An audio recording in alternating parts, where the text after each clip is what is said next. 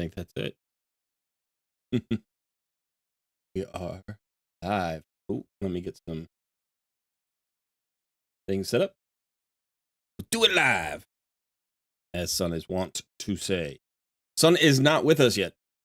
He had some things to do with his family, and so he's going to be here a little while. Don't know when. Might be 10 minutes, might be an hour. We'll have to see. But I am here. I am here, and I am ready for some takeovers. It is Tuesday. I've just got my main account here, doing some Doom Tower hard, just climbing the stairs, just getting up through the floors, because gotta do it. Doom Tower's reset. Gotta remember to do it. This is my main account, though, and that means, like, my HH Challenge account is not doing anything right now. I'll have to get that set up in a little bit. Ooh, there's some energy. Let's see who is in the chat. So pull that over. Hey, we got a few people here already. Joshua Lynch, good to see you. First, Forsted second. The Real Techniques is in the house. Good to see you too. All right. Techniques. You used to be green. You're not green anymore. I understand. I understand. I'm glad you're here. It's Charles. Hello. Richard Clifton. Top of the morning, Colred, and everyone else also. It is early afternoon here, but top of the early afternoon to you. Yeah, it's 1 p.m. Just turned 1 p.m.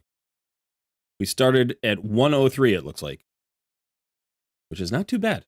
Not too bad. So we're just going to be... We'll be getting to takeovers. We're doing takeovers today. It's Tuesday. We always do takeovers. But we're going to get into it a little bit slowly today. Not super fast. I hope people aren't running out of time. Like, no, I need a takeover right now. I got to go to bed or something. I got to go to work. Yeah, so like I said, Son is not here yet. Not that we can't do it without him. We certainly can. But it's more fun when he's here. And it's easier. And yeah, and we'll just give people some time to catch up. I hope you're all doing well today. Getting into the Titan event. We've still got the Ice Golem tournament from the Fusion going on. So if you need those fragments, go and get them. I failed the Fusion on my HH Challenge account. I messed it up. It was my fault. I had the resources. And yeah, my life is just chaotic. My life is chaotic. And I took my eye off the ball for a second. And I lost out. Some of you probably saw in the video yesterday or in the live stream from Sunday that my wife and I are expecting our first baby. So we're due in April. And yeah, if you ever wonder, like, why isn't Colruyt a little bit more consistent with his schedule? There is no schedule. Everything is smushed into, a day, and you never know what any day is going to bring. I had a doctor's appointment this morning. And everything's good. Just a normal kind of scheduled doctor's appointment for the baby. And then yeah. So it's like getting videos out, doing my regular job, having time with my family, doing all the chores around the house. We're also remodeling a room or renovating a room. We've ripped out the carpets, and we're ripping off the trim, and we're redoing all sorts of stuff. And what's going to happen, hopefully, I'm actually excited about this. So the room that I'm currently in is the biggest room that we have in our house. And it serves as like triple duty. It does like 4 things, actually. So it's our living room. It's a place where we hang out sometimes. It's my office, which means my office and the living room are the same place. So it's not really a private office. It's the room where the dog lives. So the dog sleeps in here. And, she has her couch, her own special couch. It's a little couch. And then it's like the tech room. It's where all the like Wi-Fi and, and all that stuff is here. Plus, it's also the overflow room. So right now it's got all this extra furniture in it because we're redoing what was our bedroom. So our bedroom was the smallest room on the floor, but we don't have room in there for baby. So we are taking this room. We are turning our living room into our bedroom. And by the way, when I say living room, I've mentioned this before, but we also are fans of multi-generational living. So my parents live with us, or we live with my parents, or we all live together, however you want to say it. And they have the first floor, and we have the second. It's a nice setup. We share our kitchen, and a dining room. But they have their living room, they have their bedrooms, they have their office, their bathroom. We have our bathroom, our living room, our bedrooms, our office. And, in this crazy real estate market and with everything being super expensive, it's a nice way to not only save a little money, but we get to see each other every day. And my parents are a little bit older, so we get to support them a little bit, which is nice in terms of just helping out around the house and, keeping an eye on them. And they keep an eye on us too. And then when baby's born, we'll have in-house babysitters, which will be great. Especially, actually the big thing maybe is not just babysitting, because they'll babysit. I know they will. But it's help with things like grocery shopping and, doing the dishes and doing the laundry and, all the stuff around the house. So having people to help share that burden, and they're super excited for another grandchild. So that's really great. So anyway, the point being that we are taking that little bedroom and we're going to turn it into an office. So I'm actually going to have a dedicated office for the first time in like 20 years, 25 years maybe. Because I've always, lived with other people, and the office is like whatever space you can just create. So I'm actually going to have sort of a little studio office. When I say studio, like YouTube studio, I'm going to set it up. There'll be a couch in there, and there'll be a spot for the baby. So when I'm working at home, baby can chill with me. When I say chill, hopefully it'll be chill. Who knows? It'll be interesting. But, that space is being renovated right now. So we're in the midst of that. So all the furniture from that room is in this room. We're sleeping in the guest room. It's an interesting time. So yeah, very busy day. Every day is busy. Every day is busy. There are only so many hours in the day, and where I find the extra hours is I don't sleep anymore. I just don't sleep. I get like 4 or 5 hours a night, and then I spend the other hours trying to do something. Gotta do something. Gotta get the new flooring. Gotta strip off all the old trim. Paint the new trim. Put it back on. Gotta take the dog for a walk. Gotta do a raid video. Gotta play both of my accounts. It's fun. It's fun. Richard Clifton says, I got the fusion and it was a gnarly grind, but I got the soul as well, barely. Good for you. I did not get the soul on my main account. I didn't even really come close. If I had been focused, if I'd only been playing one account and been super focused, I had the resources to do it. I just didn't have the time. I didn't have the time to play enough, which was unfortunate. Yeah. But Al Bundy says, a little Trunda or Newt? Yeah, it's going to be a little Newt when we're having a baby boy. Jordan Peterson says, congrats on the baby. Wish your whole family well. Thank you so much. Yeah, we're all very excited. My niece, we have 2 nieces and 2 nephews. We have a niece and nephew on my side, and then we have a niece and nephew on my wife's side. And the niece and nephew on my side are like college age kids. And the niece and nephew on my wife's side are small. Our nephew's first grade, I think. And our niece is still preschool. So we'll have cousins on one side that are kind of close in age, but the cousins on the other side are literally going to be like aunts and uncles, Richard Clifton says, congratulations, Colred. That's awesome. I'm happy for you. Thank you so much. I appreciate it. Sauce says, news of your first baby kind of outweighs the fusion. Yeah, it wasn't news to me. Like, I've known for a while, we're due in April. It's been a little weird because we decided we would not spread the knowledge far and wide for a while. We didn't really want to make a big deal out of it with the YouTube channel and stuff. But it does impact my day to day. And obviously, when the baby's here, people are going to notice. Like things are going to be happening. So now that we're comfortably in our third trimester, we decided to make the news public, and really, people have been super positive and congratulating me left and right, and it's awesome. And I do appreciate that. Where's Son? Son's not quite here yet. He'll be here soon.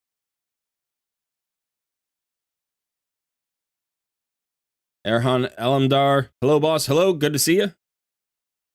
Flooring sucks. It's not just hard. Sucks getting up and down a million times. Yeah, we this is something that my father and I have done for a long time. We've actually, it's when I say we, I'm primarily manual labor. When I was a kid, I worked for him. He had a kind of furniture company. He's very handsy. He was an engineer. And so he has rebuilt our house. I would say 75% of the house he rebuilt. So he added 5 rooms to the house over time. He added a second floor and then built off of one side. He added several additions. He remodeled all the stuff. He redid the kitchen. He's a very, very capable handy guy. Like he just knows stuff. But so the carpentry and the electrical stuff. He knew all the electrical stuff. So we did all that, and so we're doing it ourselves. So just replacing a floor, it's like nothing. It's nothing. It'll take us a day. But preparing the floor, because one of the things is this is the room the baby's going to be in, and it's a little bit of an older house, so we're ripping up the old floor and like treating all the floorboards and then sealing everything to make sure there aren't any contaminants or allergens or anything. Because it's like building codes were very different 70 years ago. Whenever this house was built, it's 70 years old now. It's about 70 years old. Not quite 70 years old. It's like 68 years old. So we're just trying to be really careful so that the room where the baby spends time in is as healthy an environment as possible. You can't make it super clean, and you don't want to, right? Like you need him to build up his immunities, like his immune system. But mold is always a concern, and like chemical contaminants and stuff like that. So we're doing it we're taking it nice and slow, and getting all that stuff handled. Okay, man. Thank you. MZ, hello everybody. Cole, congratulations to you and your wife on your future baby boy. Thank you so much. Yeah, we're very excited.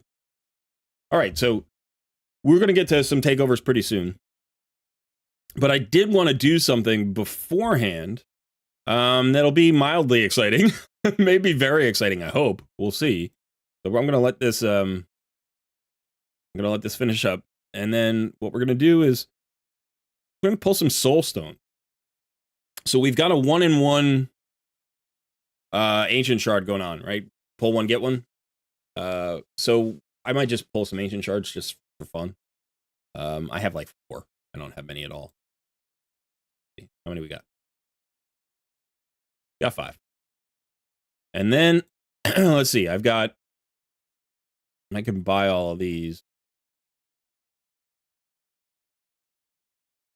Buy 37 of these.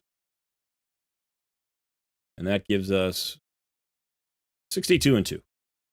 So we'll pull some soul stones, and that might get us a little bit here. Let's see. I don't expect to get too much. Maybe we'll get this ancient shard. Maybe we'll get the rank 4 chicken.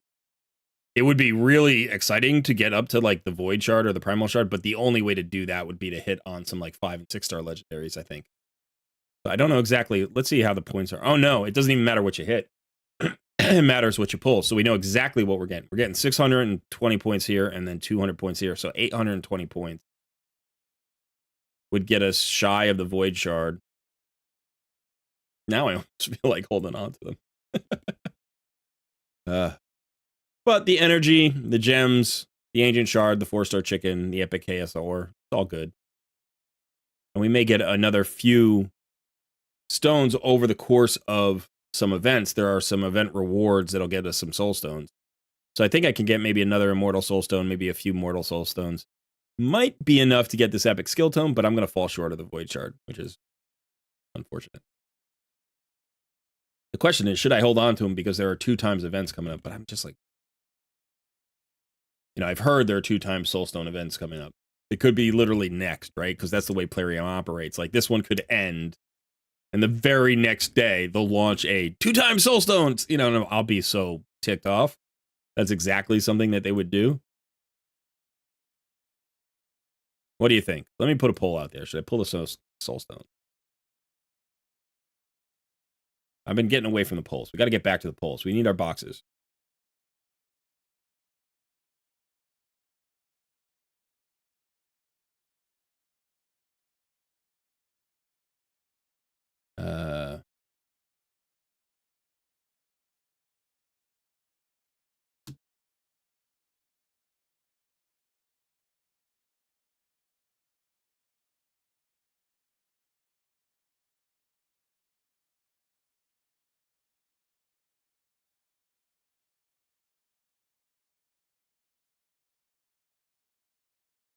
There we go.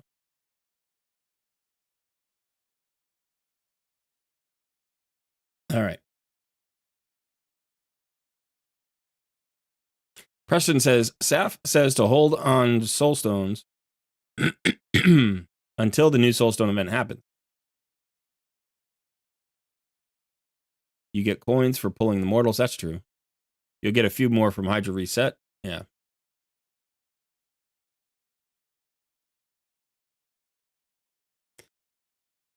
Yeah, maybe I should hold on to him. Maybe I should hold on to him. Looks like 60% of you are saying no. So, all right. Maybe I'll hold on to him then.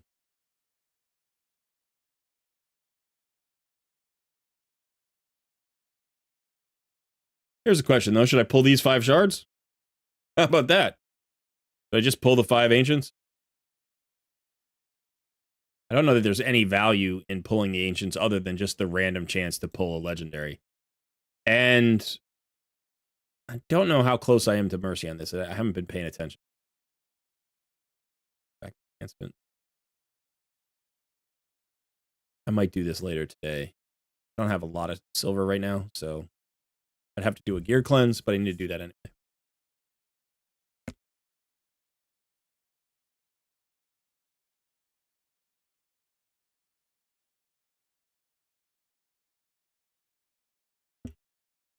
The new 2x event might not even be this year with how Plarium operates. I still say, yeah, that's true. Hero's Path would be good. Hello, Anirud.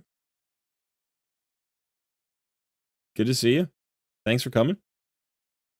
Oh, yeah, by the way, don't forget to like the stream. That would be nice. I always forget that. But all right, why don't we just pull these shards? Let's see how many. I've got spots. All right, let's go ahead and pull some shards. Just for fun. Ancients mean so little to me on this account at this point. It's just like, I need a Duchess, I need a Geo, I need a Kaimar, I want a Kyoku. Who else? I don't know. There are other champions out there that would be good, but yeah. Let's just pull some champions. Or, if not, they're just 3-star chickens, which is fine. Oh, no way. Oh my goodness. What? What the heck just happened? What the heck just happened? Don't do what I do. Don't do what I do. That's ridiculous. That is utterly silly. That is the most ridiculous thing. What? Now, this guy's new. I just pulled Mashalad for the first time, like, last month, maybe? In January? Maybe in December? I think it was just in January. I got him recently, and I'm still building him out because I'm building out all these champions, and I just don't have the resources. But Rorik is completely new. I don't know much about this guy, actually. So let's take a look at him. In fact, let's go take a look at him in the index. 1 shard. That's never happened to me before in 2.5 years. I don't think I've ever done that. I've pulled before and hit on a first shard. Like, that sometimes happens, whether it's a sacred shard or, like, that can happen. but I've never just pulled one shard on a 1+1.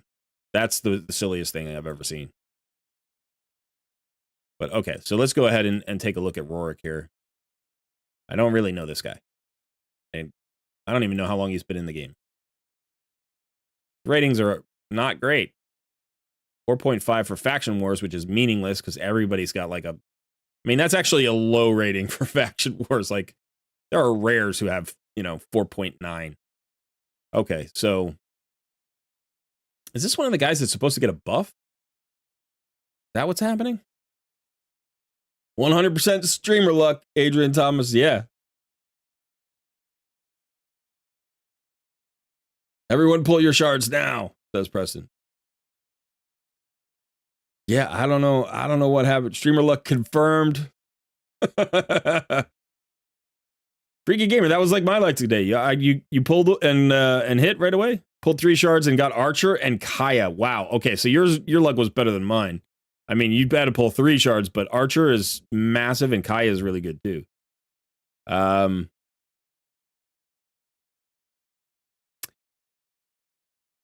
don't know how to pronounce your name. I'm going to call you Cup. All right, Cup says, you're an amazing man. Really helped me understand the game and progress in a smooth and efficient way. Thank you, man. You are very welcome. That's the goal. That's why I'm here, to help players just, get into it. Because it's a tough game. It's a complicated game. And it took me a long time to like, collect the knowledge. And I just feel like it should be out there, right? We should be sharing it. So I'm glad that you're finding it enjoyable. Adrian says, man, I need to start streaming if it's like that. Yeah. Burso with the deep squats. That was crazy. Okay. So let's go ahead and look at Rorik here. I really don't know. So, all right. Base HP is low. I know he's an attack-based legendary, but that is low. 14.5.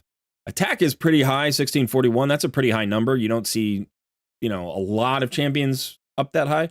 There are a few. I mean, you see some in the 1600s. There's 1 or 2 that are 1700s. But pretty high. Defense is okay for an attack-based champion. Speed's okay. All right, let's see his aura first. Ally speed in all battles, 19%. I always love that aura. That's great aura. Very useful. Although, sometimes for attack-based champions, you just want an attack aura like 30% in dungeons or 30% arena or something. Like that's... All right, so double hitter on the A1. Each hit has a 50% chance when booked of placing a stun debuff for 1 turn. Each hit will fill this champion's turn meter by 15% if the target is not under a stun debuff after the hit. Okay, so you either stun or get turn meter. I guess you'll always get turn meter against bosses who can't get stunned. So that's kind of nice. You can guarantee yourself 30% turn meter. Okay. Double hitter. It's not bad. Attacks one enemy has a 100% chance when booked of decreasing the target's turn meter by 75%. If this skill fully depletes the target's turn meter, also has a 100% chance of placing a stun debuff on all other enemies for 1 turn.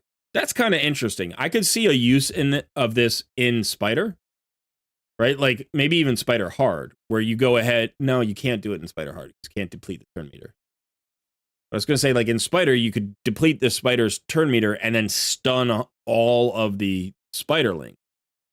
But if it's not in hard mode, I don't know that you care, right? But you could. I'm trying to think of other places where you would use this, like Arena maybe.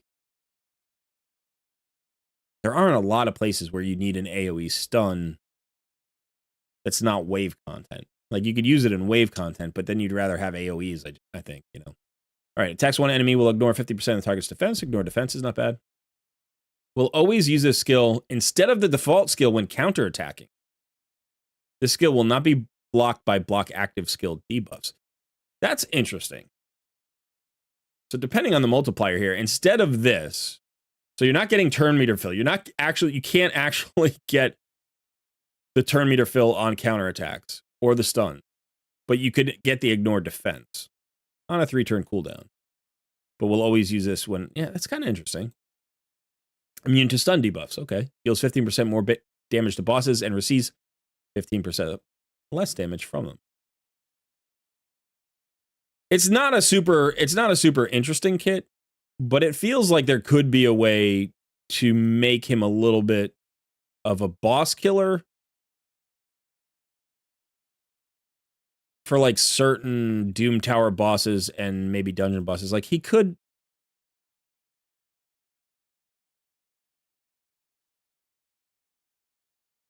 Yeah. I mean, I'm not going to build him right away, definitely. I've got a lot of champions in front of him.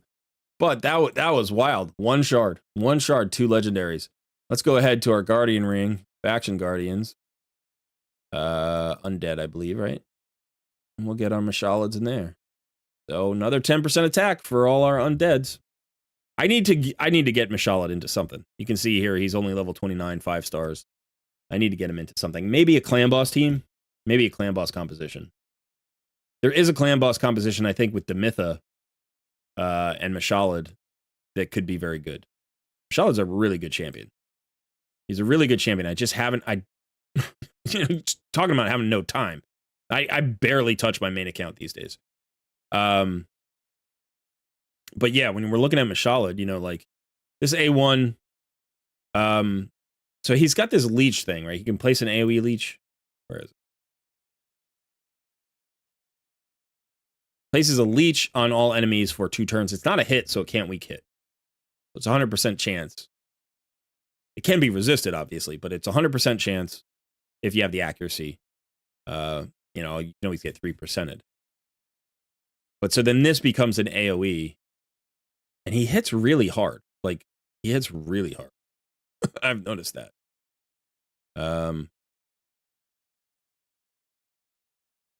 Yeah. Anyway, I need to get him into something. So if we were looking at, we're looking at my collection of champions. I just built Tyrant. Got him to 6 stars. His masteries looks like they're complete. Okay, I just finished them off. I just built Archer. Booked her out. Got her fully masteried. She's complete. And let's see. I'm trying to think of other legendaries I built recently. Obviously, I built Corvus not that long ago. Got his masteries fully booked. I built Yakarl not that long ago. I built, Blizzard not that long ago. I'm trying to think if there are any other legendaries that I've built recently. Still got to get Trunda fully ascended and get her maxed out. She's all the way good. I did 6-star Deliana after her forever. I don't even know why I did that. I think I did that for Centranos, because she features in Centranos. I've 6-starred Fane and Annex, and I got to get them up. I've 6-starred Ruella. I just 6-starred Magnar. I just 6-starred Neldor. I just 6-starred Ugir. So Ugir's got to get built and masteried. He's got his books. I didn't even realize this. When I collected Ugir, I booked him right away. I didn't even know that I did. I didn't even remember that I did that. So he was sitting at 5 stars, fully booked for, a couple of months or whatever since I got him. I was like, holy cow, I've got to get his masteries done. Yeah, I've got all of these down here. And then here's, I've got Zinogre sitting here. I've got Mashalid, Gomlock, Razelvarg. I got Rathalos still sitting here. Tamesia, Calvalax. Like, I've got crazy champions I need to build out. So I need a takeover. I need somebody to take over my account, work on it for me. That's what I need.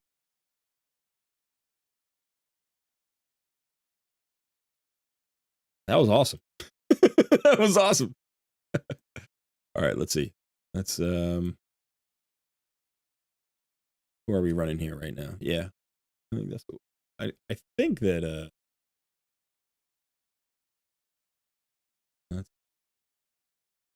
think her masteries might be done. Nope, she still needs masteries. But her masteries not quite done either. Okay. So let's run that.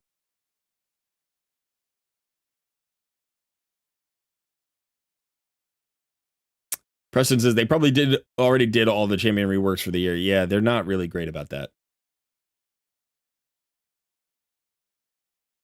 On the Soulstone poll, we're 45, 45, 9. 1%, 1% is rounded out. But, yeah, okay.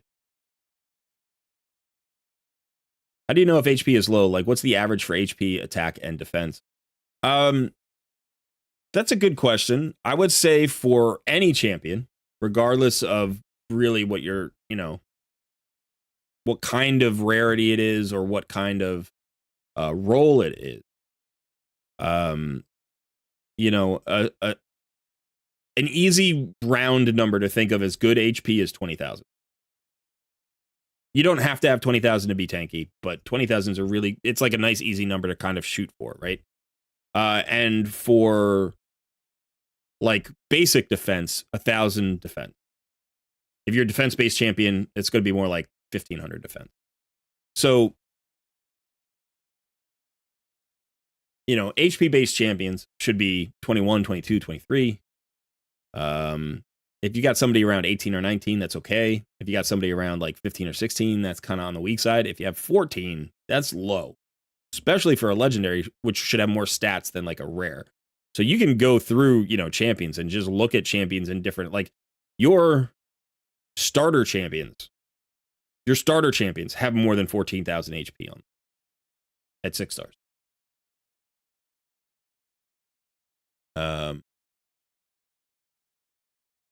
So, when you see a legendary with 14,005 or whatever, it's really low. So, yeah, let's just look here. Okay, so I lied. Starter champions are a little bit lower than that. Starter champions 13.5 on Athel. So it's low. It's not great for a legendary to have 14.5. I feel pretty comfortable with my supports, like up around 18, 19. That feels pretty good. If they're at 17, it's like you can get away with it. Depends on the defense numbers, and it depends on how good your gear is. Like, obviously, that's always part of it. But survivability comes down to, in a lot of cases, HP more than defense. HP is the better tank stat in general, right? Because you have ignored defense all over the place. And in addition, just the survivability tends to come from like sustain in long fights. So the defense helps to mitigate the damage that's incoming, so your sustain can outpace the damage, but you still need to be able to withstand the hits, right? Like you need to have a big enough HP pool. And when you have champions or bosses that ignore 50% defense or 100% defense, it's like, why bother stacking defense all day long? They don't ignore HP. Like, nobody ignores HP. Sometimes there are max HP hitters, and so you're like, oh, I'd rather have a lot of defense on it, or whatever. I don't know. You still want both for tanks, and you want to stack as much defense as possible on champions like Valkyrie or Newt or whatever. Because there are other factors there. Newt does damage based on his defense. Valkyrie's shield is based on her defense, so there's that. But yeah, good question.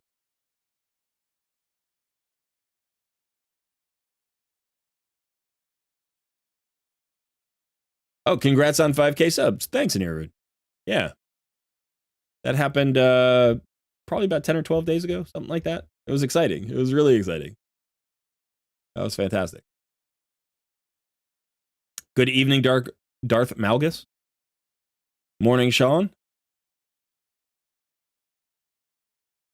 Rain says, this is becoming a ritual for me, listening to you while doing my last Hydra key. There you go. Salad is S tier. Yes, he is.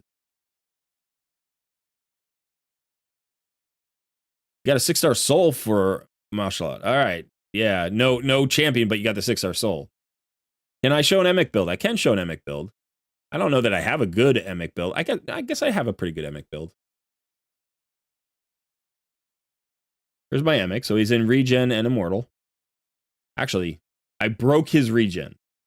I did this deliberately. I'm trying to remember why. I broke his regen set and I put another immortal piece in there for a particular reason, and I don't remember why.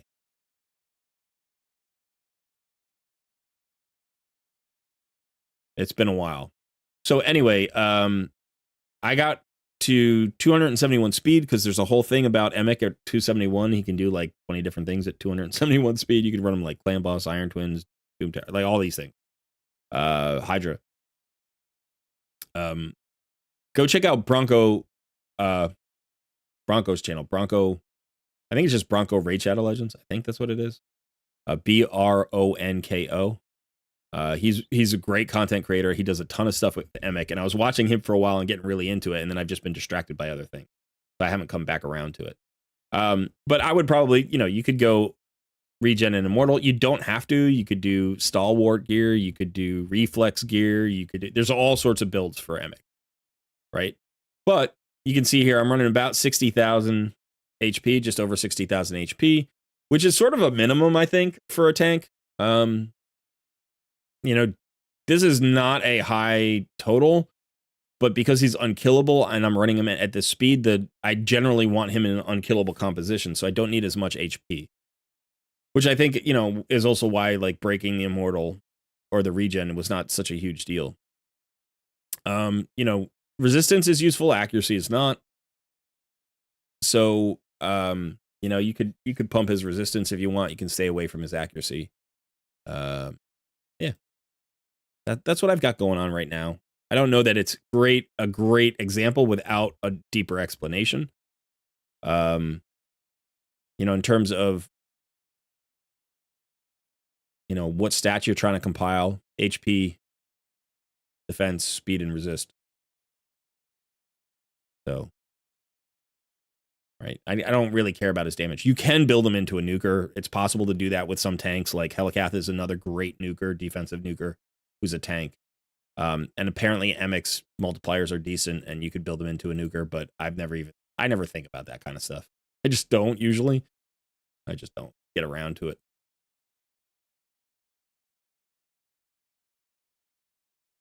Al Bundy says, I just pulled one ancient one. I get 2 Legos like you. Hey, man.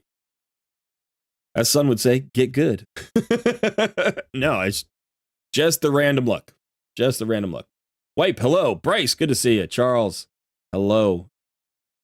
Adrian Thomas says, I got a proposal for you. I'm sitting on a 5-star soul for Cupidus and have Venus but no Cupidus. How about I trade you a Geo for your Cupidus?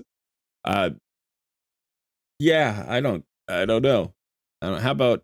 How about you go pull a Cupidus? Trading champions would be interesting in this game. But I kind of like Cupidus and I kind of don't like Geo, so.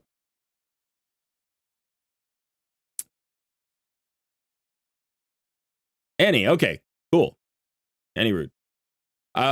Yeah, so you were here for 4K, but you missed the 5K. 5K happened kind of on the sly. Because remember, I was doing the whole push for the end of the year for the 4K subs, and we just missed it. Originally, I was trying to end 2023 with 5K subs. Now, that was just a push. I was just trying to make it a thing to build momentum, build the channel. I wasn't really expecting to hit 5K subs. But then it looked like we might hit 4K, and so I was pushing for that. And we came up we were less than 100 short, I think. And so we got it on January 3rd or 5th or something like that. But then we got a nice bump from the HH free-to-play challenge. We had a really big stream when HH did the whole draft. He dropped his live stream on my stream. He raided me with his stream and dropped 1,000 people on me, and I got 200 or 300 subs from that stream. So that was a nice big bump for January, and then we've been going strong ever since.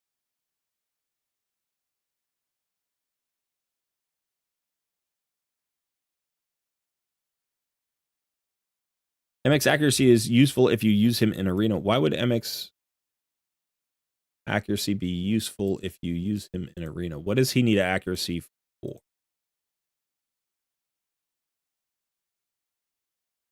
Decreases the cooldown of ally skills. You don't need accuracy. You don't need it for shield. Unkillable. Taunt doesn't need accuracy. For this one, for this passive, when attacked while under a shield buff, has a 50% chance of increasing the cooldown of a random skill on the attacker by 2 turns. Occurs once per attack.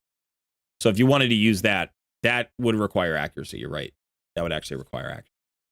I never really thought about that. But that's kind of an interesting. Has a 75% chance of increasing the cooldown of a random skill on the attacker by 2 turns. That could make him useful against Eternal Dragon, actually. Right? That's kind of cool. You put up your taunt. Not your taunt. Yeah, your taunt. put up your taunt. It's not provoke. It's a taunt. Put up the taunt. Magma Dragon hits you, and he's actually susceptible to cooldown increase. That'd be kind of cool. I'll have to mess around with that in 2 months when Eternal Dragon comes back around. All right. So let me see. I've got a message here from Sun about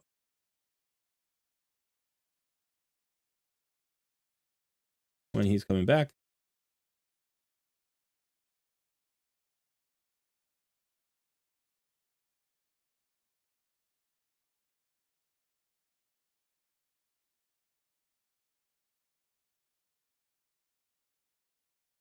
Let's see if we can get this show on the road before Sun gets here. So he might not be here for another 20 minutes or so.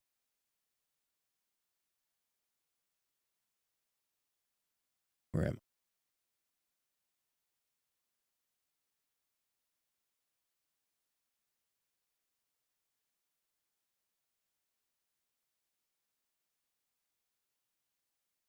I? Gotta look at the bot.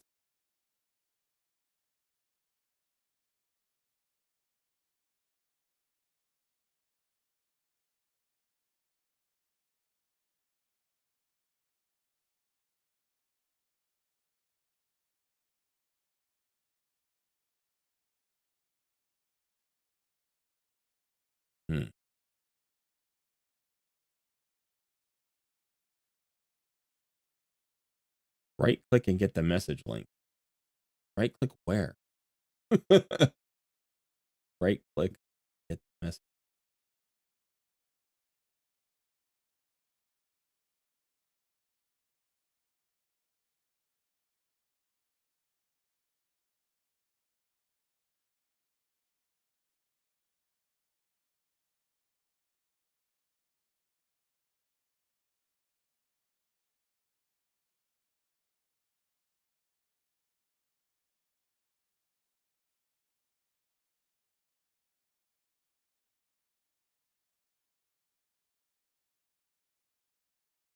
Yeah, this is the issue. He does a lot of the Discord stuff. And you know, so he like sent me a message about how to do it, but he doesn't he like just does it, you know, so he doesn't think, "Oh, I need to explain all of the steps." He's just like, "Yeah, you just right click and you get a message and you'll be fine." I'm like, you didn't even tell me where to right click. I have no idea where any of this stuff lives." In the meantime, he's going to come back and be like, "Dude, come on. It's so easy." Like, If I had more time in my day to do extra stuff, I still wouldn't do this yet because I still have to do all those other things. Let's see. Where's the bot live? That's what I want. I just got to find the bot.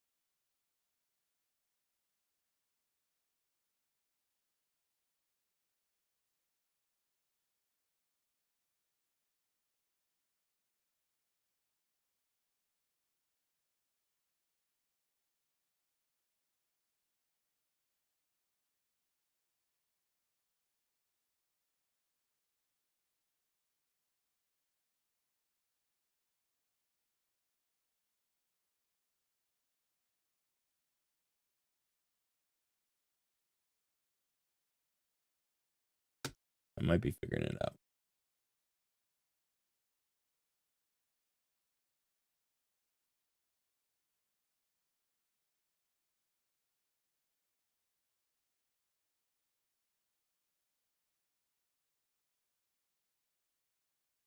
Get the link.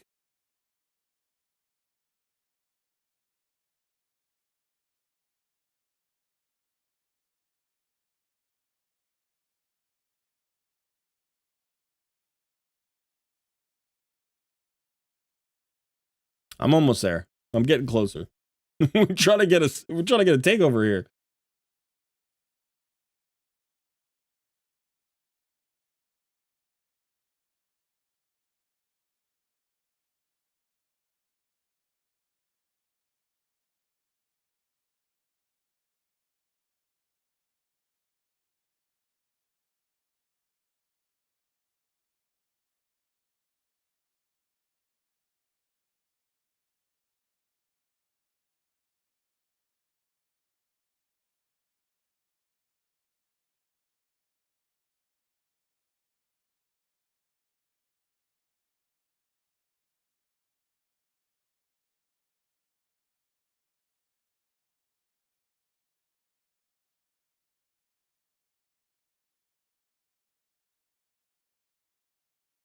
Nope, that didn't work.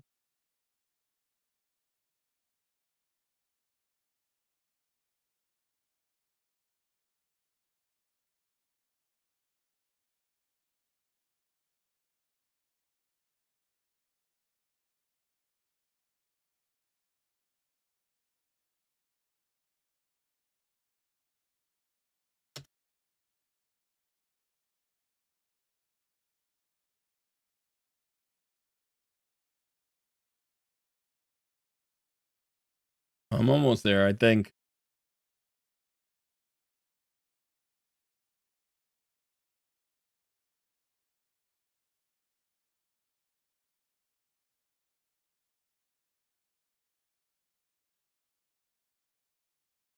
Get the link for the message you want. Oh, maybe that's what I need to do. Okay, so let's do this. Let's see if we can do this.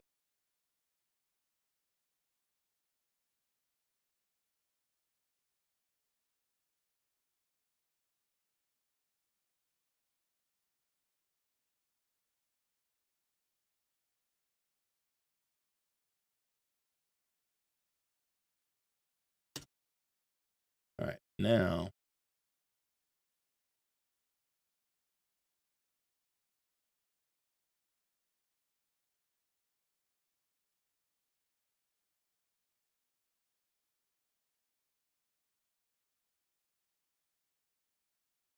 All right, so I think I've got it working.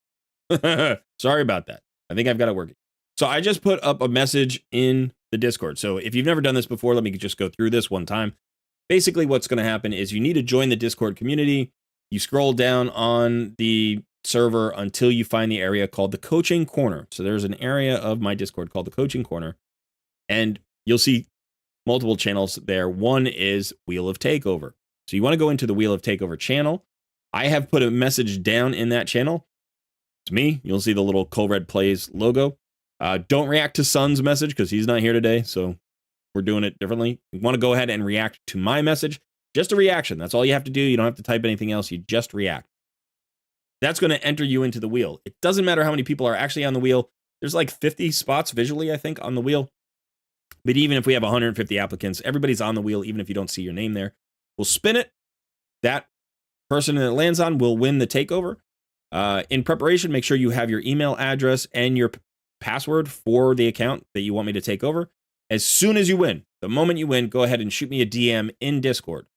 Send me a direct message in Discord with your password and your login information so that I can start the process of getting into your account. Then what's going to happen is I will give you permission to get into the channel called the Coaching Voice. You want to join me in the Coaching Voice? You want to mute your stream so that you're not hearing me twice, because there's about a 5 to 10 second lag in the stream. So this way you'll be able to hear me in real time. And then you can just tell me a little bit about what you want me to do on the account, and we'll try to help you out. I think that's the whole thing. Remember that if you've won once in the past 90 days, or if you've won since January 1st, you are ineligible to win again. Everybody can win once every 90 days. All right, so we've got a bunch of reactions. So I'm going to give it just another minute here. We'll get started in just a second. But I think I know how to do this. So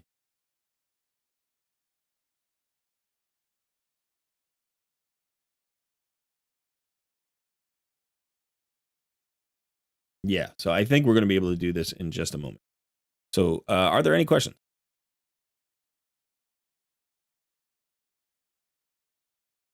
Yeah, Sabik, that's exactly what I needed to do.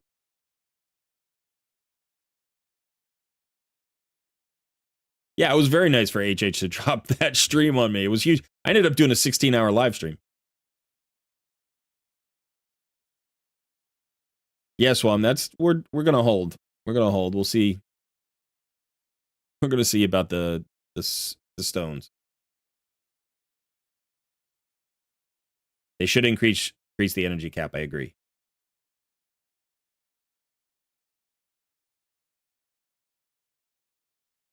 Hey, cool. Good to see you. Sun's not here yet. Poll to see if he's almost there. I'm here. I've got it. Hi, Pavel Grabowski. Always good to see you. Not entering for Takeover, just want to watch. Good luck to a lucky winner. Okay, well, I think that is enough time. We've got 91 people in stream, and it looks like we've got almost 91 reactions, honestly. Wow, it's close.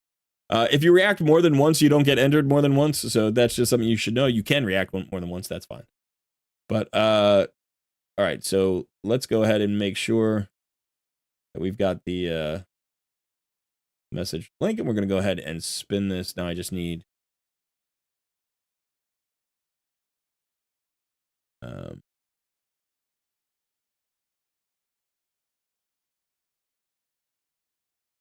right, let's see if this works. I think it's working.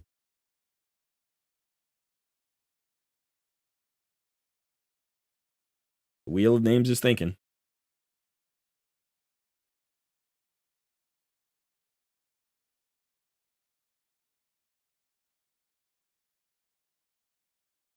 Colred spins the wheel, and the winner is... Dozer.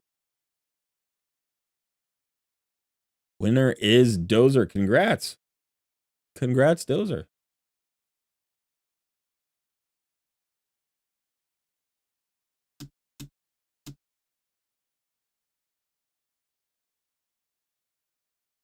All right, so I just sent you a DM, and hopefully you can get me your login information. Let me go ahead and get out of here. Actually, you know what? I'm going to just run one more minute towards library. Make everybody wait another 5 seconds while I do my stuff.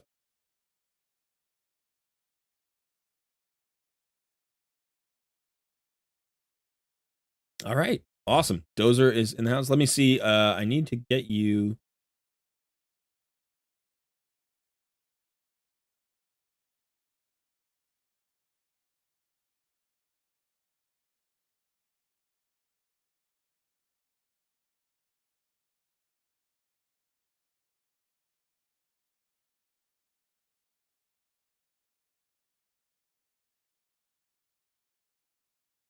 I need to get you permissions. Hang on.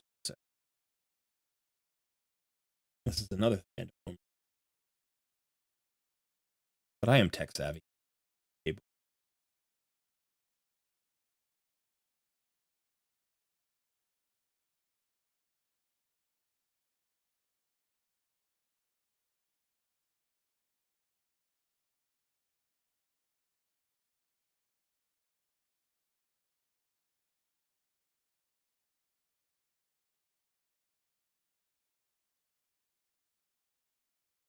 All right, so Dozer, you should have now the permissions that you need to jump into the voice channel with me.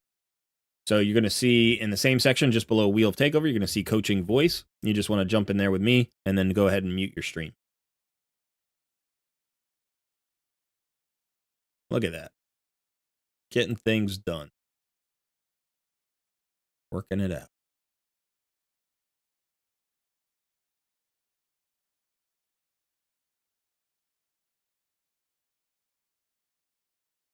Let's see.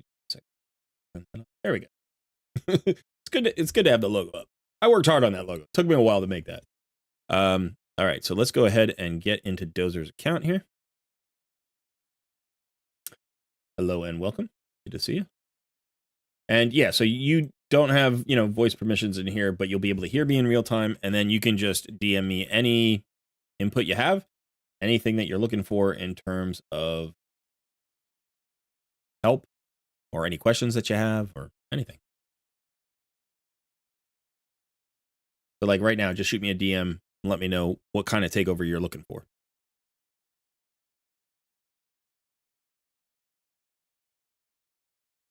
All right, here we are. Dozer Dirty, level 100. Got some red dots we need to click. That's a service I provide here on Cole Red Plays Raid Shadow Legends. My takeovers always include plenty of red dot clicking. So it looks like you're on the revival path. You just got back, and you bought it, and you in fact completed it. So you've got your Elva. Congratulations! But you still have a few resources left to grab. Elva's a great champion.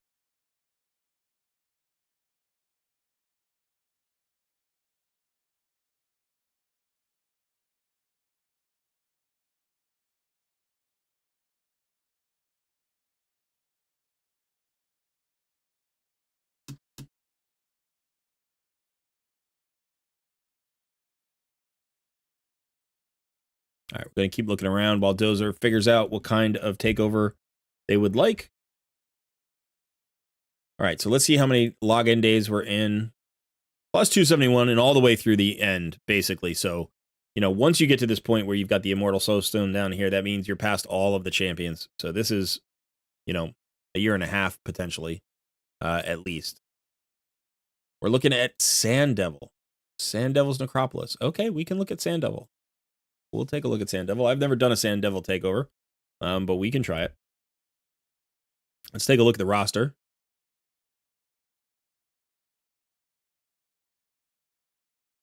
Nice. So we're looking at, let's see, 4, 5, 6, 7, 8, 85, 86, 87, 90, 94. 94 6 stars, although obviously not all of them are built and ascended and all that stuff. But 94 6 stars. Very nice. Got some good ones too. I love Foley. I miss my Foley. I have him on an alt account. Kyoku I still really want badly. You do have your Seeker. That's great. Got your Mithrala. You've got Terrace. Terrace, you've got your Duchess and your Siphi. So you have Terrace and you have Siphi, but it looks like you don't have Rotos or Marushka yet. So obviously those are pulls that you'll be wanting to get. You did get Elatrion, Blademaster. Very nice. This guy, Versalv the Grim, is actually a little bit underrated, I think. He's a pretty good champion. He's a very good ally protection champion. Increased defense on all allies. Ally protect for 2 turns on a 3-turn cooldown. And then he has a provoke on his A1. Yeah, pretty good.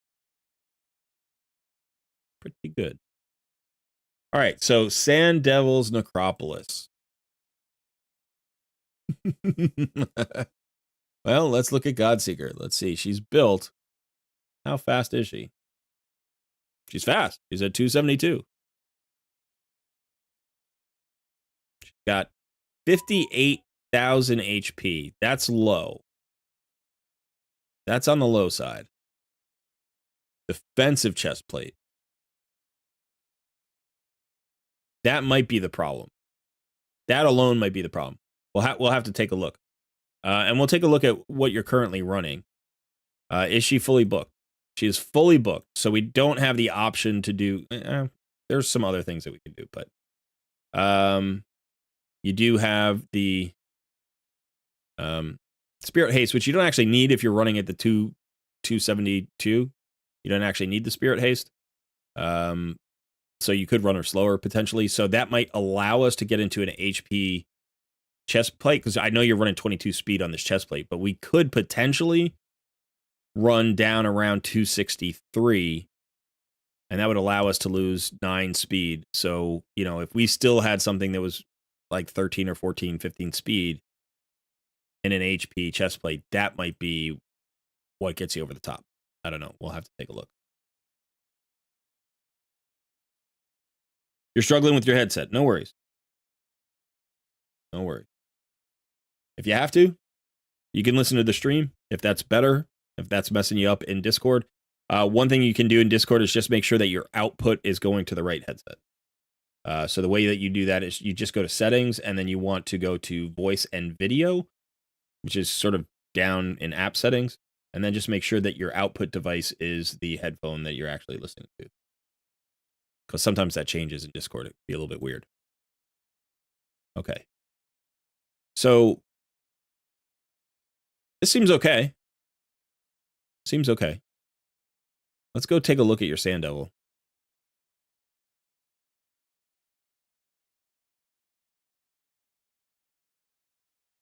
You've got Ninja. Okay. Let's take a look at your Ninja.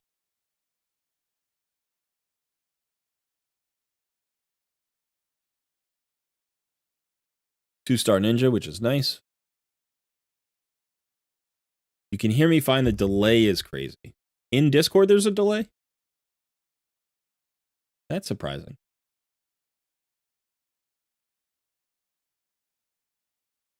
If you're looking at the stream should be 5 or 10 seconds behind my voice. You should hear my voice before you see me. You know, like, so it may feel weird, but that's just because there's a delay between the stream. Like, it doesn't go out live. You know what I mean?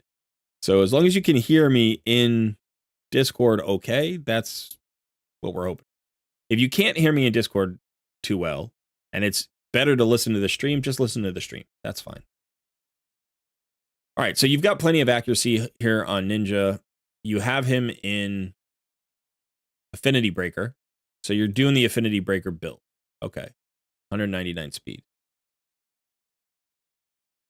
And so this is not, you don't have this in the AI. You just have this running. You have it here. Let's see. Let's see if there's AI in. Okay. All right, so it's just set up like that. So we'll just do that. And actually, let's see if we can't push 20. Right, we're up at 19. All right, 20.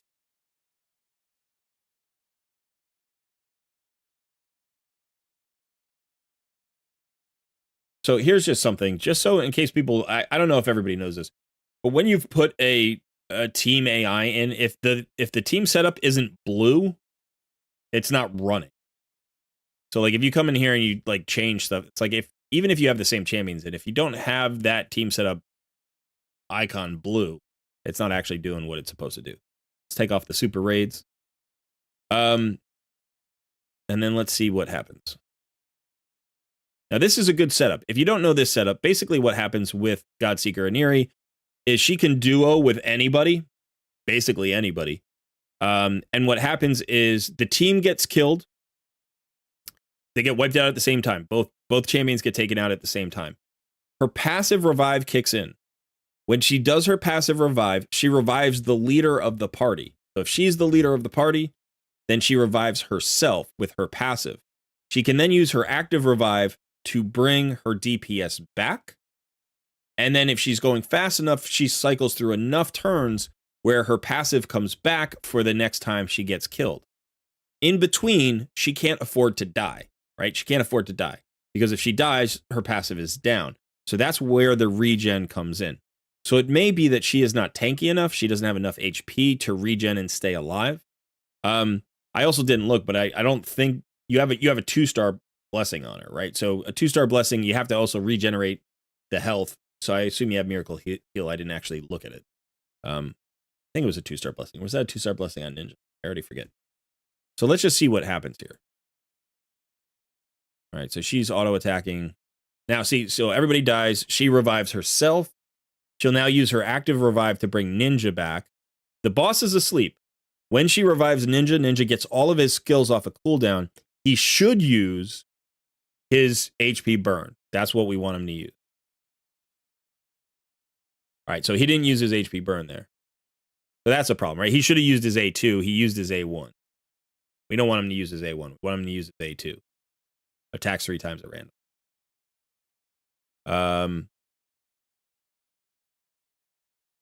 So now he used it, but unfortunately, the boss is immune to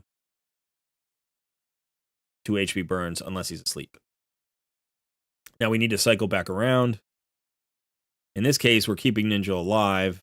Okay, and then here we go. And now I'm just going to manual his A2. And you see the nice damage that we do from the HP burn. And now let's let that cycle around. Now, Godseeker and Neri. All right, so now here's an issue. Like now that Ninja's dead, right now we have to worry about using up the passive.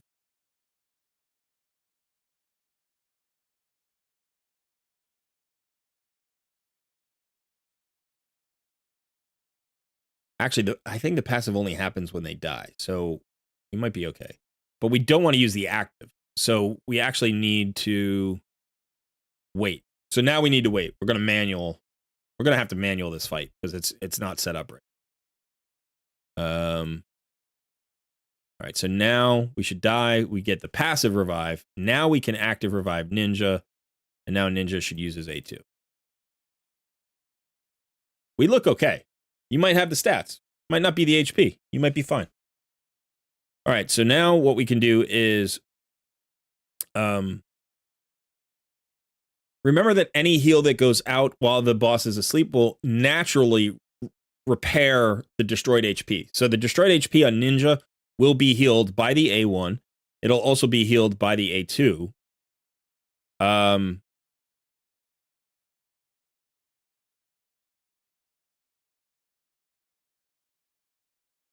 mean, I don't think this matters. We can probably just let that auto.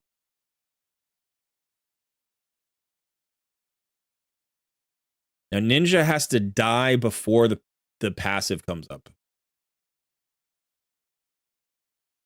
All right, so that's where we lose it. That's where we lost it. So you've got two options in terms of the passive, right? The passive just goes off. It just goes off. If it's off of cooldown, it fires as soon as one champion dies. It doesn't matter which one. So if Ninja dies when the cooldowns are available, he'll be revived. That means when Godseeker Neri dies, she won't be revived because the passive will then be on cooldown. So we have a disconnection here. So what we want to actually do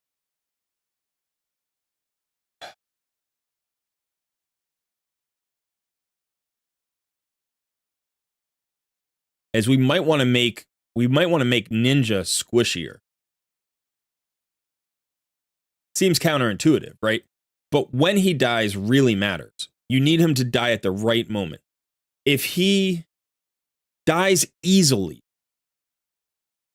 right? So what happens is you get the team gets wiped out. Godseeker Neri revives herself with her passive, and if you look at her passive, this is the passive. This is on a 4-turn cooldown.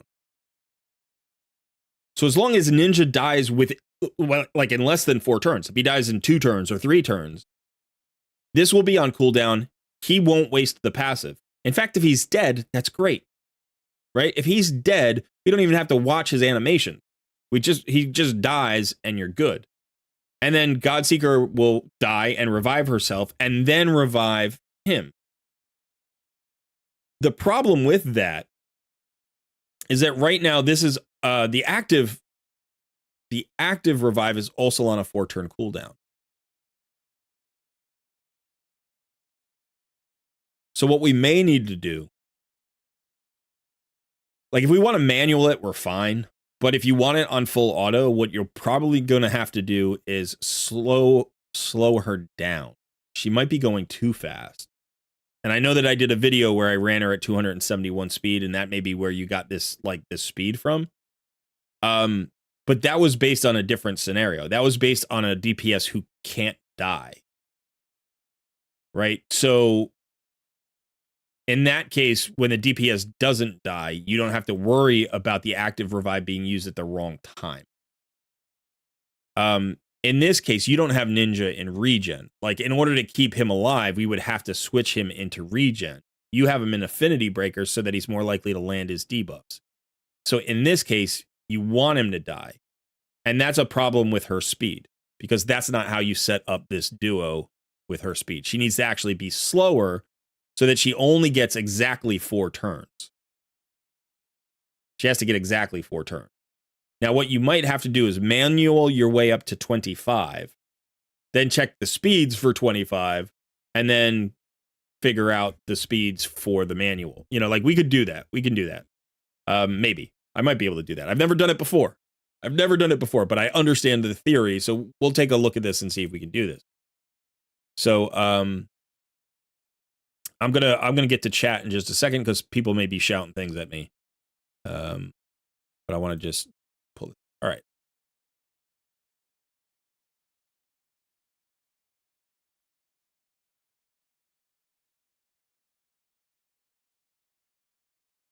You think you saw our War Master on Ninja?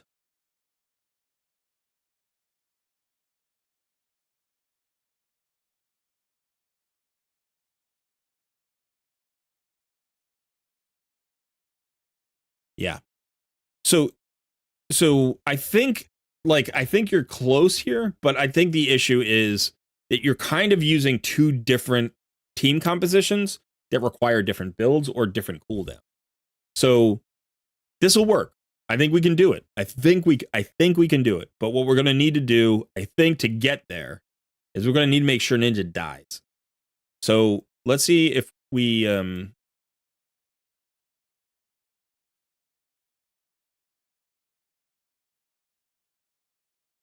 Oh, you maxed the rare I made a video on. Okay. You maxed Selenia. Let's look at Selenia. Let's see where she is. Okay, so you have her maxed, but you don't have her built. Let's just see what your gear looks like, because we could potentially build her. I mean, Ninja's better. Don't get me wrong, Ninja's better, but this might be an option. Where's the regen? Regen's up here somewhere, right? All right.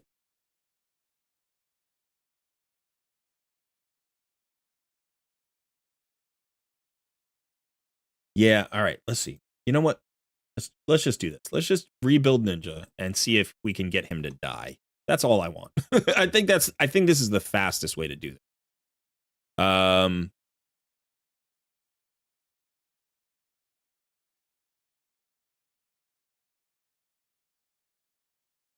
And we may as well get as much damage out of him as we can. So let's take a look and see if we have any.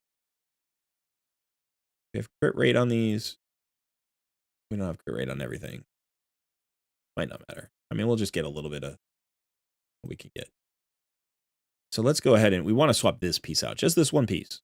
I think that's what we can do. We can do this. And let's go for either crit rate or crit damage. And we'll do it in the perception set since we're already in that set. And we want the accuracy. Let's see what we've got. Crit damage with the triple crit rate.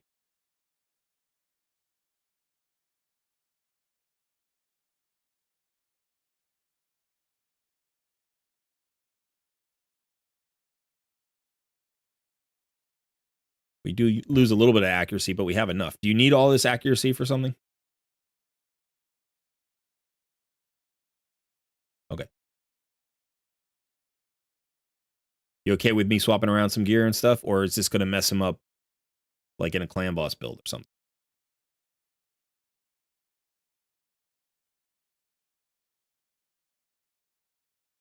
Okay.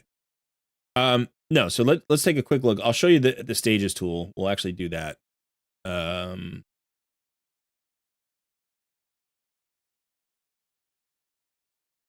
right, here. So I'm on the raid stages tool. We look at dungeons, Sand Devils, Necropolis.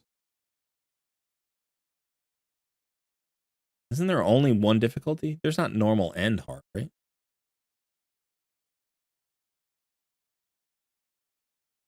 Yeah, there's no hard Sand Devils Necropolis. All right, so stage 25, we can look here. Oh, accuracy. So you need 525. You need 525 accuracy for stage 25, right? 525 accuracy. Yeah, one of the reasons it's nice about Selenia is you don't need that accuracy because she gives herself an increased accuracy buff, right? So we will need to hold on to his accuracy at 525. Let's take a look at his. So this would bring us down to 507, but what are his masteries? Okay, so remember, every time he comes back to life, he has nothing on cooldown. So he's always going to get this 20. He's always going to get this 20 accuracy. That's not counted in your stats. So he will get 20 accuracy there. So we need 505 accuracy. Okay.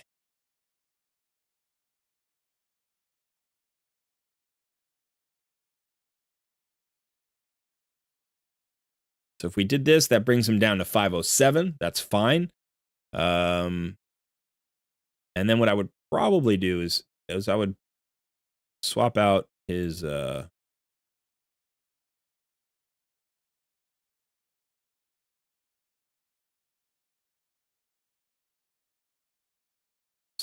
amulet for a damagey imp. Something with it needs accuracy.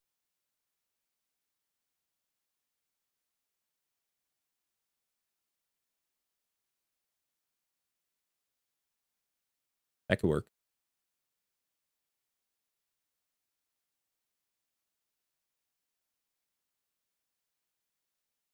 All right, so this drops him down to 59,000 HP.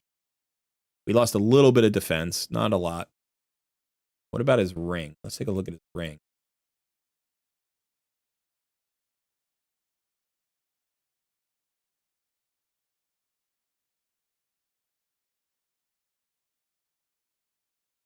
So his current ring is HP, a lot of HP.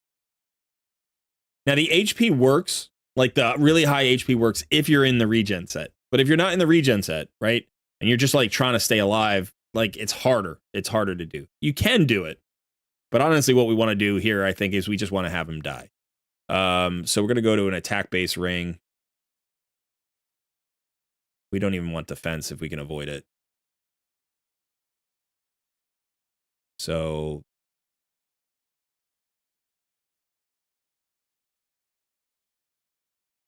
man, we don't have a lot of good options here.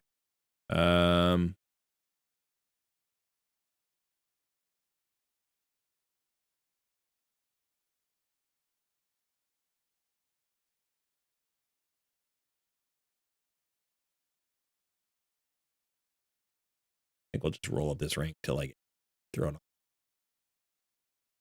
Oh, beautiful.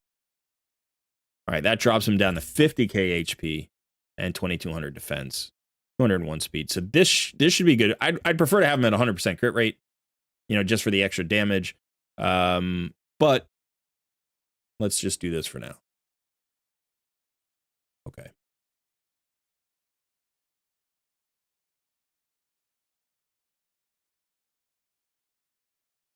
So I kind of appreciate this. I've been scared of Sand Devil's Necropolis in terms of takeovers for a while. I didn't want to do them because I didn't really I wasn't an expert on the fight. I'm still not, but since doing my video, I feel like I've learned a lot more about how to make this work, at least with the Godseeker duo.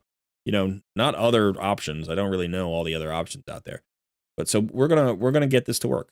I think we're gonna get this to work. Now we're gonna have to manual, I think. Oh, by the way, we want to change this setup. I wanted to remember to do that. So the thing that you want to do here is you do want to make this the first choice. It's okay to open with Chatterball. It doesn't matter what you open with because you then die. If you're going faster than the boss, you open and then you die. If every time you die, you want to make sure that, you know, you fire off Hailburn.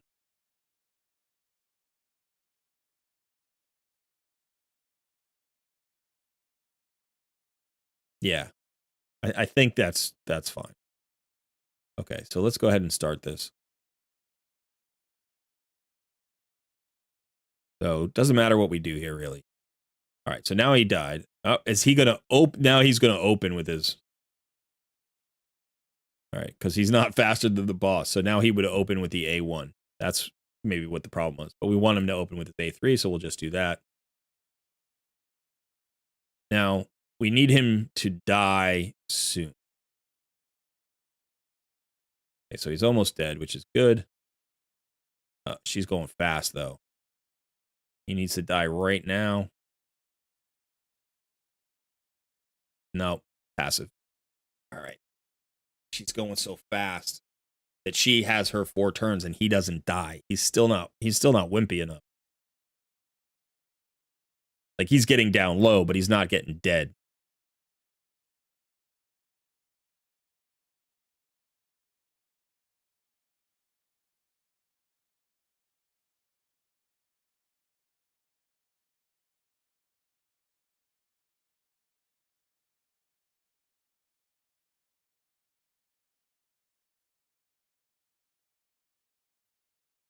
Yeah, and we've got him in defensive masteries for.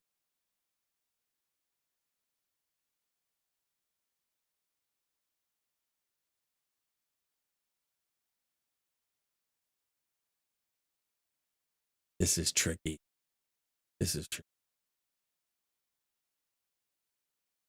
Oh boy.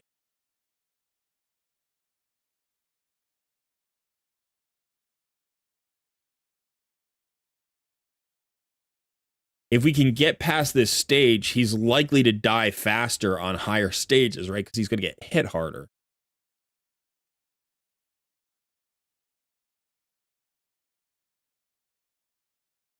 I mean, this is not giving him a lot. So I'm like, I could take off the ring. It's like, it's giving him 400 HP and 16 defense. It's not enough. You know, so I'm thinking maybe we go for another helmet in Affinity Breaker. Where is Affinity Breaker, by the way? I don't even know where.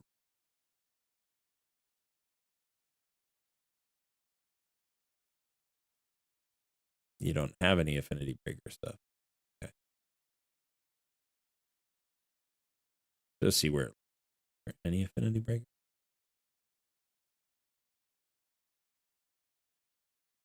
Here's Affinity. Okay.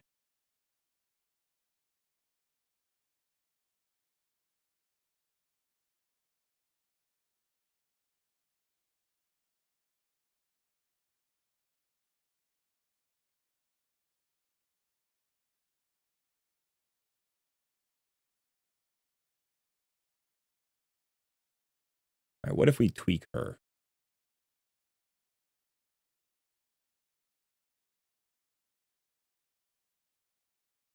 I gotta count her turns. I gotta figure out how many turns she's getting.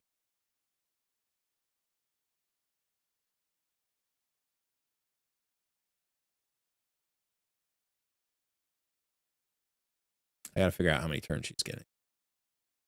Because the rage stages tool, let's see, we're on stage 20. The boss's speed is 245.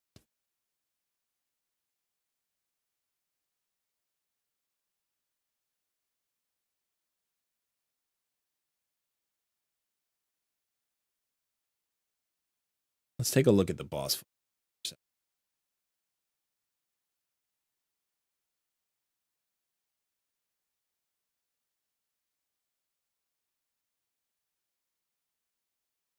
I can change the masteries if needed. Okay, cool. Yeah, okay. I'll look at other equipped items as well. That's a good point. Okay, so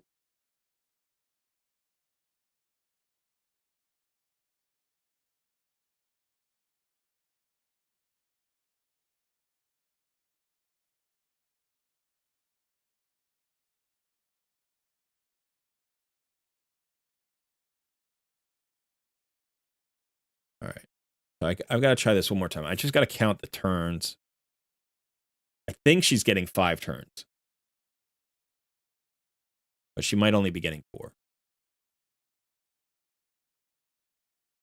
All right, so the opening doesn't matter, right? What we really care about is, all right, so that goes on a 4-turn cooldown. You see, that's the big skill, right? So, and then there's going to be this skill as well. But this is where he goes to sleep. So now she revives Ninja. All right, so that was one turn.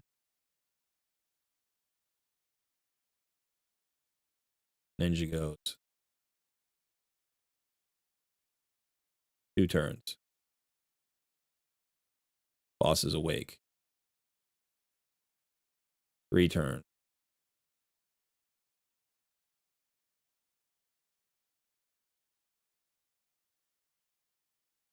Now she's going a 4th time.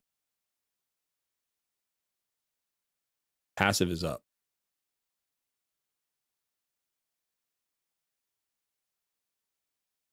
Next hit kills Ninja, and he gets revived.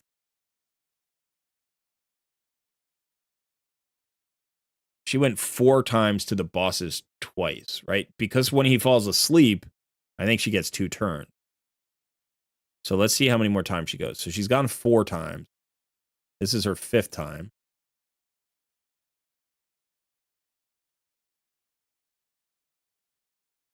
And that's what she gets. And now she's dead. So she goes 5 times to the boss's 4.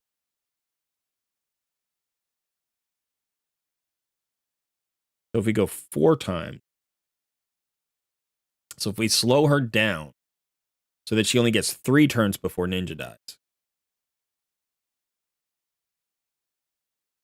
then the passive won't be back up.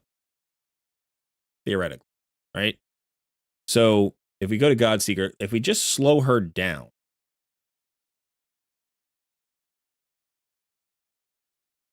now the question is, how slow do we need to get her? Do we need her to go slower than the boss? Do we need to get her down to 244? Because if we need to get her that slow, it could be problematic.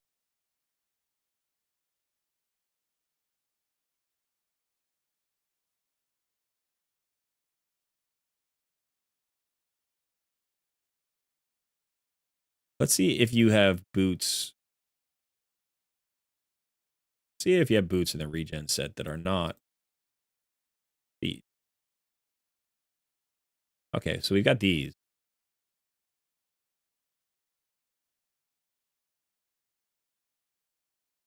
Let's just run these up.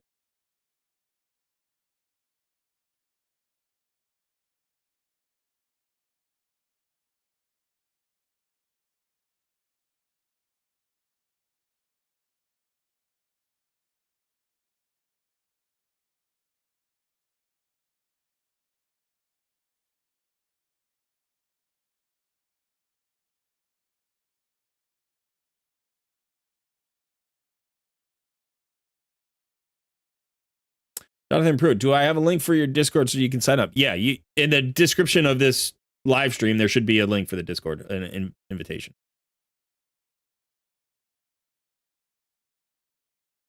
Does Anira get it done by herself in 1,500 turns? I don't know. That'd be interesting. Hey, Cedric, good to see you. She needs to drop a lot of speed. Basically, you want her 1 speed above the boss when fully booked. Yeah, I know it has to happen, Shock. I'm just not sure about the exact speed. So what we've done here is I've actually dropped her below the speed of the boss right now. So I may need 1 more speed than actually I dropped her below the speed of the fastest boss, but the current boss is what's the current boss? 240 245. I think I just need to get past this 1 stage and then it should be easier because then Ninja will die. And if Ninja dies, then it's not a problem. But right now, he's just tanky enough to survive, and I can't really make him less tanky. We've already tried. So we're just going to slow her down to 227, and we're going to try again. And it may be that I need to be at 246. Maybe I have to be there. I don't know. So we're going to try this, though. Okay, so same setup, but now she's just slower. The boss is going to go first. And then we do that. All right, so now let's see what happens. So that was one turn. Here's the second turn.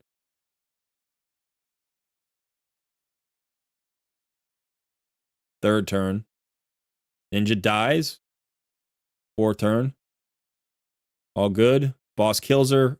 Revive. Boom. Got it. As long as she doesn't die, and she shouldn't. She has even more HP than she had before. I think we can full auto this. Revive. 3, boom. Ninja dies. Beautiful. That's exactly what we want. That's exactly what we want. I think this is full auto. All right. So now that we've gotten past this stage, I think it'll actually be easier.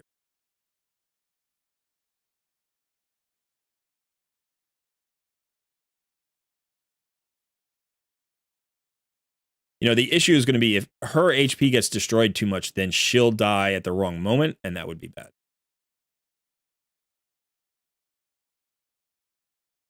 Now, unfortunately, because of when you run at these speeds, when you run slower, she doesn't get as many turns to naturally hit. She's only getting 1 turn while the boss is asleep instead of 2. And so she's healing the HP less. So that might prove problematic in the long run. I'm not sure. We'll have to see.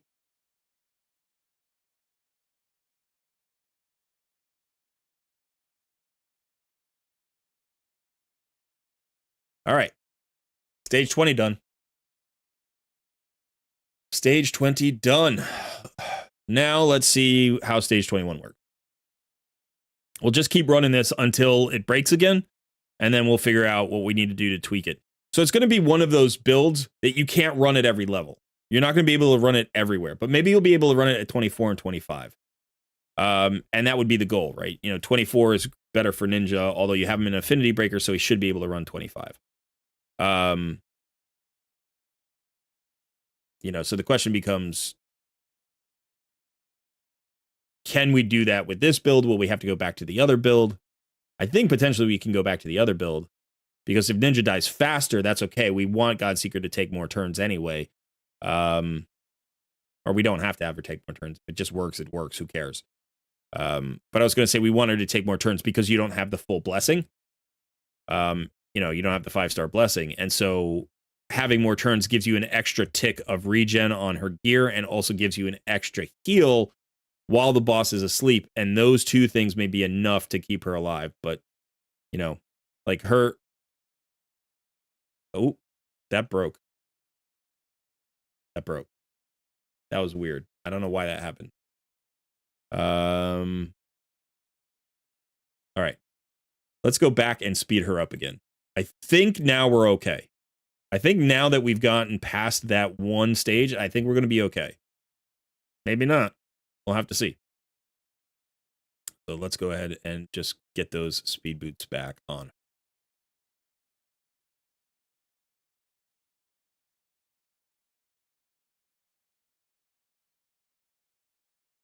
All right, let's try this.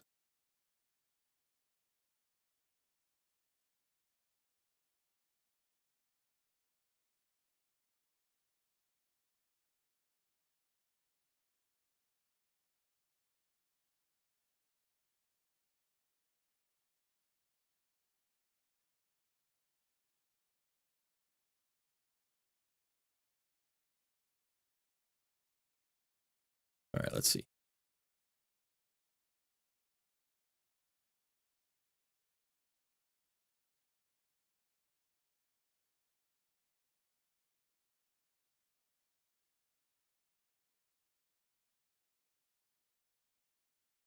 She is fully booked. Yes, Jacob. So the speed that you need is dependent upon... I should have been watching that more closely. So the speed that you need is dependent upon the cycle that you're using. If your DPS is dying before her passive cooldown comes up, then the DPS stays dead until she uses the revive. I know what it is. I have to manually revive here. That's why. I have to manually revive here. She's going too fast. She's going too fast. So her cooldown's coming around too soon, and she's actually reviving before... Okay, so what's got to happen here is Ninja's got to die. He should die on this next hit, hopefully. Uh-oh. Nope, that's not going to work.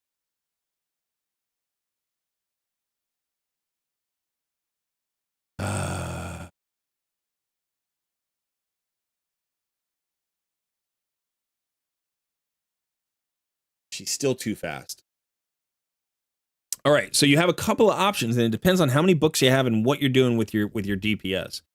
If your DPS just stays alive the same as Godseeker and Eerie, if your DPS is just as tanky as Godseeker and Eerie, so that they die at the same time every time, then honestly, it doesn't really matter if you run them a little bit slower or a little bit faster, as long as they get the 4 turns in and the cooldown comes back around. Right? Because they'll always die to the same skill. There's only one skill that wipes out your team, typically. So if they die at the same moment, you actually have more flexibility with your speeds, I think. But if you're running faster because you need more regen, then you don't want all of the cooldowns that Godseeker and Eerie has. If she's fully booked and has the maximum cooldowns, that's where you get into a tricky situation. You can't run a champion that dies at that point, I don't think. Unless you run her. I mean, if she's got the 5-star blessing, then it wouldn't matter. So the extra turns helps you with the regen gear and the extra heal.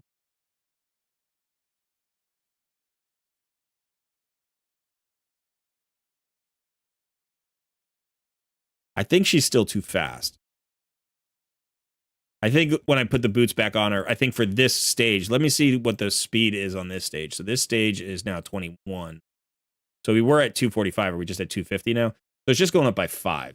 I think we're just too fast. I think I still need to be back at the speed that we were previously.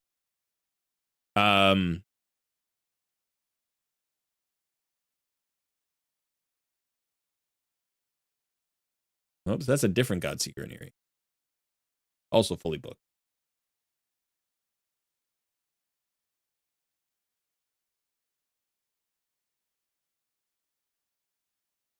All right. I'm trying to think. If we go back to the previous...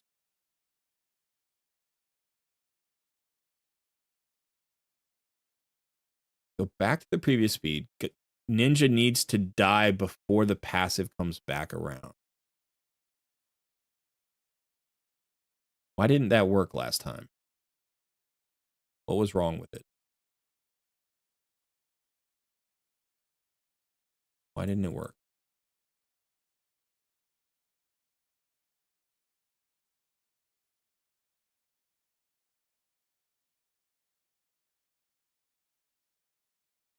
Maybe we have to just manual up a few stages here.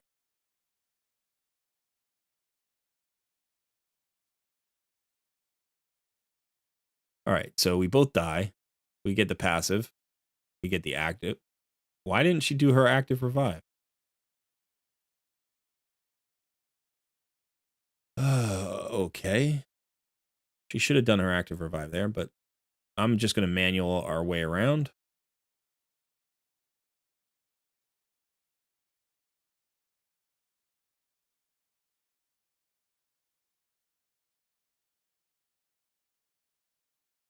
All right, so she brings herself back. We'll revive Ninja.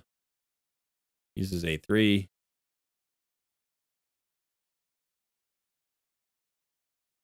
So that, see, there we only get 1 turn, and that means she's not going to heal up her own health unless we use the A2. So we're going to have to use the A2 here.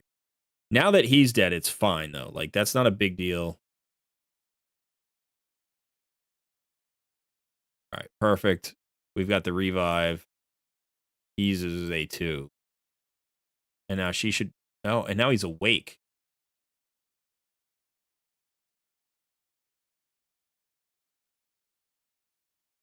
All right.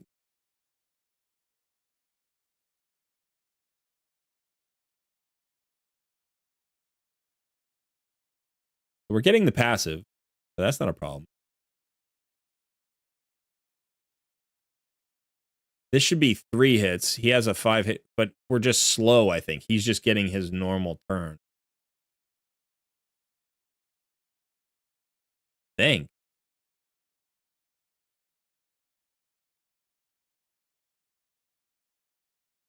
Probably do this so Ninja dies. And then we do this to heal her up a little bit.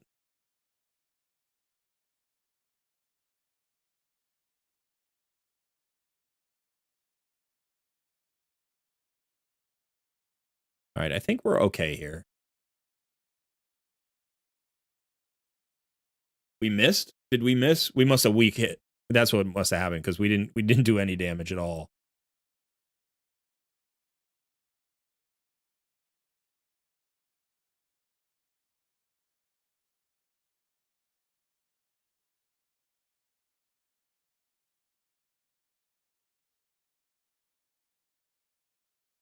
All right, this is a little dicey.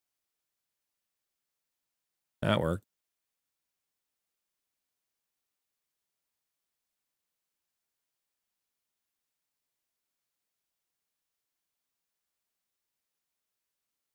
If we miss too many times, Godseeker Neri's going to die because her destroyed HP is just going to become fatal. That's why you want that extra turn in here. That's why the speeds help. Right? So you can get that max HP heal.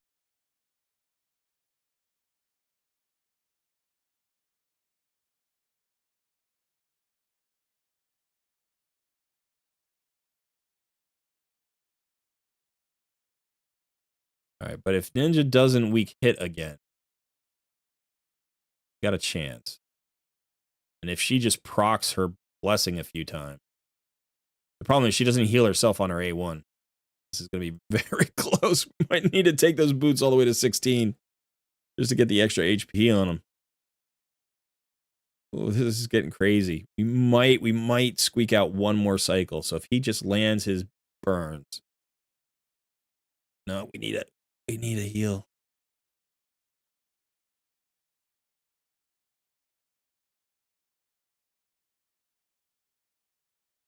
Come on, you can do it. You can do it. Just survive this one hit. Okay. Now we need to get all the damage here.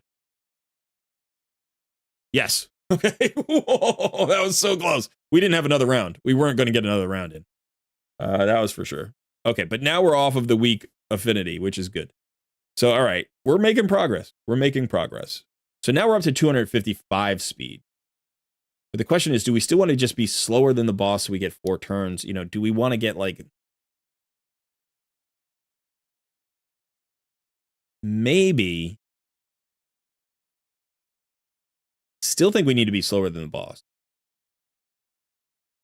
I still think we need to be slower than the boss. But we don't want to fall too far behind because if we lose a turn, we die. So we have some other speed boots here.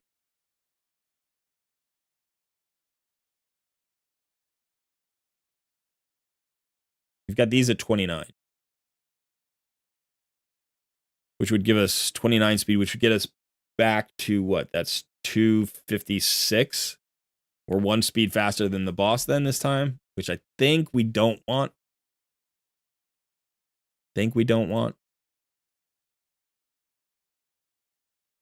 Let's try it. Let's just try it as is. We might need to run these HP boots up to 6 stars.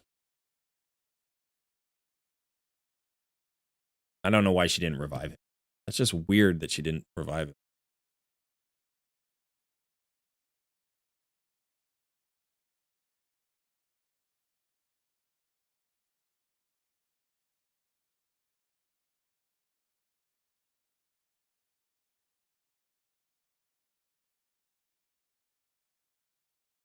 Okay.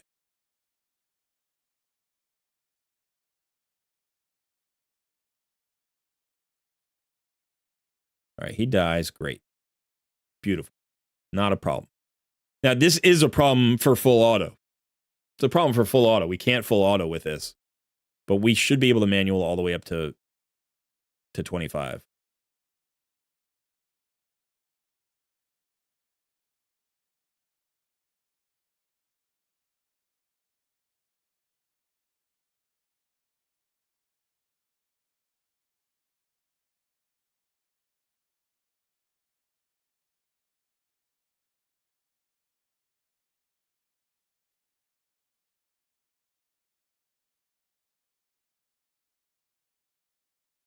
Yeah, I could do that.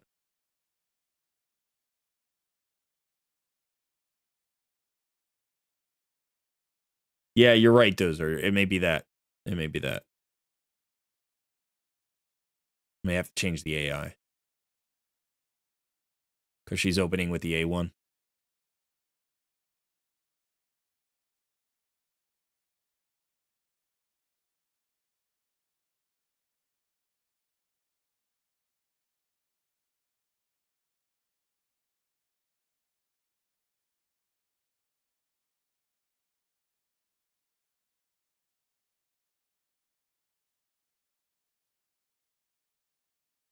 I still don't quite understand that cycle there.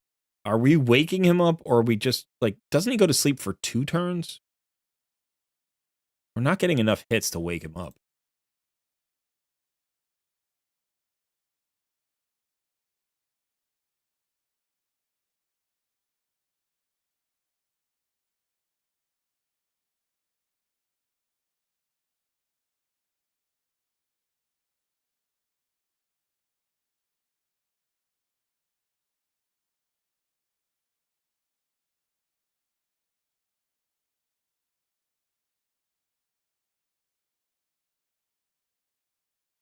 So look, he has 5 hits, right?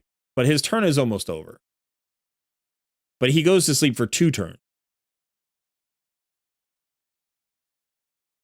But his sleep counter only says 1. So he must just wake up after the turn is over. Thought he went to sleep for 2 turns.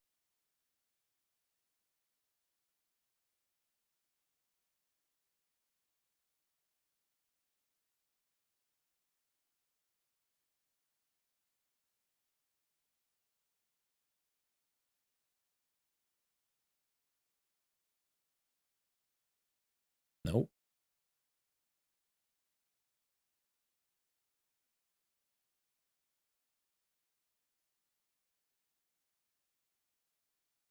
Oh, that was close, wasn't it? One more cycle. Oh, no, we got him from the HP. Nice. Okay. So 22 is down. 23 is running at 260 at this point. You know, so the question is, are we going fast enough? Are we going to get hit too hard? Let's try it. Let's see.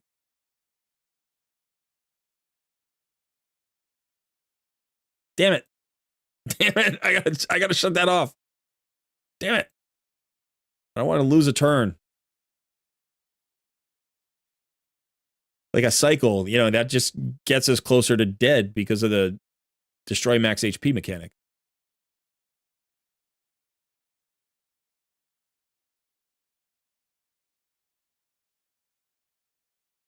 Yeah, she needs Miracle Heal.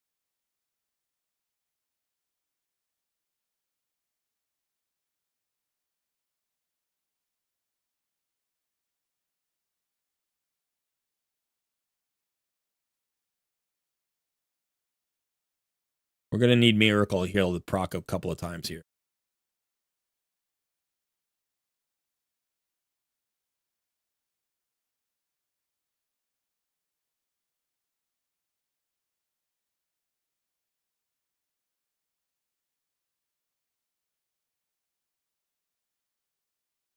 Damage is good.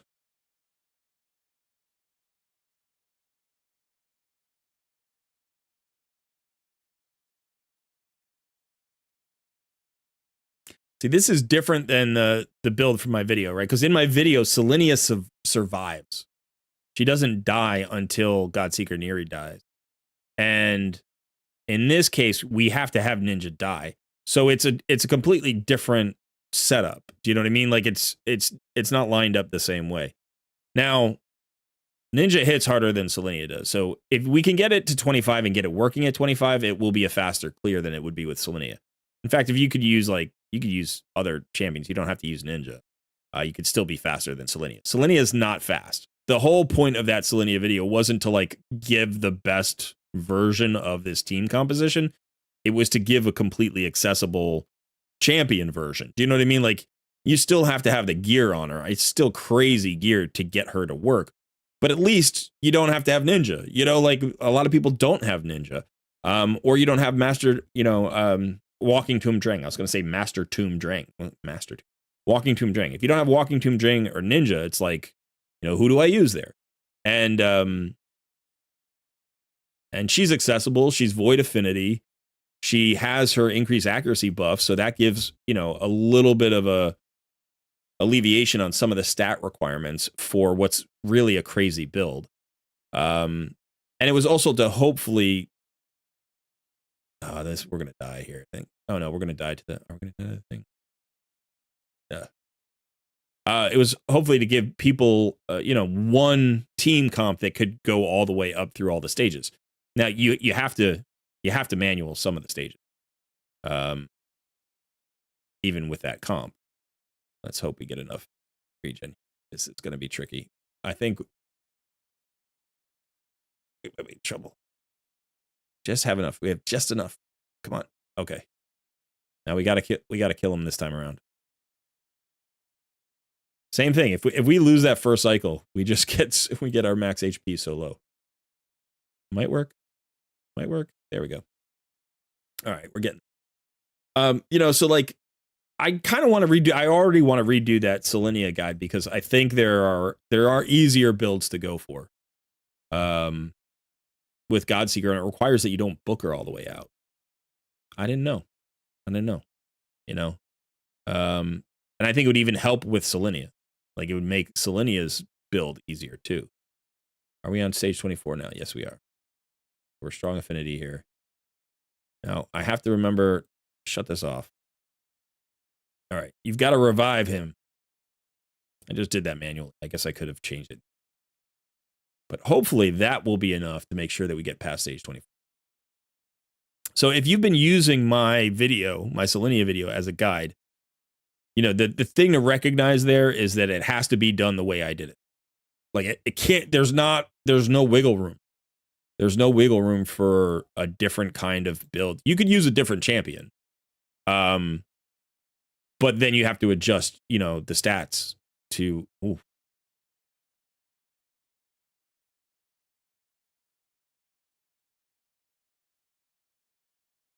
I don't think we're going to get through this one.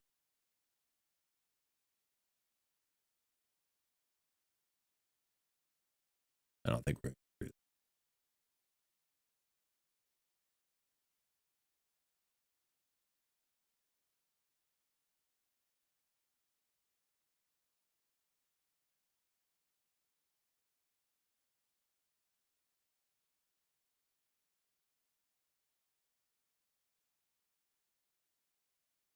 That was interesting because Ninja's now strong affinity. He didn't die on the turn he normally dies on. Because he's actually kind of tankier. Again, oh, there we go. All right, so now the question becomes, do we speed her up or do we increase her HP? Because we're at 24 now. Right, so we have two options. We can speed her up, and that would get her an extra turn.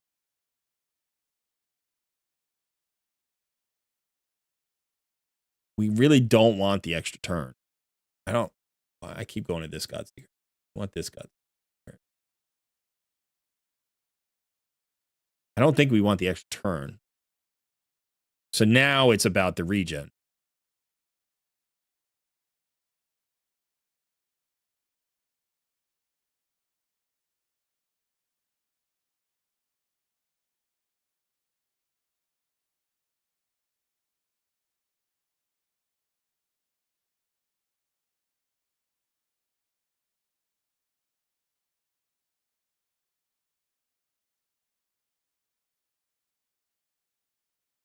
All right, so let's look at the regen gear, and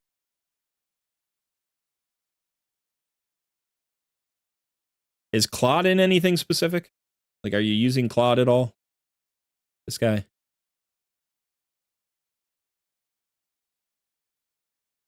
Iron Twins, okay.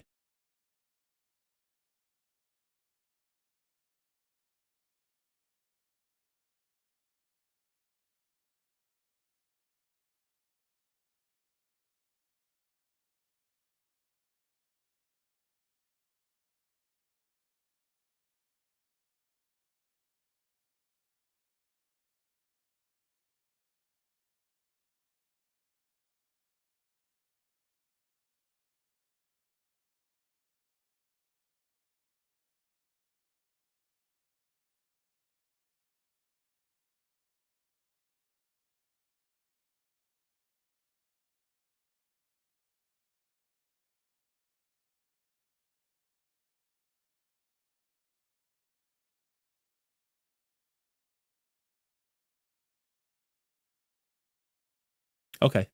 You don't mind redoing your Iron Twins. Yeah, I'm thinking based on I'm trying to think of how 25 would look. Right? I'm trying to look at stage 25. I'm trying to project ahead. I think if we're running at the speed that I did in my video, if you're running up at 270, I don't think it works because your passive comes back too soon. So I think we need to slow her down and make her more survivable. Because she really needs to survive without a max blessing, right? Without a guaranteed miracle heal, which is tricky. So I think what we want to do is we want to get her to like 75,000 HP or something like that. I don't want to lose too much defense because the defense doesn't play against the two like big hits, but the stings from the scorpion's tails, that's where the defense plays.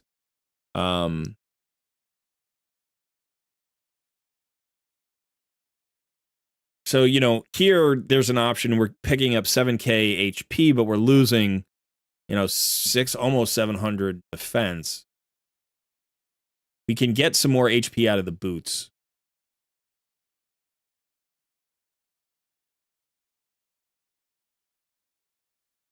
Let me look at her other.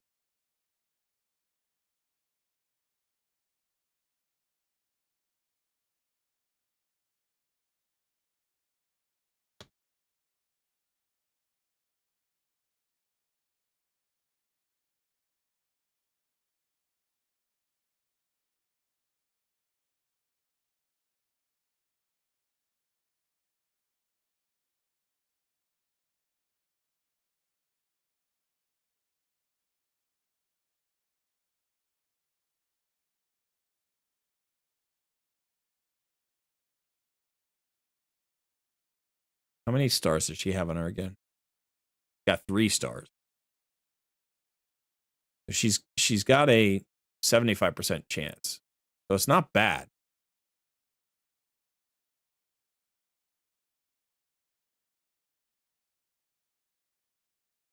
Not bad.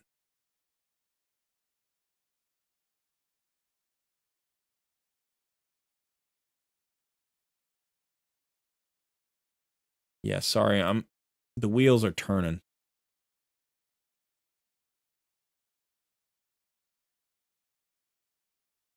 So one of the thoughts I'm thinking about here is like we have a 5% defensive chest plate and a 5-star HP boot, and this is not fully maxed out. What if we put her in this 6-star defensive boot and maxed it out? That would get us 10% extra defense, and then we could put her in the HP percentage chest plate. I think it would be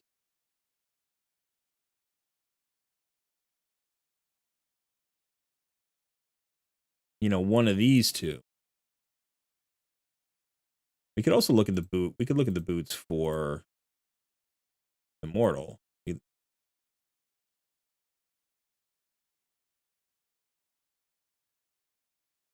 We have 6-star boots. 6-star boots with HP percentage.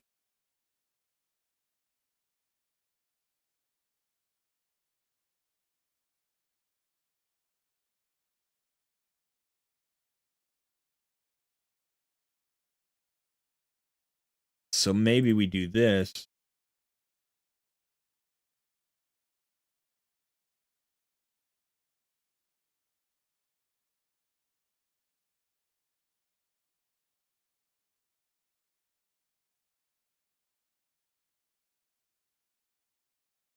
And we get her into these. And that would push her up to 68.4. So we'd pick up 5k HP. We'd actually pick up over 100 defense. And our speed would remain about the same.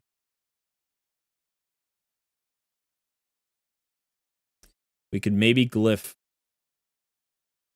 No, we could only glyph a little defense there. We could glyph some speed, which would be nice if the speed drops too low, but I don't think the speed is going to be a problem. I don't know if this is enough. I don't know that this is enough. Another 5k HP and like 100 defense. It's like nice, but I'm like, maybe we just go for the HP boots too.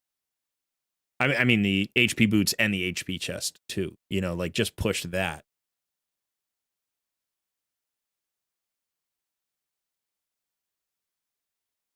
For right now, because this is built, it's just going to cost us 100k. Let's try this.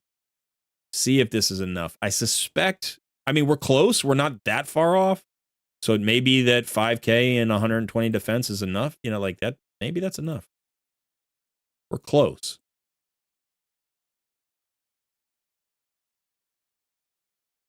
We're close. Let's try it. Let's change this team setup, by the way.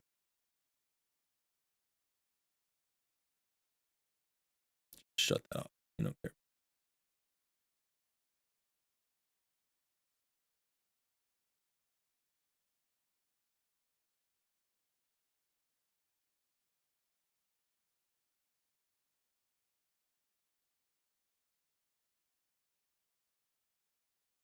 All right, it opened the right way. Now the question is simply, does Godseeker Neri have enough tankiness to survive?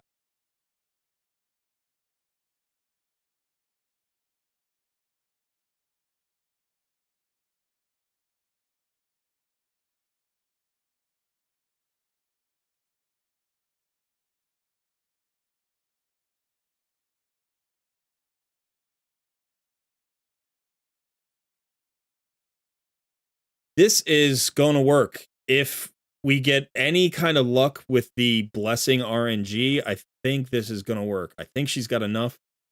It's going to be close. It's going to actually be very close. But I think it's going to work. We need 2 more rounds. And I think she can do 2 more rounds.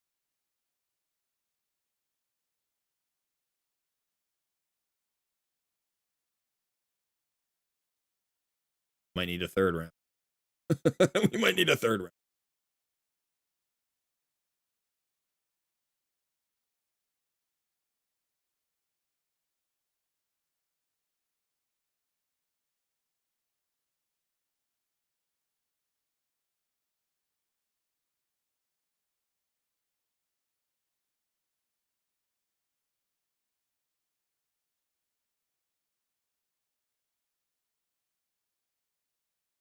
So freaking good.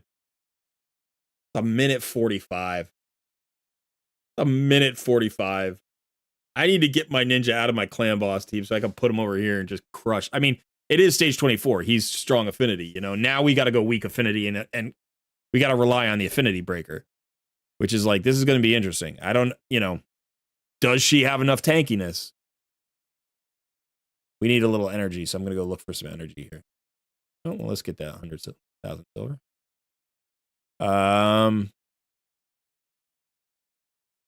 See if you have any energy here that wouldn't require. Okay. Any energy over here?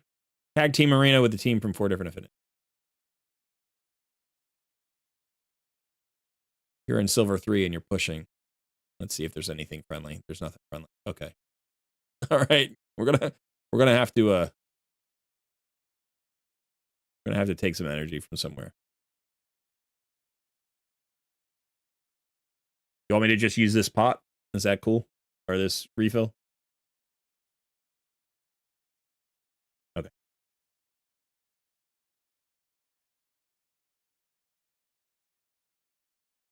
I mean, there's a chance this is just full auto. There's a small chance that she's just tanky enough and this is full auto. You know, we have double RNG going on right now, which is a little bit tricky. It's not, I don't think it's going to be 100%, but there's a decent chance this might be like a 75% or 80% clear.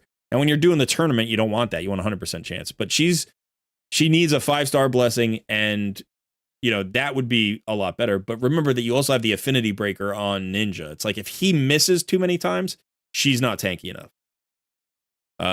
So if he doesn't miss, I think she might just be tanky enough. So he didn't miss there, so that's 1. Let's count how many times it has to cycle. My guess is probably 7.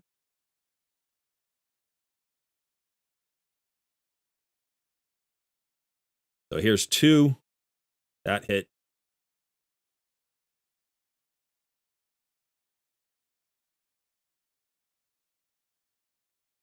That's really close. It's gonna die. This is 3. I think she's. I don't think she's gonna get 7 cycles.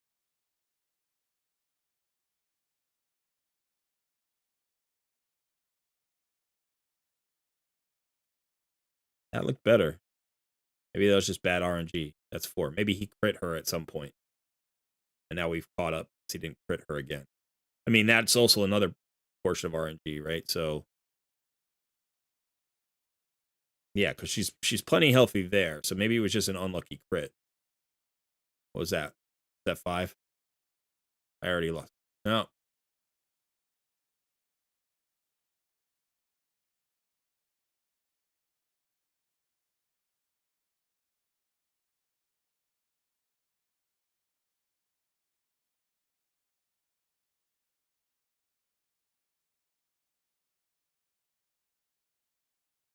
So this is the right speed. If you're going to do this duo this way, we've got the right speed. That's the good news. The bad news is she's not tanky enough.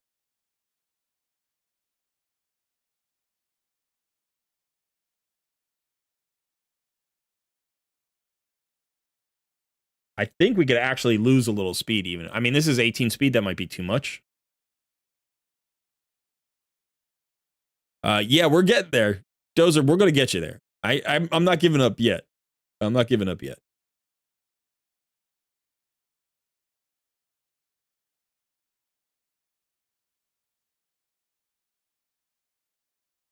What we're going to try to do is if we can find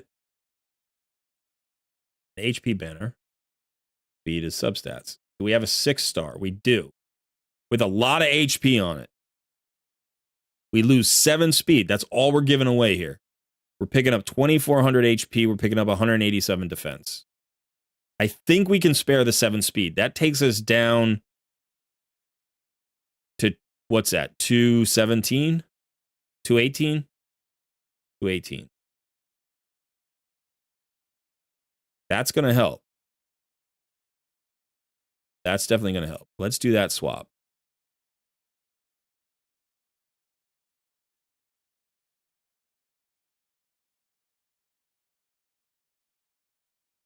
I'm not loving this amulet. It's not bad, and it may be the best one, but let's go ahead and do another check. Let's just check the amulets that are available.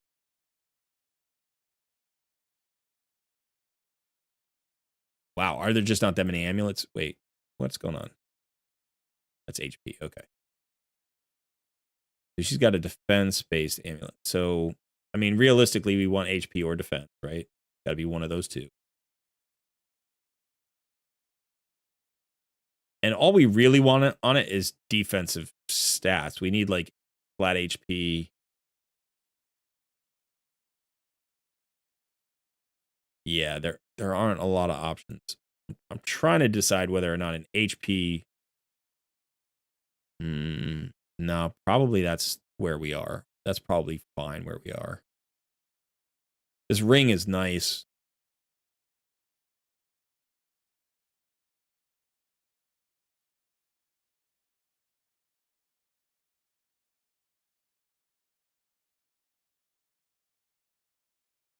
I don't know that we're going to find a better ring. Unfortunately, this one didn't roll all that well, huh? That could have been really...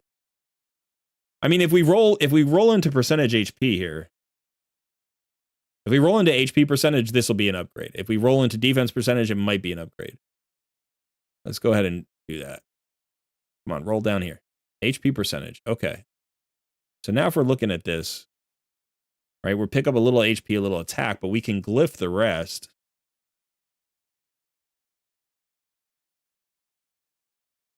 Got 239 4-star attack lift. That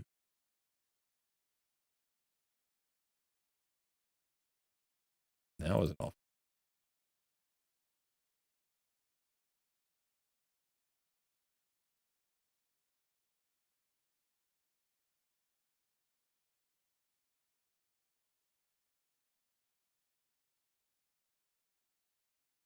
Where are we there?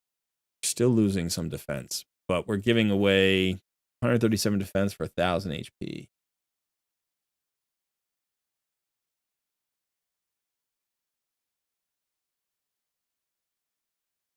I don't know. I don't know. At that point, it's real. It's real tight, right? Like, are we?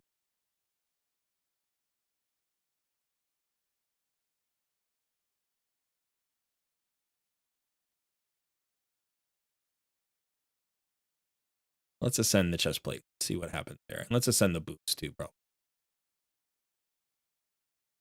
Defense percentage. On a defense percentage chest plate. That's really nice.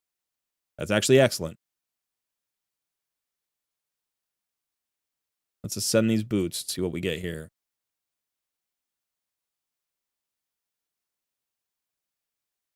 Flat attack, which is not great. So, you know, you could force this eventually with the dust, but so we picked up a little bit. We did pick up a little bit. Is it going to be enough where we are right now? It's like it feels really, really close. I kind of want to ascend these as well, and then I want to ascend this all the way, you know. But we don't have the. We got to go into Sand Devils to get all the materials for it. So let's see. Why am I in Dragons? Sand Devils. Let's see. Yeah, I can't think of a mastery that's going to help that we have available to us. So, you know, if you look at the masteries on her, right, the one that would help would be this one, Elixir of Life. That would probably be the most helpful. You could go. You can't actually get to the defense, unfortunately, so that's not. Yeah, so the one you would go is Elixir of Life. And how many scrolls do you have? You have 285. So you can get this soon, right? This is 65 scrolls. So you're talking about like 8 runs or something. You know, so you'll be able to do that, and that would push her to 75 almost. You know, that might be all you need. I think if you just keep ascending this chess piece, this is really nice now. It's going to be a ton of extra defense. And then you get that 3,000 HP, and you may be there. You may be all the way there. Obviously, if you get the blessing, you're all the way there. But let's just go ahead and try this, and let's just see what happens. Because we got a little bit more HP on. We got a little bit more defense on. She's not far away, and it's like it's a tipping point. Once you just kind of get over that threshold, you know, there's like an event horizon. Once you cross the horizon, you know, you don't go backwards. I mean, there's a place where you can live in kind of limbo, where it's like, you know, you're going to be dealing with the RNG, and that sometimes is going to work against you or for you.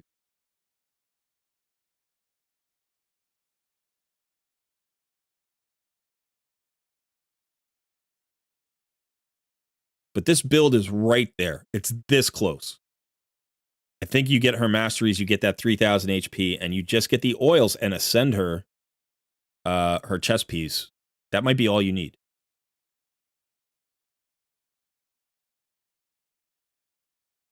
And this is not slow, because it's Ninja. He's so freaking good. He's so good. I just feel bad that he doesn't come back to the game. They should like make a new version of Ninja. I know they made Chronom, but I still have never collected a Chronom. I'm a content creator. You think I should be able to get all my referrals done? I could just post it out there like, hey, could somebody please do referrals for me? That'd be great. It's like I just need 3 more referral accounts done, and I have Chronom. I could do content on them. It's close. You saw how much HP she had. She had okay HP when she died there.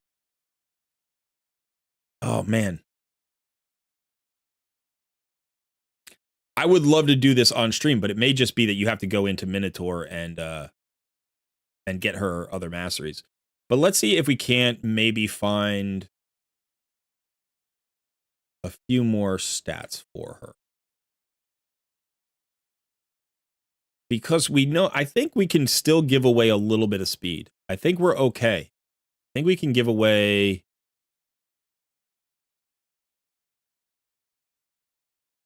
I think we can give away at least 10 speed.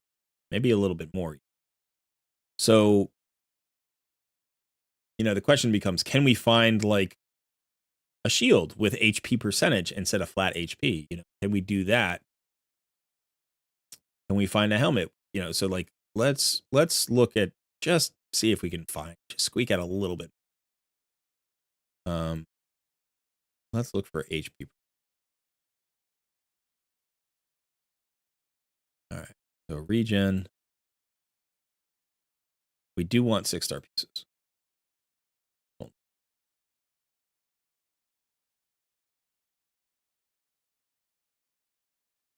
That loses us 18 speed. That's a lot of speed. I'm not sure that we can afford 18 speed. That would take us all the way down to 200. Might work. This is also 18 speed we're giving away. I mean, we could glyph back a little bit. Okay, so this just gives away 6 speed, and we pick up 4,000 HP. Look at that beautiful HP roll. So let's make that swap. Let's go ahead and make that swap.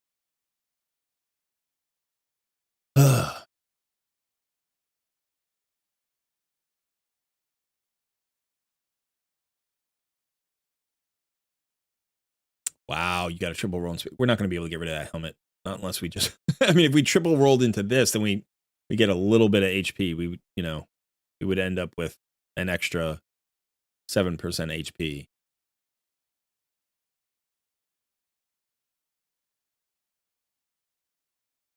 I'm just going to do it just in case. I mean, I pulled 1 shard today, and I got 2 legendaries, so it's the day to try the roll. Okay, it didn't happen. I was just like, it's worth trying. Okay, so that, I mean, that wasn't bad. I mean, you've got some... We don't have any oil.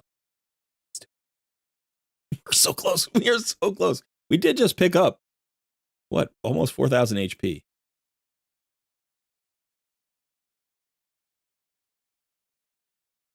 One last try.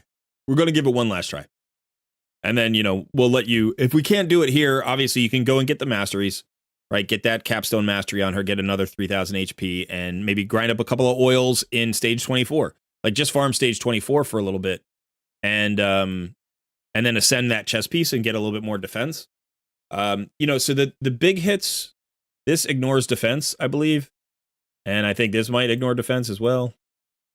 I forget if both of them do or if only one of them does. But this one, the Rage of the Sands with the scorpion tails, that does not ignore defense. So that's where she really needs to stay alive. And so that's where the defense plays. The other option is to just ignore defense altogether, go into an HP percentage chess piece, try that, just build her to, like, you know, 90,000 HP and see if that works. But you are right there. You're right there, and the speed is right. It actually works. I wasn't sure it would, because I hadn't done this build before, but yeah, I'm not going to use up your max glyphs. I appreciate that. You can do that if you decide that you want to. I tend to stick to 4-star glyphs in my takeovers, because I don't know what other, you know, considerations there are for that kind of thing. And you can always make that call if you're really close and you're just like, hey, I can max star, you know, I can max glypher, and that might do the job. Then you can do that too. I appreciate the offer, but all right. So this is where we're getting close. Okay. Now she looks good. Oh man, I think that was a big. She's gonna just make it through. She's gonna just make it through. Come on. Come on. Come on. You can do this. Come on, Godseeker. You got this, baby. You got it. You got it. You need to heal twice more. Come on. Stay alive. Stay alive. Stay alive. You can do this. You got it. You got it. You got it. You got it. Ninja, come on. Yeah. Yeah. All right. Victory. Sand Devil's Necropolis, stage 25, full auto. I'm pumped. I'm pumped. There you go, Dozer. We got it, baby. We got it. All right. Done and done. Oh, that feels so good. A minute 56. That's better than my team. That's so much better than my team. My Walking Tomb Drang does this in about 5 minutes. That's as fast as I can get it going. So I'm going to have to rebuild my Sand Devil's Necropolis team. I'll have to do another video on it this week. That was so hot. That was so hot. I don't know that it's 100%. I think you go and get the mastery, get that extra 3,000 HP, put some defense on that chess piece, and you've probably got 100%. Right there, it looked like there were some opportunities for her to die. So, you know, that might be like an 80%, but you're there. You're there. That's so hot. That's so hot. I love it. I love it. I am pumped. Let's take a look at her stats just to, you know, so if anybody is working off of this, if anybody's going to use this as a model, we can check out her stats here.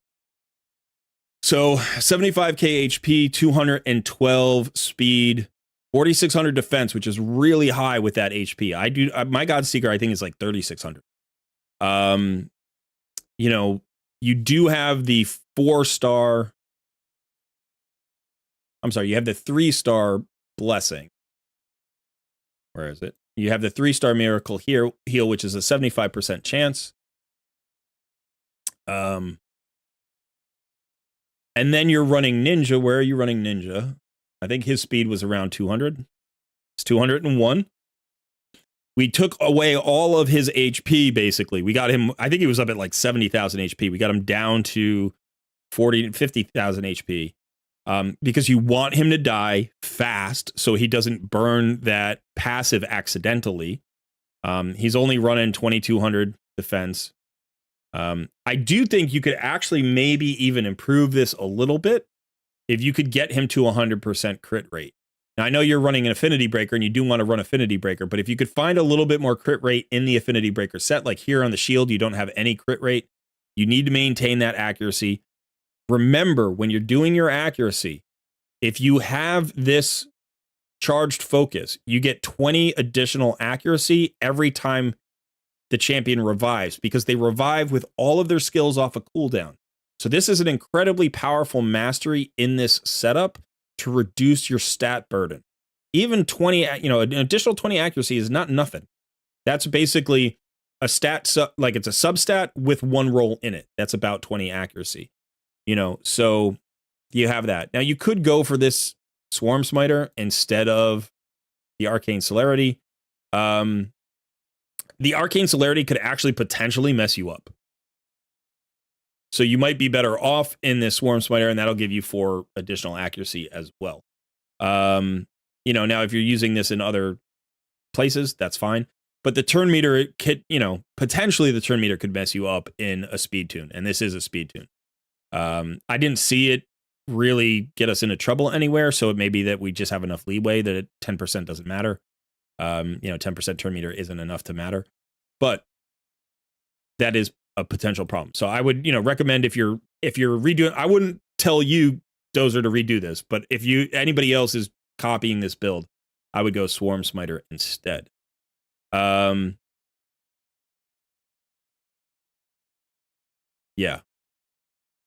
Yeah. Now, the other thing that you could do, and this is something you can do, Dozer, is since we don't care about keeping Ninja alive, get out of the defense tree and go back into the offense tree. The more damage you do, like if you could cut one cycle off of this fight, you're going to increase your chances of survival, right? Because that means Godseeker doesn't have to tank another cycle. And then it's also going to be a faster run with fewer turns. So you could potentially put him back into the offense tree. You know, get whichever setup you think would work. You know, Giant Slayer would work really well because you do get 3 hits, right? You're always going to get 3 hits on him. And so potentially you could do that. You're also going to get more damage from, you know, from his skills by going just down the offense tree. That also is going to give you that extra 5% crit rate and 10% crit damage. So like we were trying to do with him, you know, if we can try to get him to 100% crit rate, I think you could actually get a full cycle cut off of what you're doing. So take it down from 2 minutes down to maybe a minute 40 or so. Maybe even a little bit faster, because I think we're doing it in 7 cycles. I think that's what we're doing. We could get it down to 6. If we're doing it in 6 and you could get it down to 5, that's even better saving. You know, so this is beautiful and it's inspiring and it makes me want to go rebuild my Ninja. I might even just try my Ninja. Maybe I'll just try my Ninja just to see how he does. I've got my Godseeker geared out to like she's god tier build. But yeah, so congrats, buddy. Thanks for letting me tool around on your account. I hope that you enjoyed it. I hope everybody else enjoyed it. That was exciting for me. You are very welcome. You're very welcome. All right, so we are gonna call this one there. Yeah, awesome. Brimstone makes it 2 times faster. Yeah, that's true. If you have a 5-star Brimstone, you can get that on Ninja. Then it's protected, and then it'll go a lot faster as well.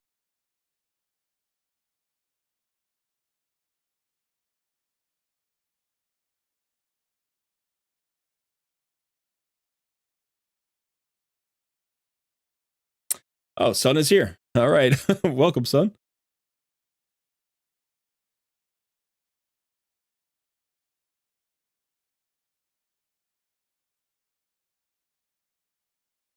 All right. I think it will work all the time. Even you don't need. If anybody tells you ever for Sand Devils Necropolis you need a 5-star blessing on Godseeker Neri, that's just not true. It's not true. What the 5-star blessing does is it makes the HP heal, like the max HP destruction heal, 100%, and that gives you more leeway with your gear. I first built my Sand Devils Necropolis team with no blessing on Godseeker Neri at all, and it's 100%. It was 100% stage 25 without a blessing. No blessing at all. So you can do it and it can be 100%. It just boosts the stat requirements. So you need better gear to be able to do it. The blessing just alleviates a lot of the pressure on the gear. So that's what that is about.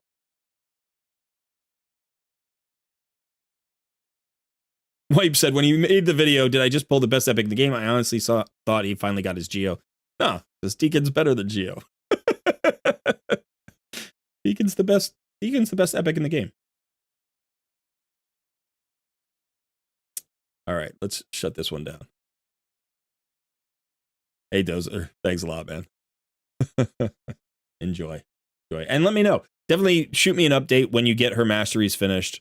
And if you ascend her gear and stuff, let me know if it is in fact 100% once you get there.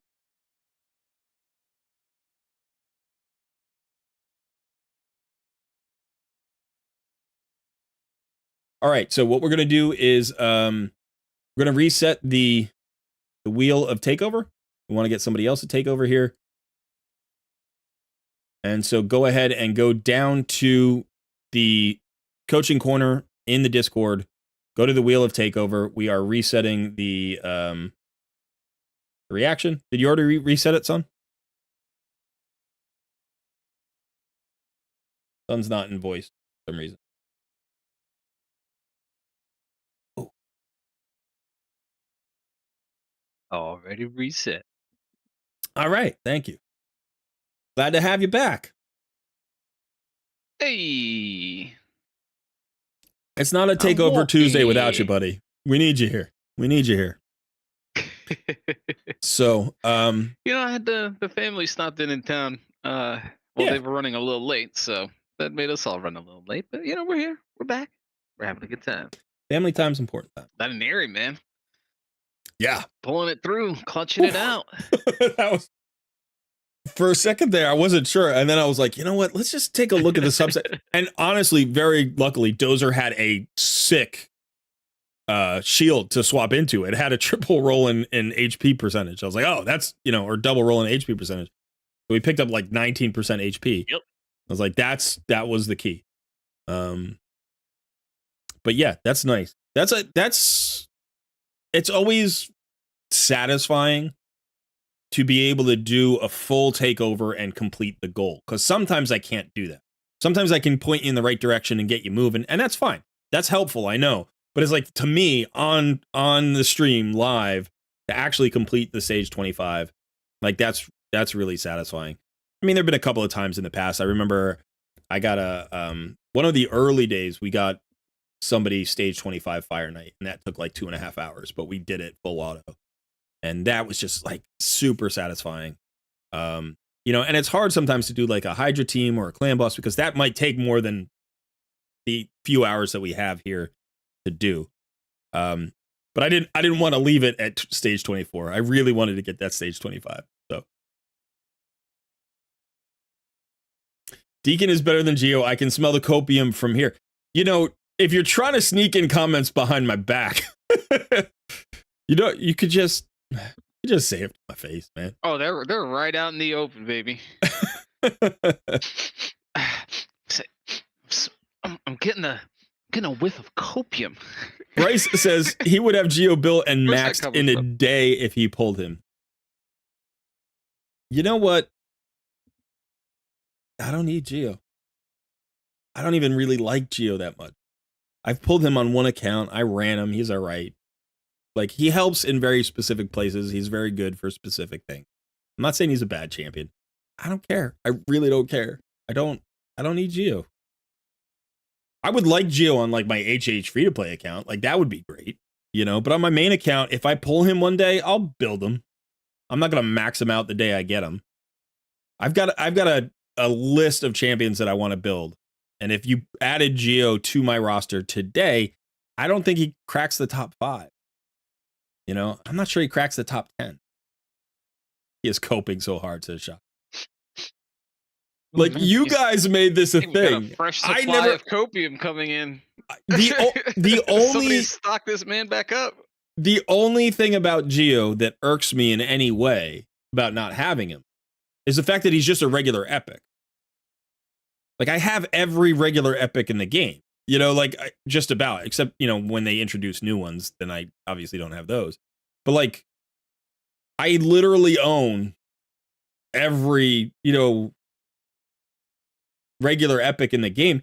And the fact that like one of the top, he's definitely a top 5, maybe the number 1, you know, like desired epic in the game. Like, the fact that I don't have him after 2.5 years is kind of ridiculous to me. But like, if you just go through my, like, this is my main account, and you just look at the epics, I've got every epic in the Bannerlords faction. By the way, I own every epic in the Bannerlords faction. It's not that I've pulled them. I have every I have every one of these somewhere on my account right now. You know, look at the High Elves. Every epic. I own every epic, and I have a copy of every epic on my account. Same thing with Sacred Order. Okay, I don't have Anchorite. So he's one of the few that I don't have. Right, and that was irritating because he was actually a fusion champion, and I didn't get him during the fusion. Barbarians, bear off. I'm missing this guy. It's like I'm missing very, very few epic. You know, and here, you know, I'm missing Geo. I'm actually also missing Bob. So it's like, you know, there may be half a dozen, maybe more. Maybe I'm missing more than I think. But the fact that Geo is just a regular epic and I don't have him yet is irritating to me. Other than that, I don't care. I really don't care. I would probably build him into an Iron Twins composition and let it go. That's what I would do, just because I would like to speed that up. I still have pretty good one. I have a pretty good Iron Twins team right now. It's a Emic unkillable team, but it's not 100% on every affinity, which is frustrating. So this is my team. And if I could get my Newt hitting harder, I think it would be 100%. So it's an unkillable team, but then he ignores unkillable once. The boss ignores unkillable once he gets below 40% HP or something. And so sometimes I die because I don't get through that 40% HP before the boss kills me. But yeah, with better gear or a little bit of tweaking, I could probably make that work just fine. And I would probably run that anyway. So, all right. Enough about Geo. Enough of you trolls. I've given you enough time and energy. Let's go ahead and let's give it one more minute. Anybody needs to get a reaction in there, get a reaction in there. Remember to have your email address and password ready. And then as soon as you win, you can DM it to me, and we'll get you going.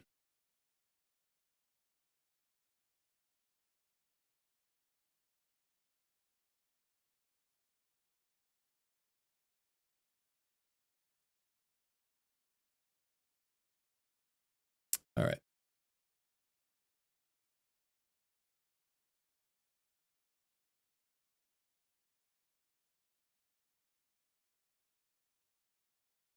You're hearing some hurt in my voice. You're all a bunch of trolls. You're all Suns people.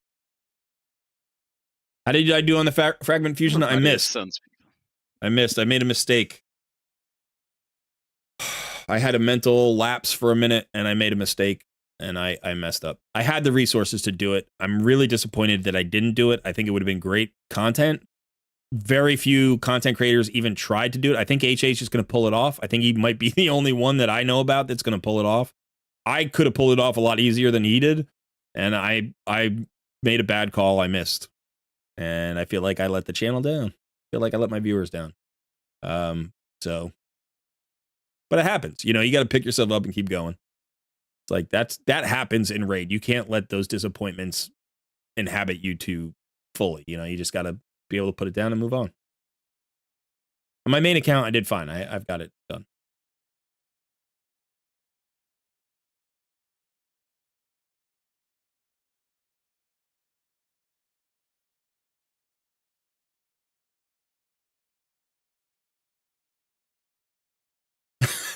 Grim Gaming says, I would literally tie Mordecai to a stone and plunge the dagger into his heart myself if it would give me a geo on my HH free-to-play account.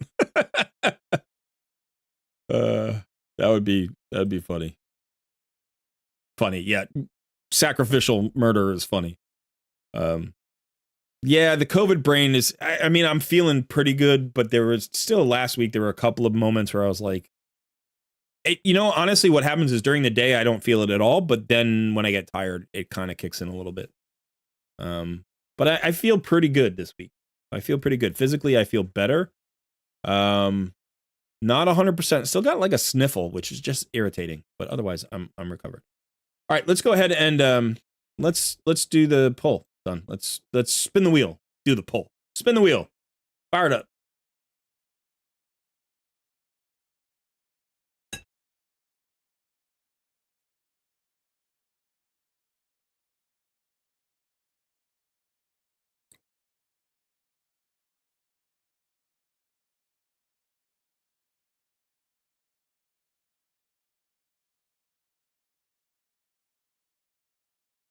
All right. DJ Tony. Congrats. Gustav's like, oh, come on.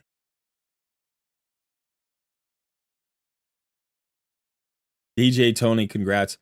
Yeah, shoot me a DM as soon as you're ready.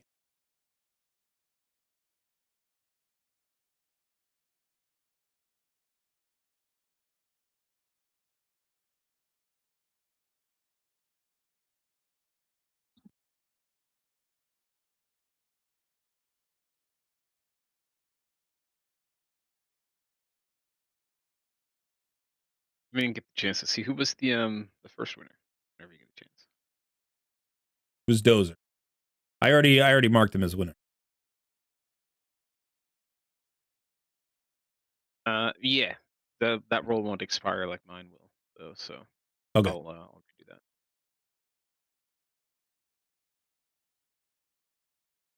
He'll be a winner forever. I mean, maybe he wants to be a winner forever, but then he can't reapply. They can't win again, yeah. Grim says, darn, I was hoping it might be me today. You know, Grim, what I should do is I should do a members-only takeover stream. That's what I should do. So all the members get an opportunity, like an extra opportunity once a month. Maybe I'll do that. I think that would be a good idea.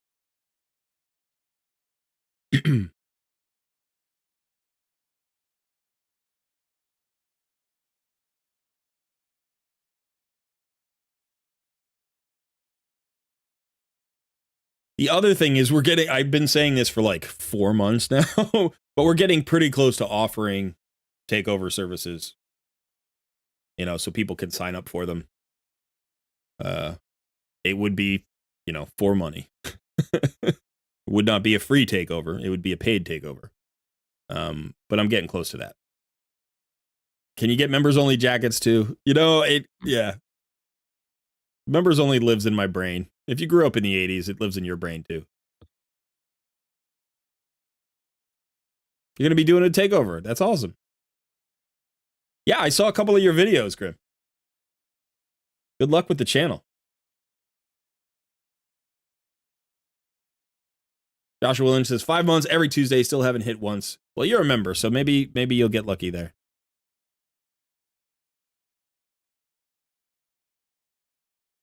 All right, we've got DJ Tony. Let's get this fired up.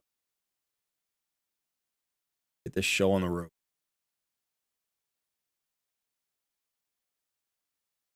And other idiom that mean doing a thing.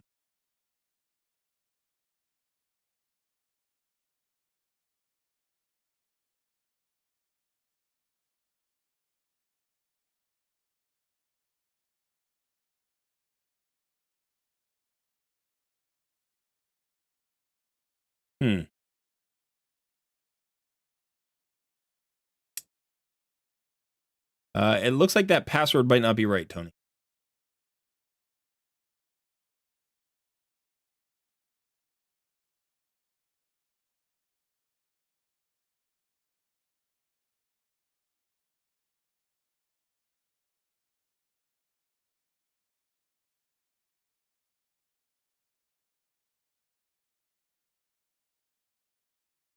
Is there a capital letter that you forgot?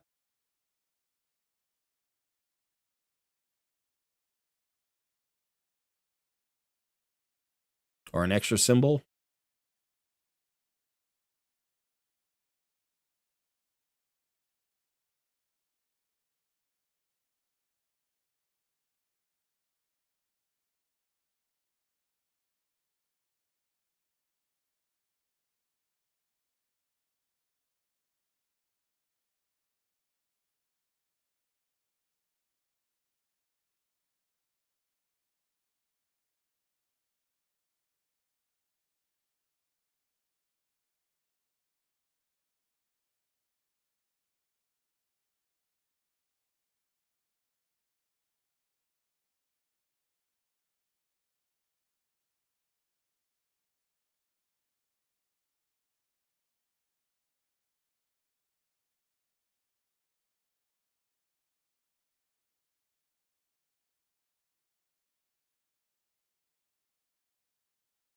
Okay.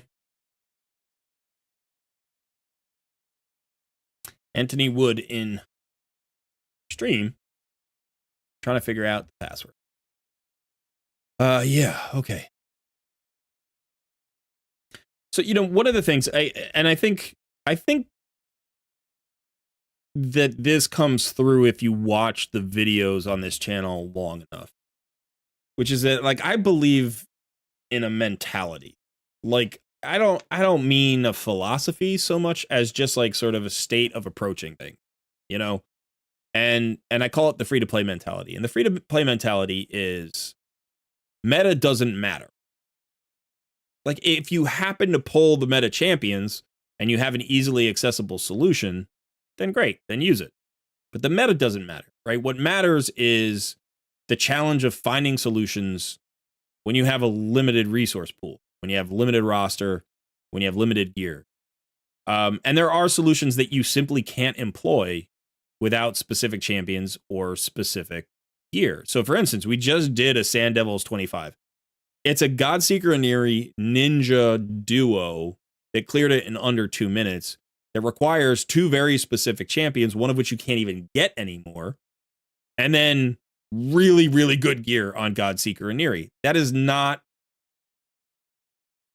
I'm not saying it's not free-to-play friendly. It is a free-to-play friendly solution if you were free-to-play when Ninja was available, right? And yes, you can swap out Ninja and use a different DPS. So it is free-to-play friendly in that regard. You could use free champions. I think my personal feeling is that every epic in the game is free-to-play. Obviously, I don't have Ninja, but he's a free-to-play epic. Like, he's just a regular epic. Most players, by the time they're, say, a year to a year and a half in, will have their Geo. I just happen to be one of the outliers. I don't have that champion. Everybody's going to miss a champion, right? Everybody's going to miss some champion.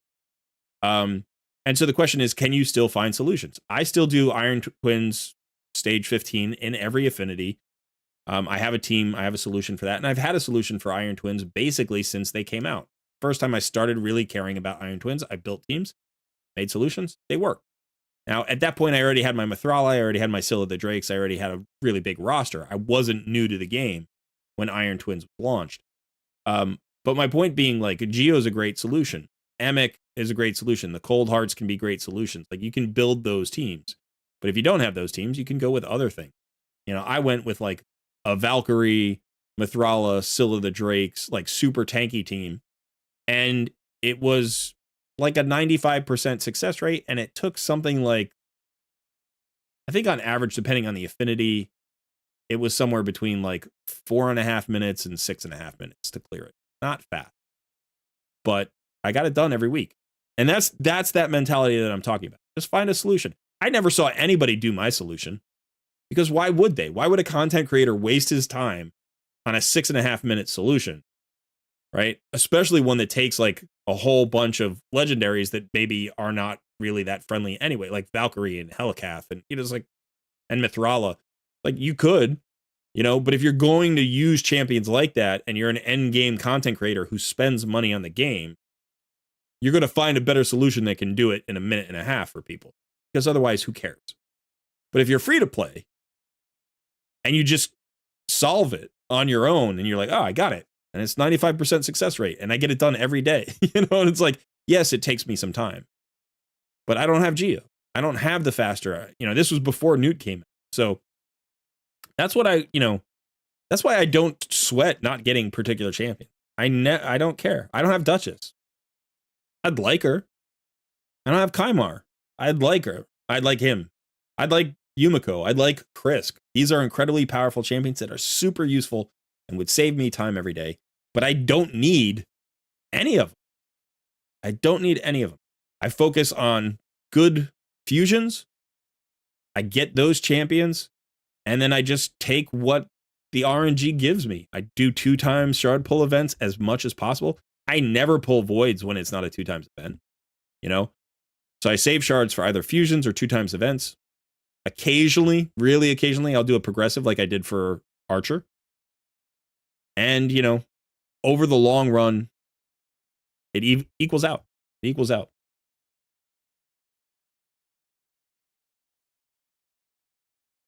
Tony, I'm sorry to hear that. We'll get you started. Are you okay? Everything all right? Like,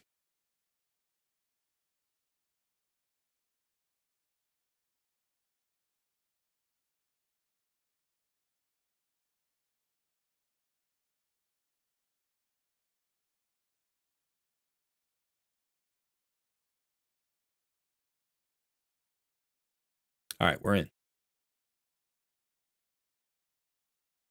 But yeah, so it's like people they like trying to push my buttons about Geo, but I really don't have any buttons about Geo. Like Sun wants to make it a thing because it's funny for him. Not because it actually bothers me. Like I said, the thing that bothers me the most is that I just don't have a champion, like an epic champion, because I feel like I should own every epic champion by 2.5 years. And it's just funny to me. Like, of course, my luck in my life, it would be that it's Geo. I'm not missing like, some random epic that nobody cares about. I'm missing the epic everybody seems to want, but it's not huge for me.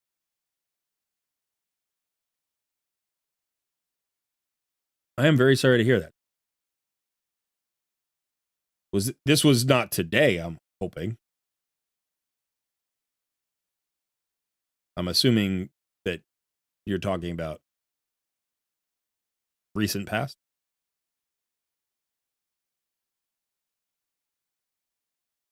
Tony was in the hospital.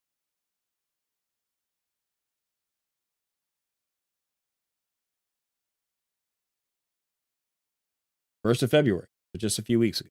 Okay. Well, I hope you recover quickly. And yeah, I hope your health is improving. In the meantime, let me know what I can do on your account here today. Maybe I can help you out. See what we can do.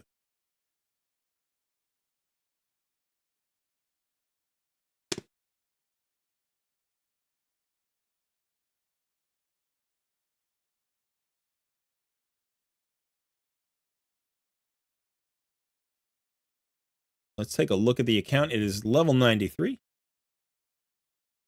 Account level 93. How many days in? We are on Gerda Bogbrew. Okay. That's over a year. That's probably under 2 years, though. I think. Because you still have several epics to go after Gerda. Let's look at the roster.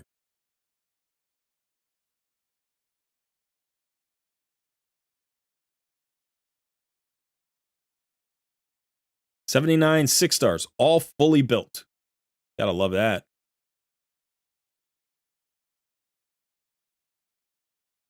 Not looking at too many extra like legendaries in the roster. Let's see what we've got in the vault. Got a few. These look like dupes. 3 dupes. Otherwise, you've got all your legendaries built. You got Saoirse. Wow. Okay. You got a lot of the recent fusions here. Newt is obviously absolute god tier. You got my boy Corvus. I guess these aren't super recent fusions. These are fusions from this past year. I don't see any of the more recent fusions.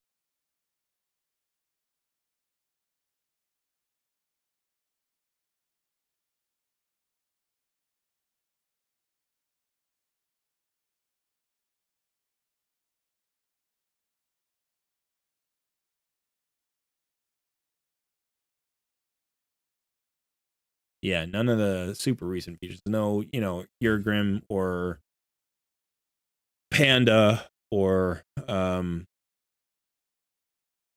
Zinogre. I know you said you were in the hospital recently, so I assume you've been busy focusing on your health. You do have Mithrala. You also have got Supreme Kale, who's god tier. I don't get to mess around with him too often. You do have a Rhodos. You got your Corvus. You got your Yukari. That's awesome. Tila Gormain, another champion I don't get to mess around with very often.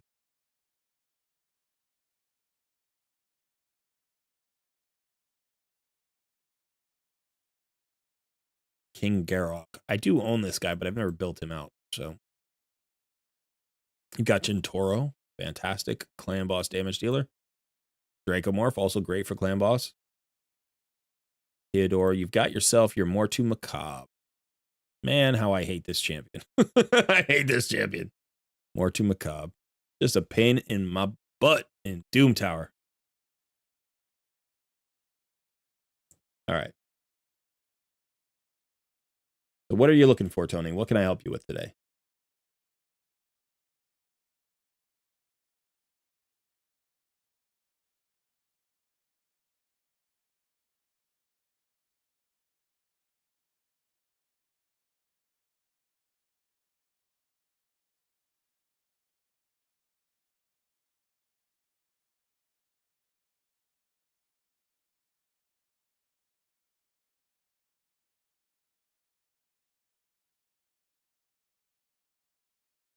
Any help at all? Okay.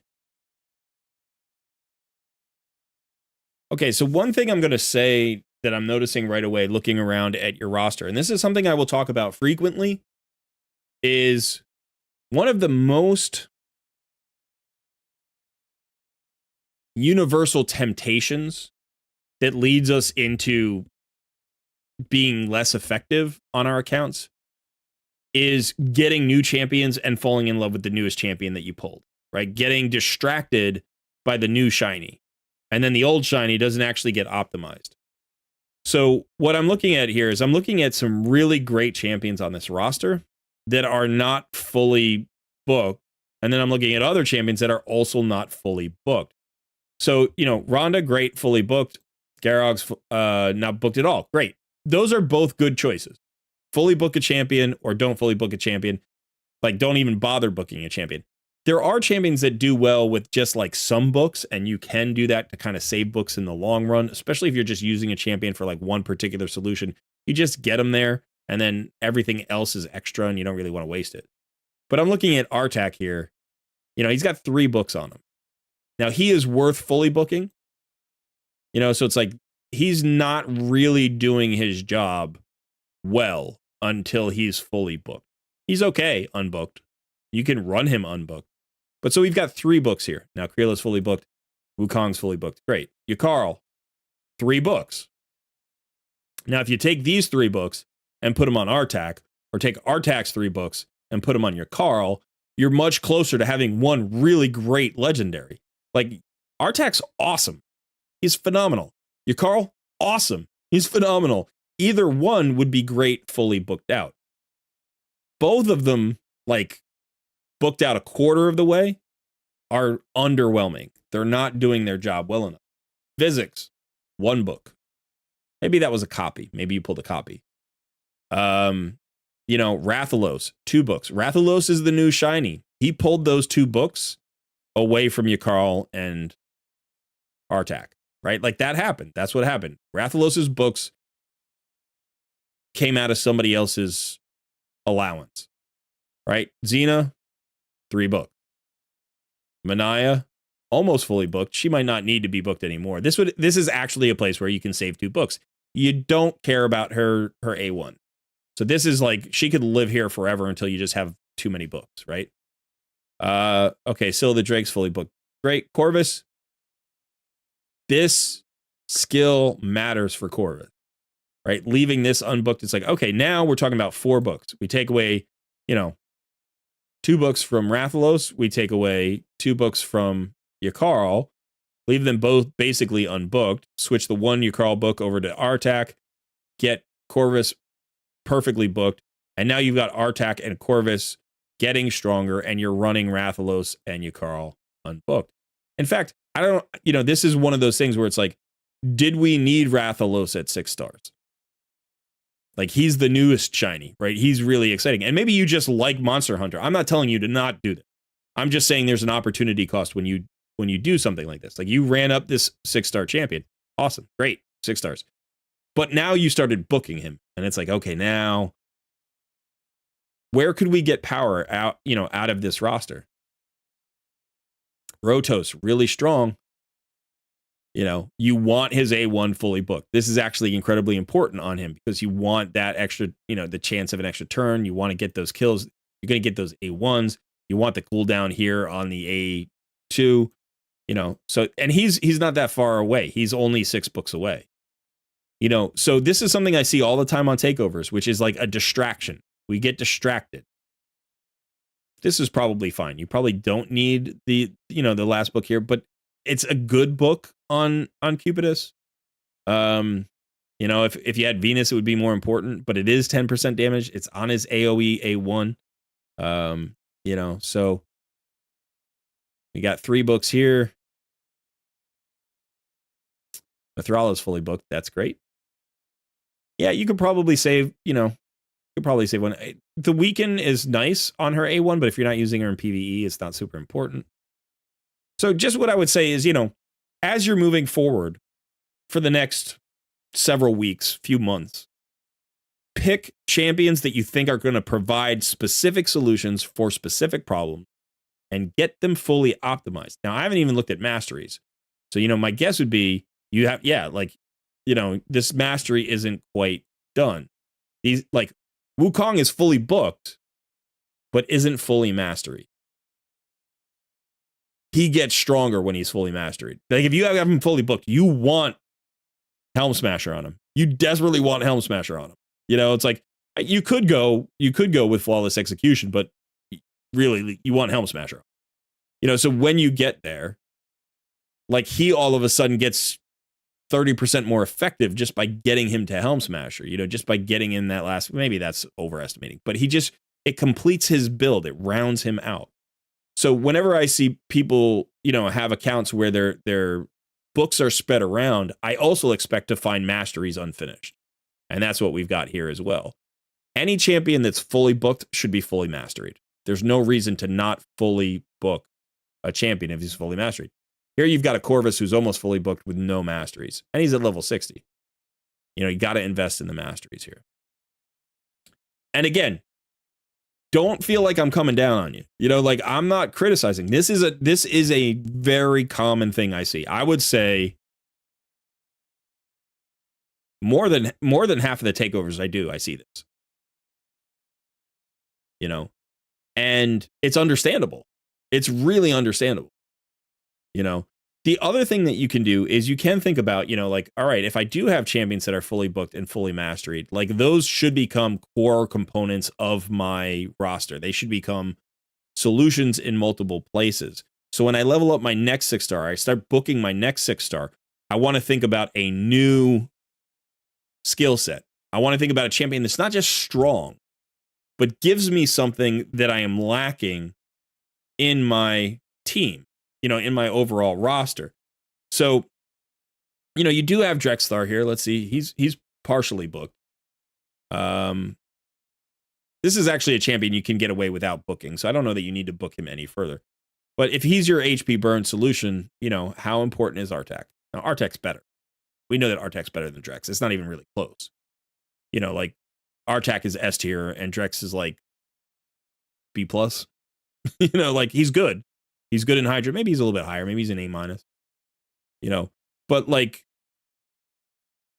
maybe you needed him for Hydra. Maybe that's why you started getting him going, and then you want this provoke chance as high as possible, and that's why you're booking him. And that's a completely reasonable call. I'm not saying that that's not something, but if you're using him as an HP burn champion, specifically, Artak's better, right?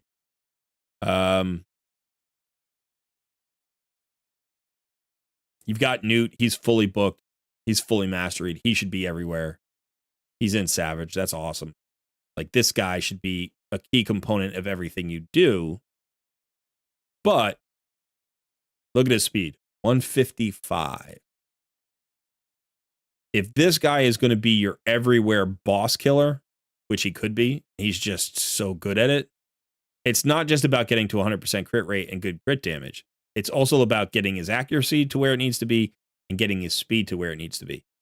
I would say if you're running him slower than like 205, 210, you're running him way too slow. And optimally, you would probably want him somewhere around 240 to 250. You know, with the 100% crit rate and the crit damage and the Savage set and all of that. Now, maybe you can't do all of that. Maybe you don't have the gear for it. That's fine. But my point is, you know, you want to be iterating towards that really effective champion, not layering more semi-effective champions into your roster, right? Like, he's so good. If you stripped all the gear from everybody else on your roster to make him perfect, you would probably just see so much value from that it wouldn't really, like, you could take, say, 10 champions from this roster and just focus on those 10 champions and do everything you need to in the game. Everything you need to. You know, and the champions that you would be ignoring, by the way, are good champions. You know, you layer in the epics and they're going to fill your hole, right? They're going to fill the gaps. They're going to do the things that, you know, you need done, right? Your Demitha, your Akemtham, your Allure and Seeker, you know, your Geo, your Ruella, you know, maybe your Taragi the Frog, depending on what you're doing. You know, like, you've got great epics. These are going to fill the gaps. You don't need to overdo it on, like, spreading out your legendary. Just go ahead and let them, you know, let the ones that aren't calling to you, the ones that aren't really providing you with a great new solution, to just wait a minute. Just hold on. We'll get to you in a second. You know. And this may also, like, affect, so, like, you've got an Akemtham built, fully booked out, you know, geared, and you like your Akemtham. Maybe this takes the pressure off of, like, your need to build up Artak, right? Because Akemtham is, you know, he kind of he's like not an HP burn champion, but he handles sort of some of the things that Artak does in terms of, like, wave content and wave dealing with, you know, debuffs. Maybe not, you know. But you can start to see, you know, where you can fill the gaps with the epics, and you've got a lot of great epics to do that. So focus on a few legendaries. And the way that you decide which legendaries to focus on is you take a look at what you're trying to accomplish. So let's go ahead and look at your clan boss. We'll always start there. Clan boss is super important. Let me double check your account name. DJ Tony. Okay.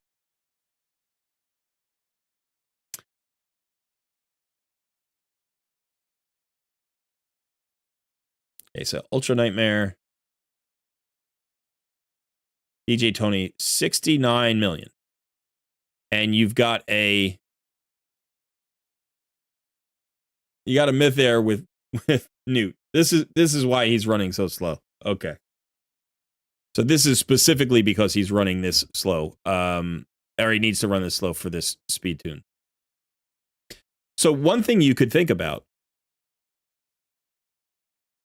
I'm going to pull this up. Give me just a sec.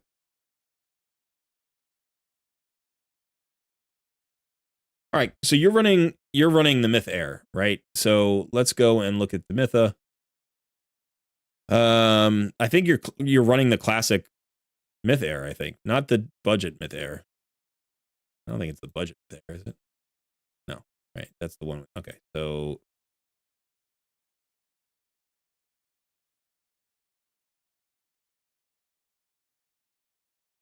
yeah, that's the other one. All right. Where's Myth Air? Here. I think you're running this one. If I'm correct, you're running this one. And it's because your DPS is running at 156, right? Now, this looks like it's probably a 1 key in some affinities, and it's just shy of a 1 key in other affinities. There are ways to boost that damage. But if you go back to the list and you go to the previous page, there's the Ultimate Myth Air with a 3-to-1 DPS. And so what this does is the speeds are a little bit different. You can see this is the ultimate one, and this is the one that you're running. So you need to get faster, right? But these are true speeds. So if you put Deacon in the lead, it's going to reduce those speed requirements a little bit. So you might not have to change the speeds too much. Now, you can see how much faster that DPS needs to run. We're talking about 275, again, true speeds, but you can take, 19, 20, 21 speed off of that. So you're going to need to run this champion in the high 250s. Now, if you think about what we were just talking about with your Newt, that's where you'd love to run him. I mean, that's fast. It's going to be hard to get him into, Savage and do all the things that you want to do with him in stat-wise at 255 speed, 257 speed. But you could do that. And the difference here is that you get a 3-to-1 damage deal. You take more turns. So let's see.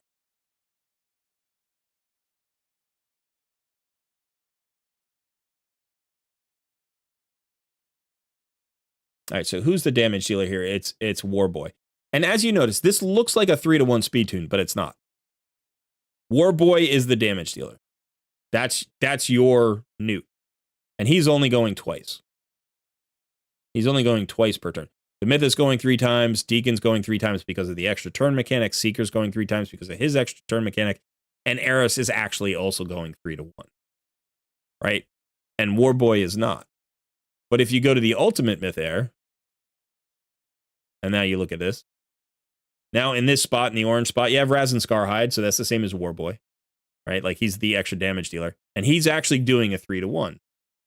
Which means if this were Newt, you would be increasing his attacks by 50%. Instead of doing 6, he's now doing 9. That's a 50% increase to your DPS's attacks. Which means he's going to do roughly, 50% more damage. Maybe a little bit less, right? But 50% more damage out of your damage dealer. And this only requires a few speed tweaks. Yes, maybe you have to swap him out of the Savage gear to get to those speeds, but you could potentially put him in some gear that's close, and that might actually maybe have more crit damage, or might have, a little bit, whatever.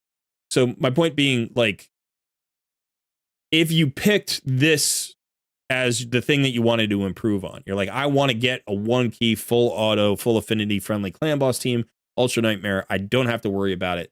And I want Newt as my damage dealer. Plus, I get Newt in a much better place to do all the other content. Because right now, your Newt probably does this and nothing else. And he really should be in your Fire Knight team. He should be in all your Doom Tower teams. Like, he should be everywhere on your account. He should be your primary damage dealer for Iron Twins. He should be your primary damage dealer, like, in so many places. But at 153 speed or whatever he's running at, he can't be because he's speed tuned for this, right? And the other option is let's untether Newt. Let's go back to the account, right? And we can look at champion pool again. And you're like, all right, Newt he's an everywhere god tier damage dealer. Let's untether him from Clan Boss. Let's get him out of the Clan Boss team. Not because he's not great there, but because we can get so much value out of him in other places. Who's another really good Clan Boss damage dealer that you have? This guy. Gentoro. Right? He's awesome. Now, there's a little bit of weirdness here with the extra turns you got to worry about. I think that's the only thing. But with the Demitha, with the 3-1, I wonder if it would potentially not work. It might not work because of the speed boost. I think it does. I think it does anyway, but I'm not 100% sure. But, so you can start thinking about, like, who could I replace Newt with as my damage dealer? Corvus. God tier. Supreme Kale. God, like, these are great. Like, first of all, he brings a weaken, which you don't have in the Myth Air comp. Supreme Kale brings an A1 weaken. The 75% chance when booked. That's going to increase your damage right there. Then he's got poisons that can't be resisted. By the way, these can't be resisted either. You don't need accuracy on him. These debuffs cannot be resisted. Also increases the duration of all enemy debuffs by 1 turn. This effect so increases the duration of the weaken and the decreased defense and all the stuff, the poisons. And then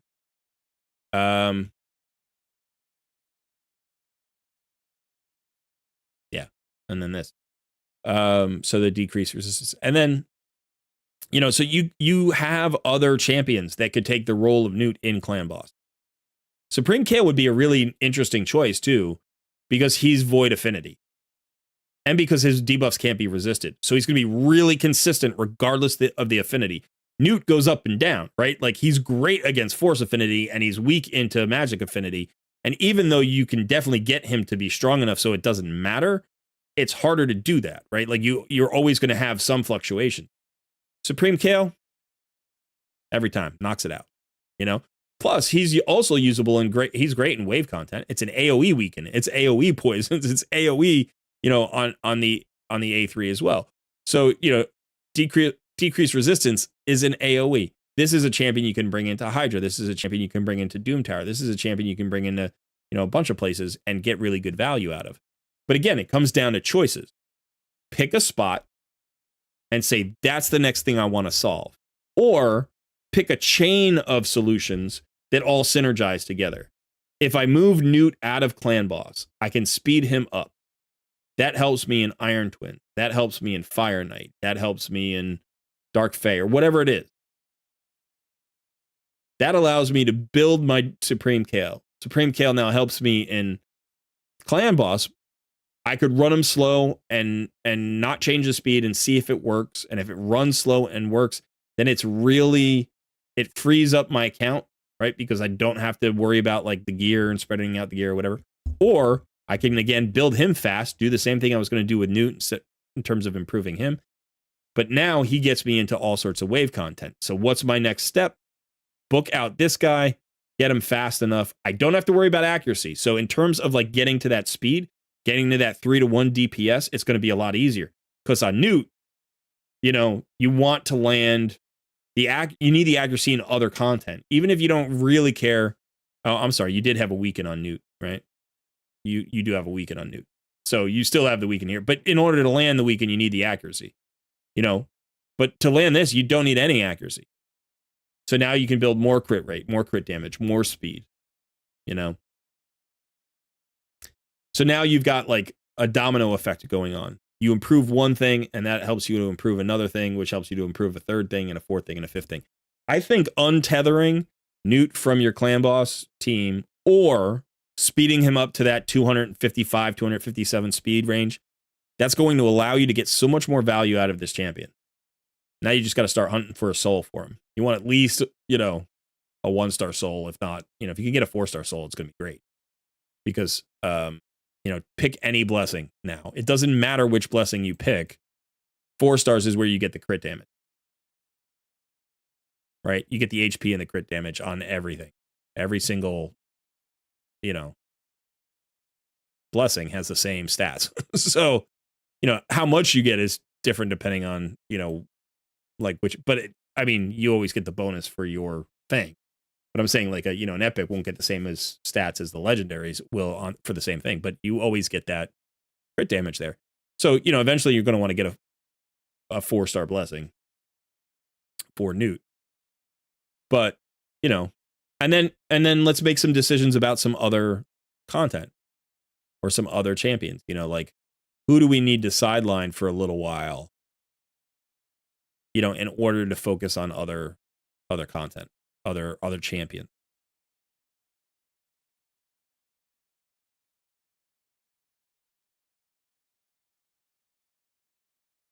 This guy's also a great clan boss champion. Weaken, decrease defense, poison. You know, you could potentially get him to a place where he could be your damage dealer. I like Ashma too. She's really great because she's got an A1 that places poisons, so you can use her with like counterattacks and ally attacks and stuff like that. But if you could get her revenge accessories, you're gonna get more poisons out there. And then she has the weaken as well. And she extends the duration of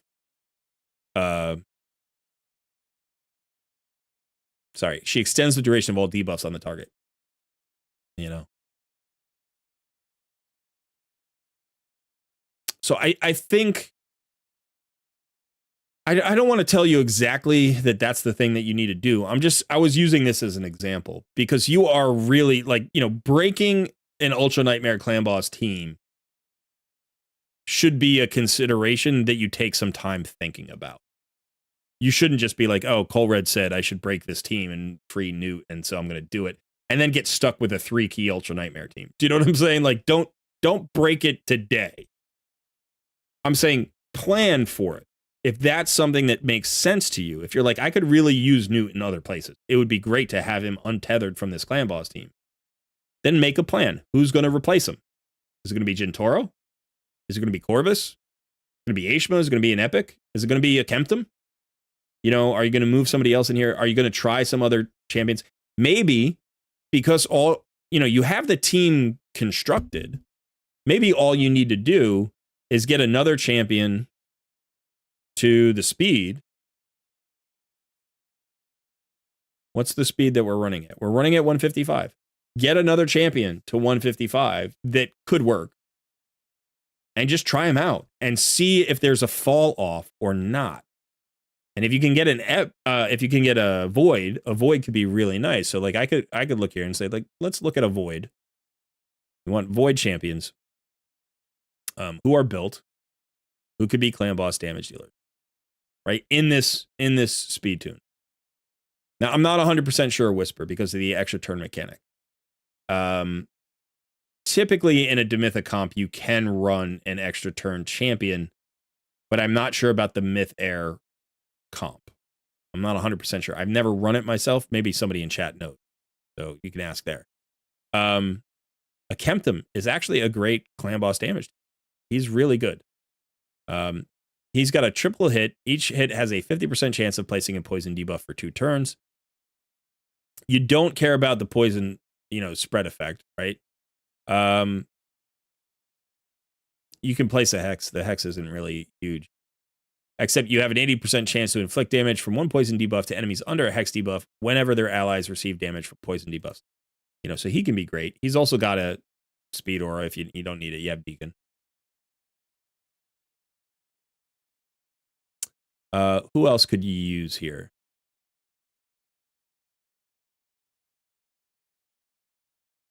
I mean, I Supreme Kale is the one that comes to mind. I think these are your 3 kind of void options right now for clan boss damage dealers, and all you got to do is get him to the speed and check him out. So, like, let's look at a Kemptum right now. What is he? How is he built? He does have a 4-star chest plate on. He's got 100% crit rate. He's got okay crit damage. He's in some broken sets.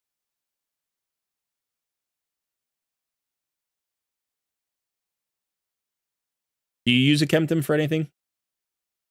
Is he like a solution for you?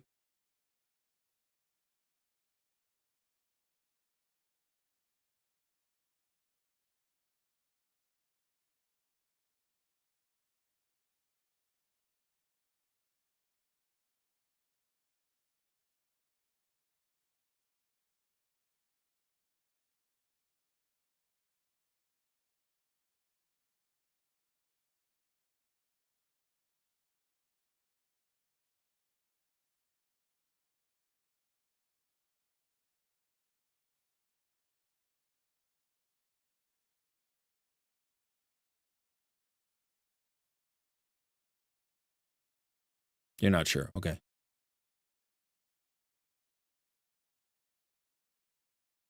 I mean, he could be like he could be a Hydra champion. Let's go check. See if he's a Hydra champion.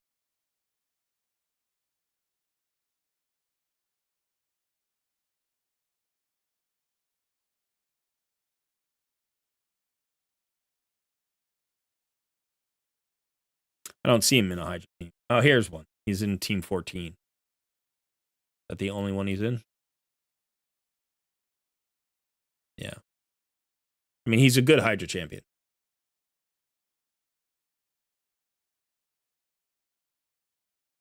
You know, you could also use, other champions that aren't Void Affinity. Jintoro here jumps out as maybe the best. I mean, other than, obviously your Newt. And I do think Dracomorph is really interesting to me because he's fantastic. Poisoner,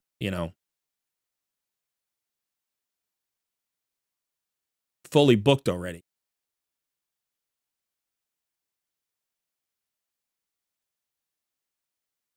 I mean, doesn't have the accuracy you need. I think you need 225 accuracy for Ultra Nightmare. But we could get that pretty easily. We'd have to drop speed anyway. I'm assuming Dracomorph doesn't play in some special solution. This is such a great clan boss champion.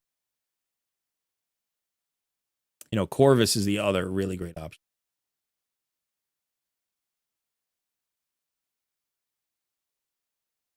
So let's just, we should look at some other things, but let's just for now do a quick little rebuild. Let's see if we have any resources. I don't know what we've got in terms of resources. So let's see.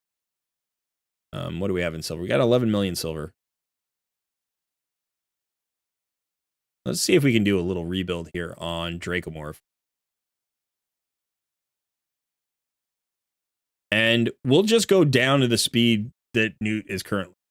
Let's just try that. So we'll try for 155 and we'll do the swap and we'll just see how big the difference is in terms of damage. It might be significant. Remember that Newt destroys defense. So you might lose 10 or 15 or 20% damage. You might. But you also have all those extra poisons. Might be enough. Might even be. Unfortunately, we can't go up to we can't change the speed tune. We can't change the speed tune yet. We can't get to the 3-to-1 DPS because that requires speed changes for literally every champion, I think.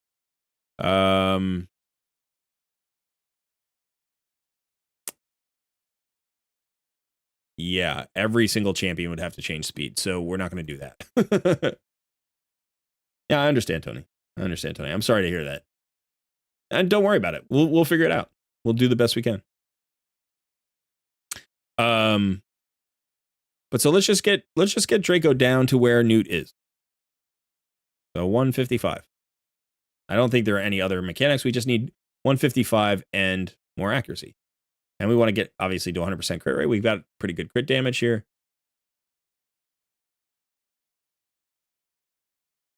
So let's look at some boots that are attack percentage boots. Maybe perception set.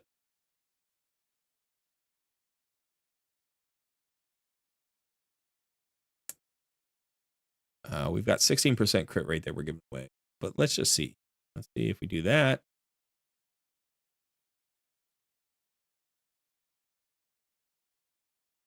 Cool. Will do.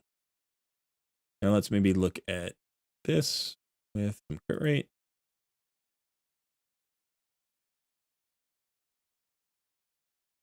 Maybe crit damage too if we get it.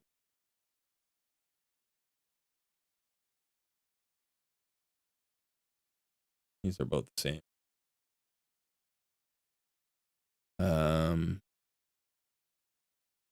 That gets us down to 155. We're shy on crit rate now. And we haven't picked up enough accuracy yet, but we can potentially get... let's see.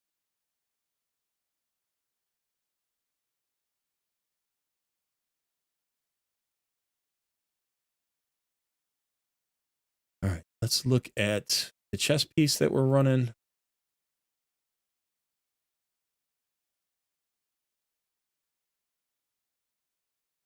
It's not too bad.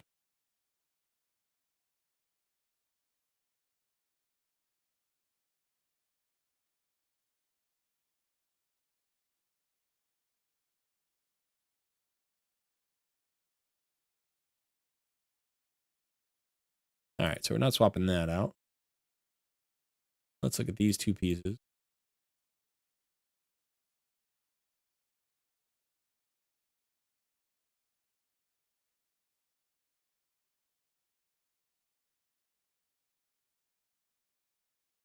That's a good piece. Good piece too. All right, so maybe it may be the boot. Problem is we're still not getting to the accuracy that we need. And we could maybe... Look at this. What's our... Yeah, we don't have an accuracy banner. So that would get us all the way home. So we don't have to worry about that. Okay. You have to worry about the speed. But we can potentially get accuracy. Speed. See what we got. Oh, that would be nice. We'd lose 5 speed there, but we could glyph all that speed back, I think.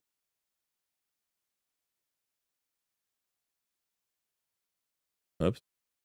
So that could work. That would get us our speed and our accuracy. Now we just want to make sure that we have 100% crit rate. And right now, it's those boots without crit rate. That's a little bit of a problem. Not a huge problem. We'll figure that out.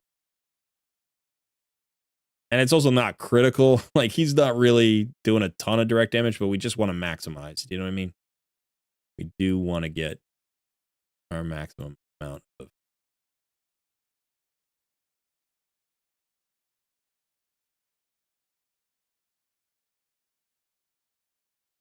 Yeah, if we lose a little bit of... I'm not too fussed if we lose a little bit of attack.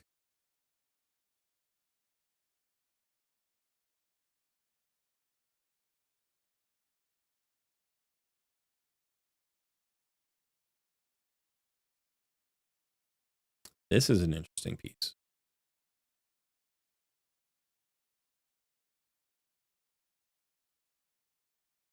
Kind of an interesting piece. Let me take a look at...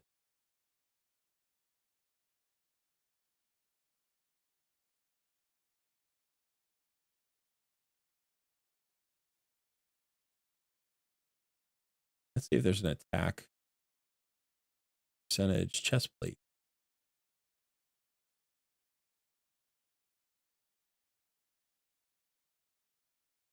No. Oh, not substat. Primary stat.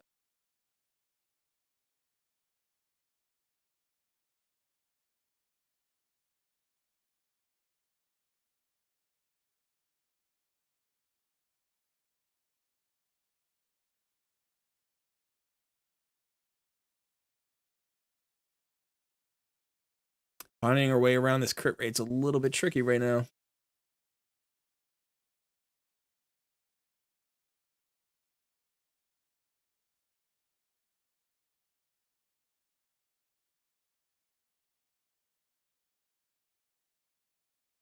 This is a beautiful piece. This is a beautiful piece. Wow.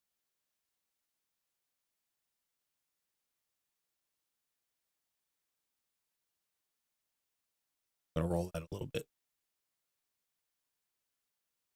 Of course, I rolled into defense. The one roll that you're not looking to double roll into defense. I'm sorry about that. Come on, crit rate. Wow. That's so unfortunate. Still a great piece, actually. It's still so good. Still really good. Just not the triple roll you were hoping for, you know? Oh, man. Merciless, maybe?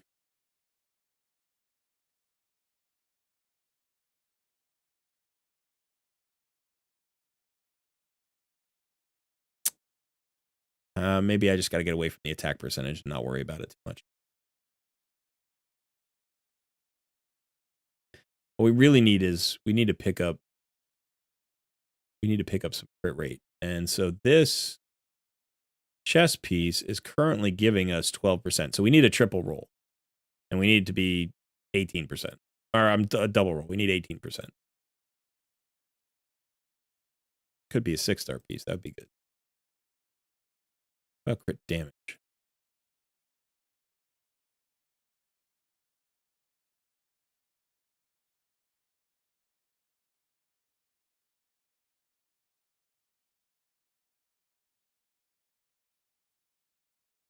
Man, okay. Forget about that. Just give me a substatic crit.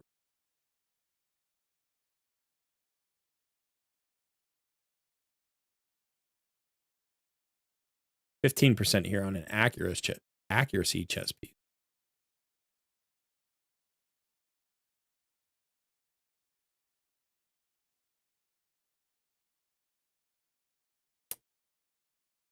Twenty percent on a.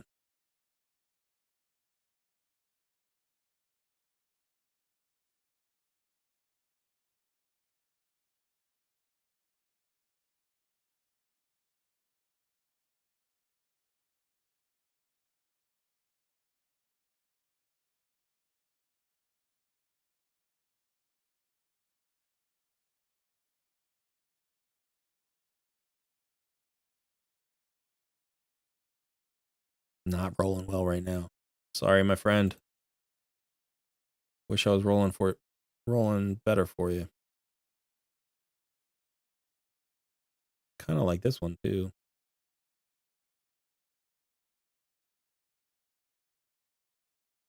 And we also have to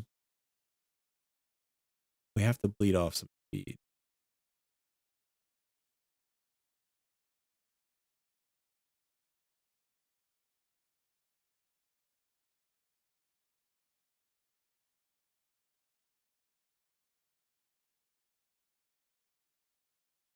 And maybe we should just look at accuracy chest plates. That would make sense because we need accuracy anyway.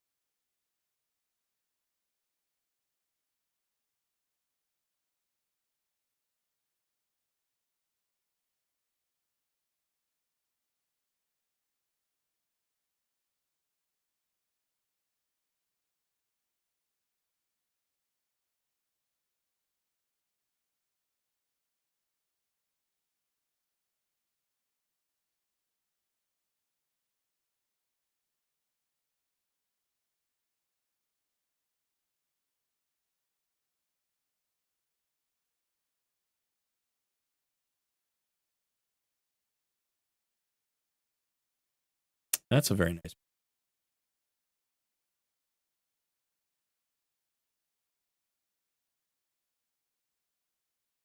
It's a 99% crit rate because we needed 18%.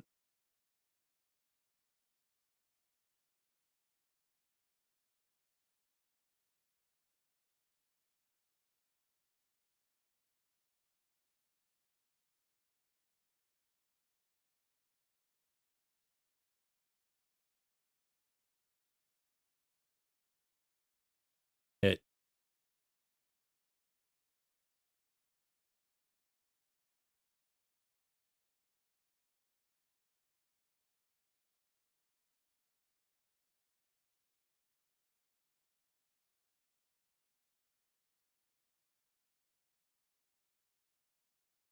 take this all the way up. Hey.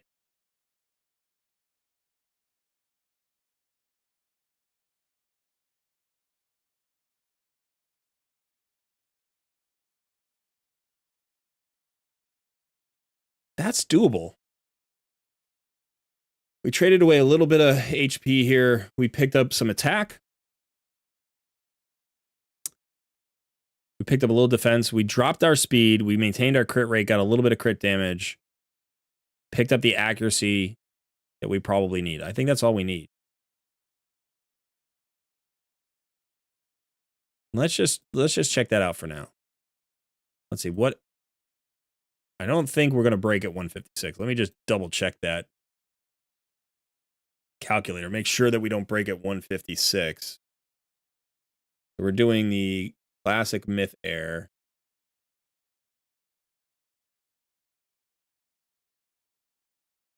Yeah, we can go faster. We can go faster up to 159. So it's between 156 and 159. So this should actually tune okay. I think it's going to be fine. Now let's see our masteries. We do have the extra 4 accuracy, which is going to push us to what? 218. So we need to pick up 7 accuracy.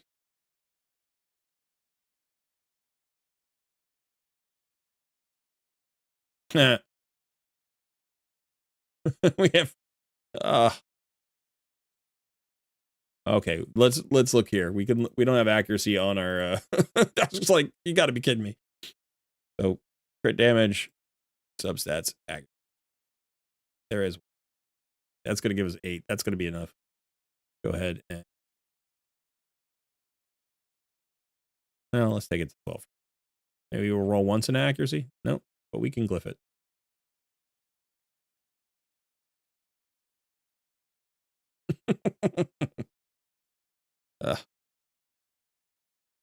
All right, we've got it. All right, let's go see. Let's go see. Should be a perfect swap, hopefully.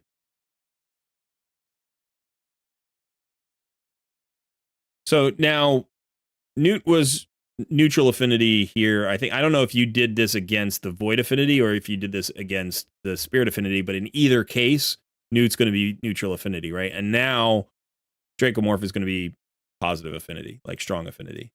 And what did we do? We did like 69 million. Where were we? DJ Tony, 68.96. So let's just see. Let's just get a sense. All right, so I'm going to go in here. I'm just going to swap out your Newt and bring in Dracomorph. I'll be honest, I expect to see a fall off. But we'll see how much he falls off. Now let's see if we need to do this. Let's go ahead and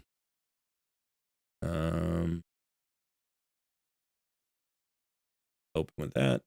And we'll just let him do whatever he does. Not quick battle.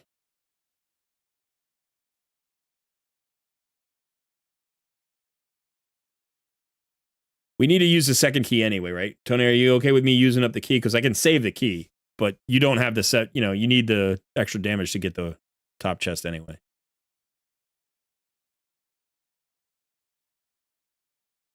Let's just see this. This should just work on full auto. Hey, I don't think I need gems, but I appreciate it. All right, so let's see. We do have the slow here. Oh, wait a second. It just occurred to me. Are we going to have an issue with the stun? Eris is weak affinity.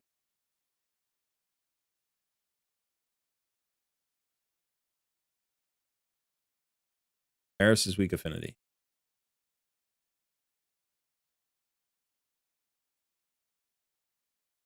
You must have done this against the void.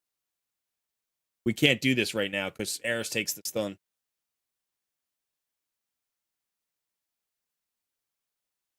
Yeah, that's unfortunate. You have to do this into the void. It's too bad. I wanted to. That's my bad. I'm sorry. I should have thought about that. In order to get this to work, we have to have a force affinity damage dealer.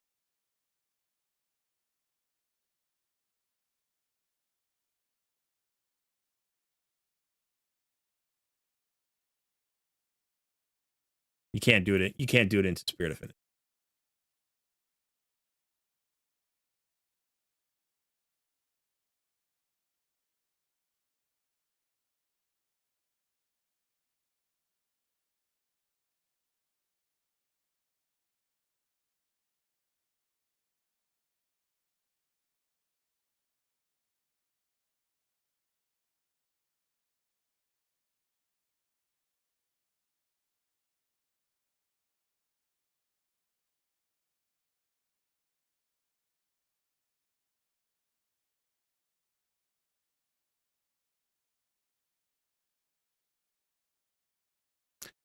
Missrider has cruelty, but we'd have to slow him way down, and he's just more valuable fast. We lose our weaken anyway.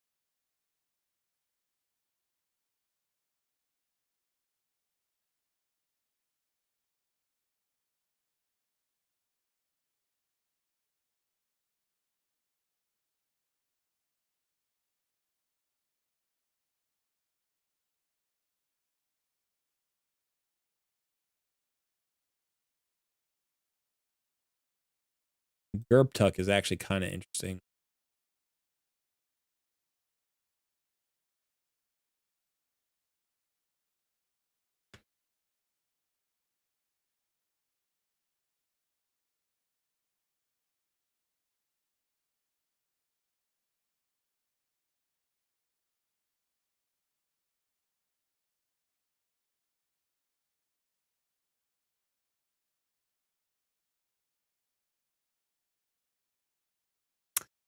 Yeah,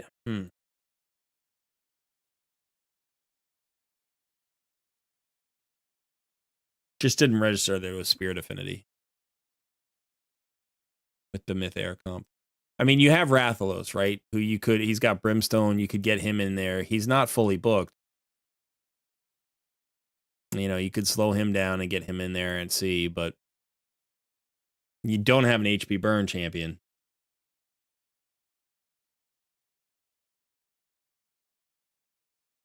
So what I would do is probably, you know, tomorrow at some point, before the affinities get changed, put Dracomorph in there. He's speed tuned. It'll work fine. You know, just go ahead and make sure you take it off quick battle. Run it through and see the difference.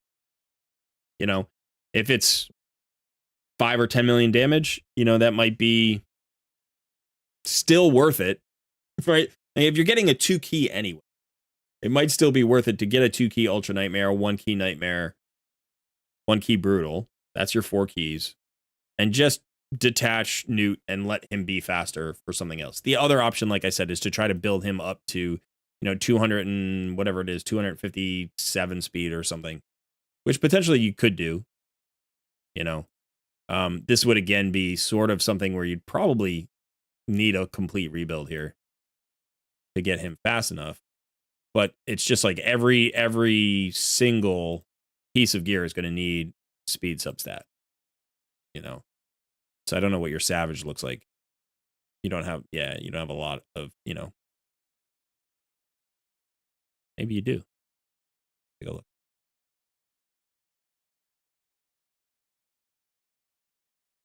Yeah.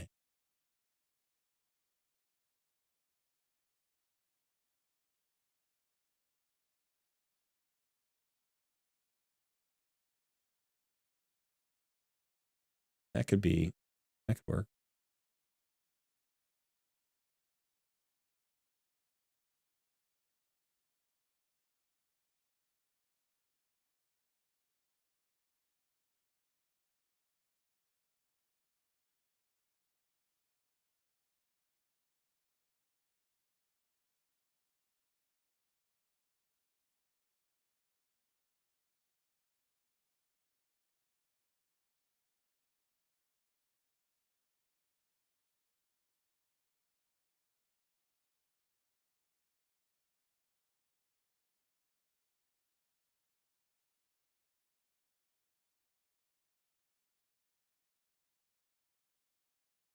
Probably want to do this, actually. Look for the crit damage gauntlets first.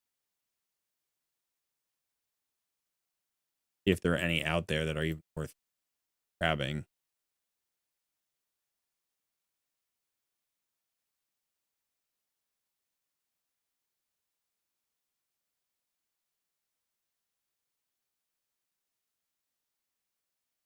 Yeah, you're not going to be able to get him fast enough, I don't think.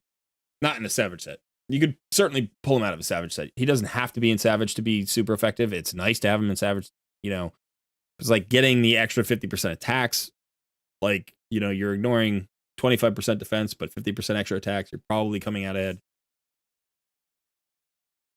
I don't know. Might be worth messing around with. The other thing is, like, he's running at 86% crit rate. You don't have an increased crit rate on the team. So you're not even, you know, you don't even have him at 100% crit rate. So it's like you might be able to get him into the faster speed with 100% crit rate, similar crit damage. You lose the Savage, but you get the 50% extra turns, and then you can tweak the rest of the team. There's something else to consider, which we haven't really talked about, but, you know, you have potential area bonuses. Now, it looks like, you know, you're working them a little bit, but, you do have the speed here. You do have 2 speed. So you could potentially increase this speed, push this speed. That'll help alleviate the stat burden in terms of, you know, getting speeds. I think with the Great Hall area bonuses, when you're talking about Clan Boss, there are 2 ways to go, I think. One is you don't touch speed at all, right? You don't worry about the speeds.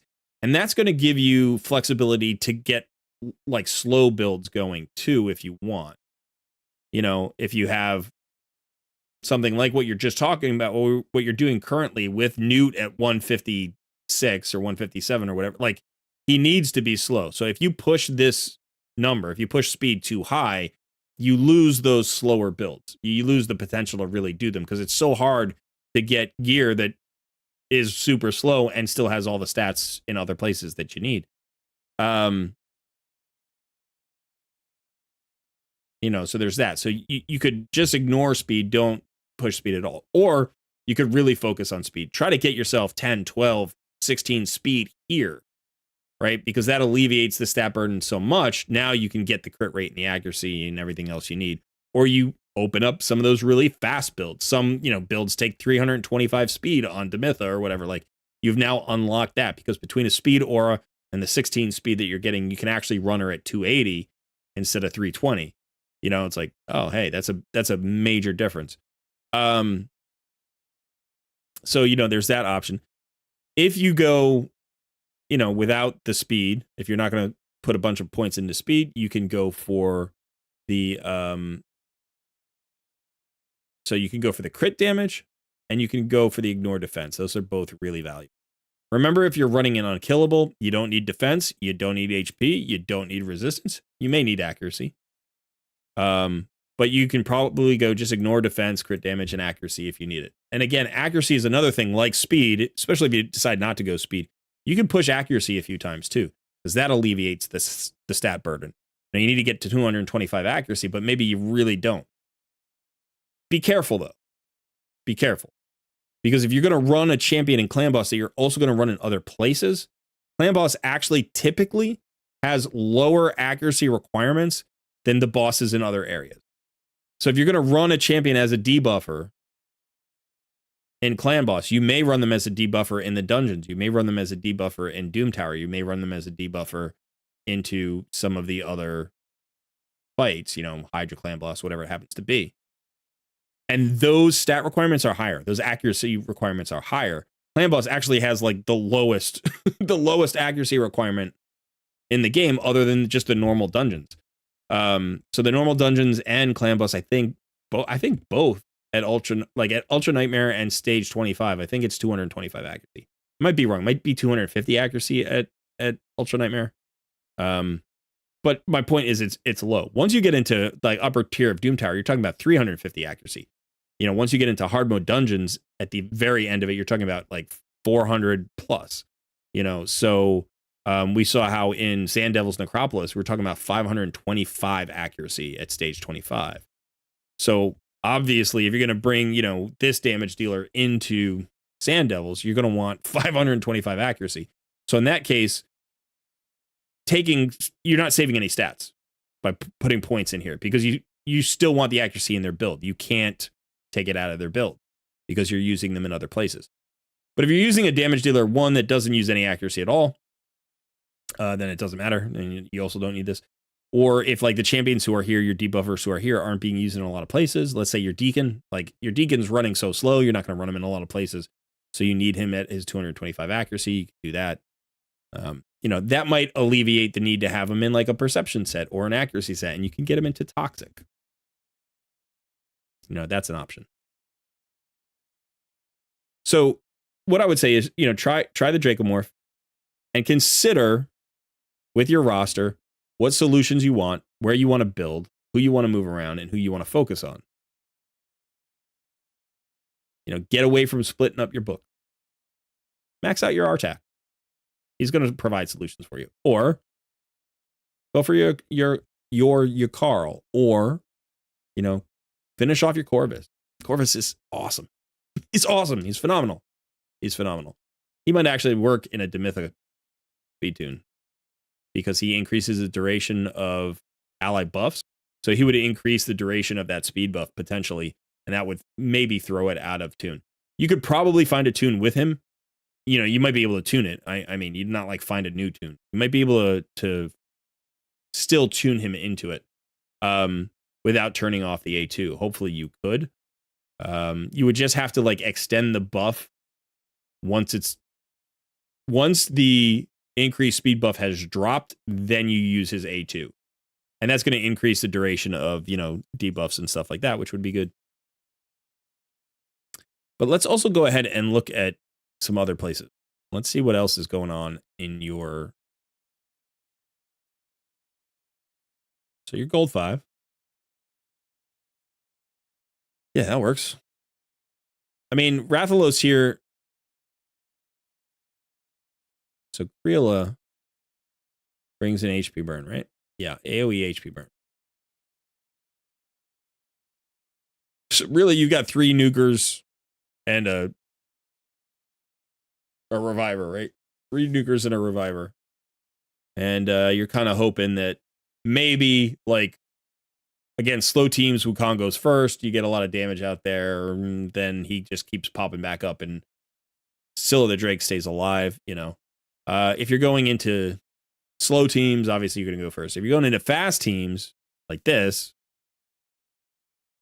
well, this team doesn't have any damage. So maybe you would survive that and just come back around. But yeah, so here you've got a damage dealer in Rathalos who's got a cool synergy with Creola who's fully booked, but Rathalos isn't fully booked. And you've got other options. Obviously, you've got Rhonda, you've got Xena. Both are totally viable. You got Rotos, although he's better with Siphi. He's still phenomenal. You could even go Yakarl. You could obviously make Wukong your full-on nuke Wukong. He doesn't have to be a buff stripper. He can just be a pure nuke. In that case, you'd probably want to push his crit damage and get him into like a Savage set or something. He is fully booked. He's worth it.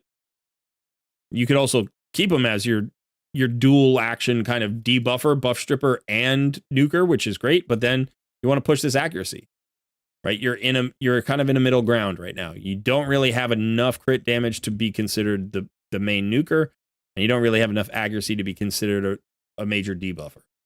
And he's not really fast enough to be a go first Wukong either. So, what I would think about here is get out of these broken sets. Get out of these broken sets, get into some perception gear. Get him 6 pieces of perception gear, right? Crit damage gauntlets, get 100% crit rate, get his accuracy up around 250, 300, 100% crit rate, 106. Okay, so 160% crit damage. That's fine because now he's your debuffer who happens to be a nuker as well. But the idea here is, again, pick roles for your champions and then optimize.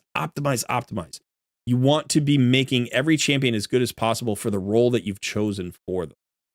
You don't, even if it's like a dual role like Wukong, like he can do that dual role better than most champions do dual role. Most champions, when you make them do one thing, they can't do their other things as well. Wukong can do both really well.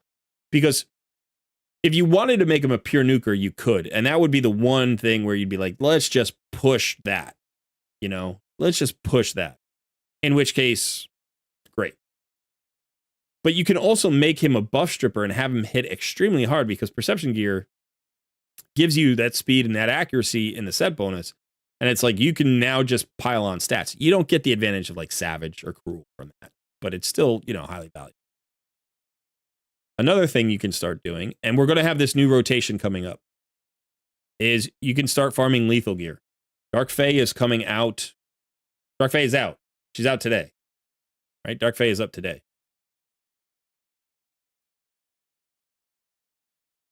So you already cleared Bommel. You're already on your way up. I'm assuming you can't clear Doom Tower hard then. But I might just jump over to hard. I might start here. Because even the first Dark Fae in Doom Tower hard is going to give you better forge materials and opportunity to forge 5 and 6 star gear. Which, you know, you have to get all the way to stage 120, I think, before you can get the 6 star gear out of normal. I think in terms of the bosses, because I think that the Dark Fae below that is floor 80 or something. And I'm not 100% sure, but I don't think she drops the top forge materials. I think she drops the epic, but not the legendary. So you might be better off just getting through the first, you know, Dark Fae boss here. You have the champions to do it.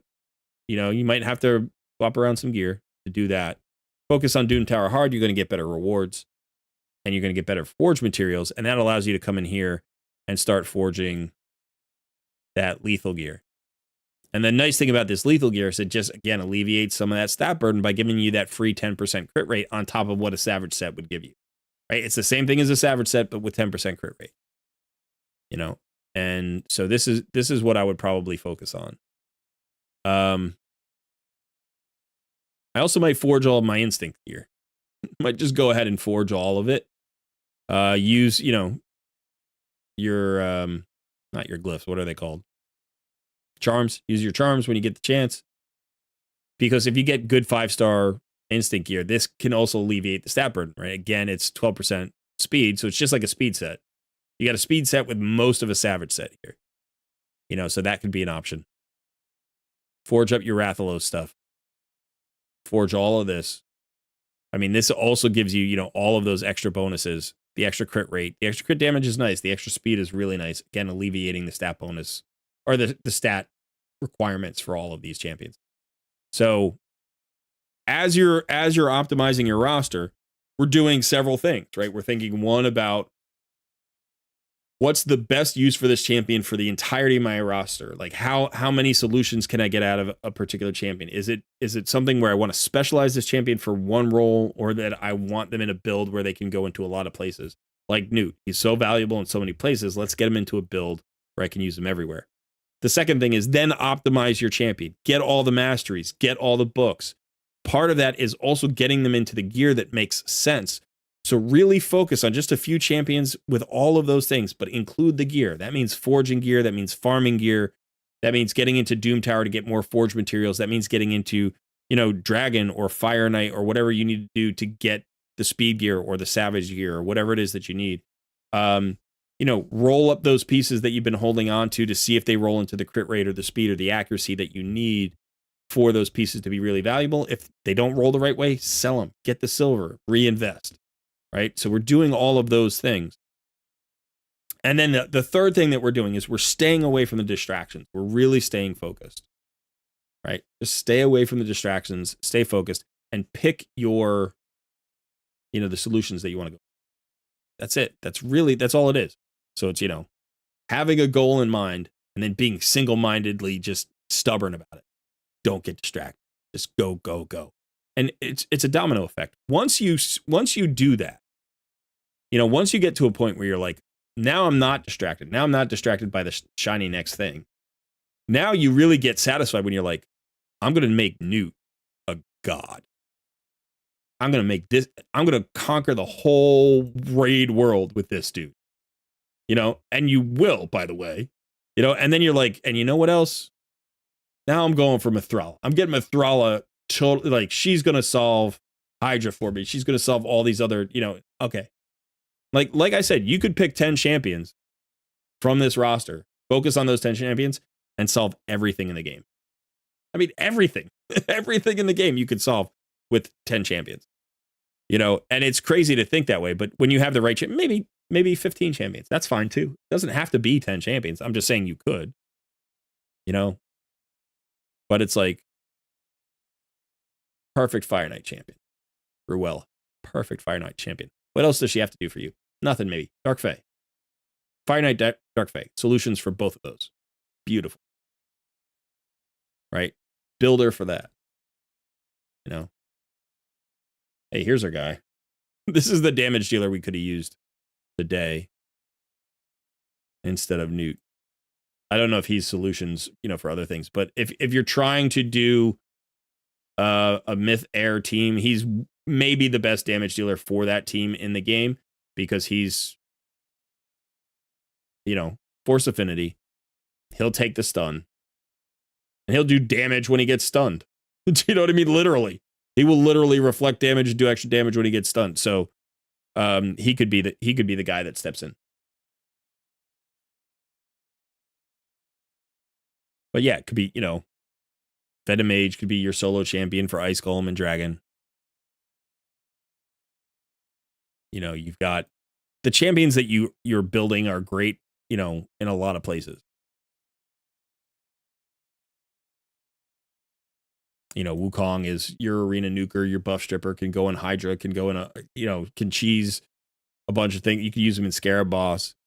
You could use him against Agrith and Doom Tower. Can be really good in a bunch of places.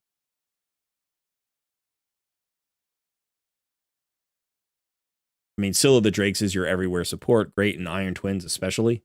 Really good in Iron Twins. You could also get creative with some of your builds. You have 2 buff extenders right here.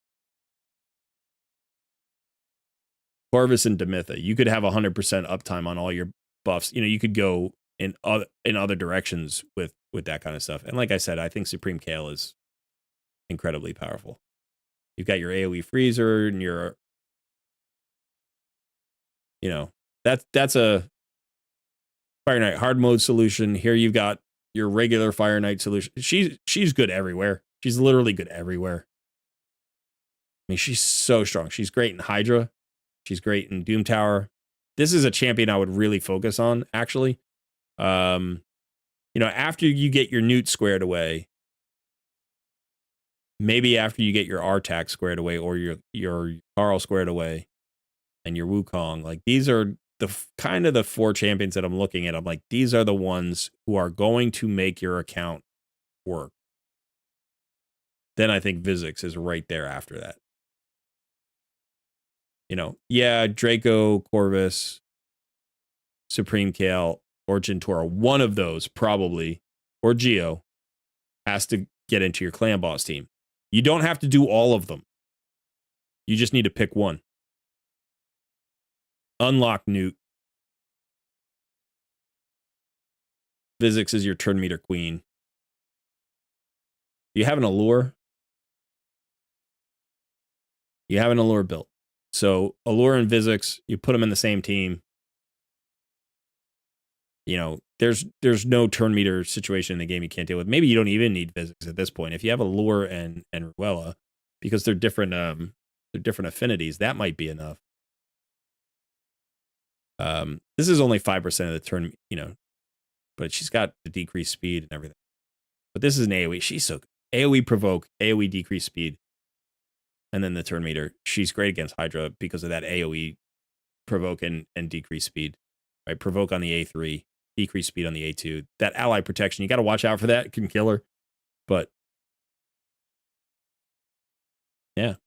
And then everybody that you've got already, like,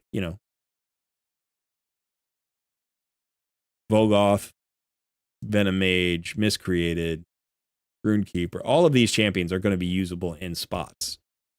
But you don't really need to focus on them anymore. Royal Guard, great. Hydra Clan Boss damage dealer, great.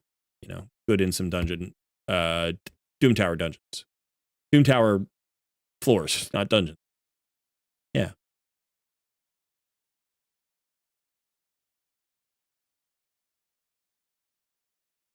Yeah, do you have a specific question? Because I feel like I've just been talking around in circles for a little bit now. You have a specific question about things that you think can help you. You know, like, is there a particular solution where you're like, I just don't know how to solve this thing?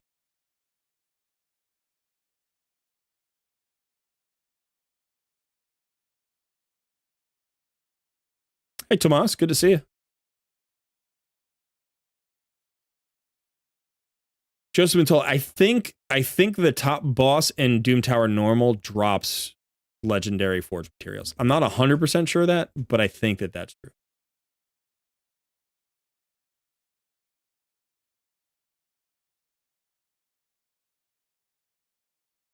Tony, you know, the good news is you've got a great account here and you've got great champions. I think that you have fallen into the trap that we all fall into every once in a while.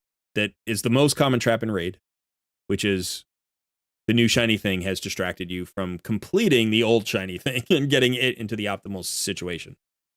You know, that's it. So all the stuff that I was talking about around is just about solving that problem. Once you got that problem licked, once you're like, oh yeah, that is in fact the thing that keeps my account from really taking off. Once you start dedicating your time there and just, you know, finishing up those champions and getting their masteries, that's really important. Remember, a champion isn't finished until they have all their masteries.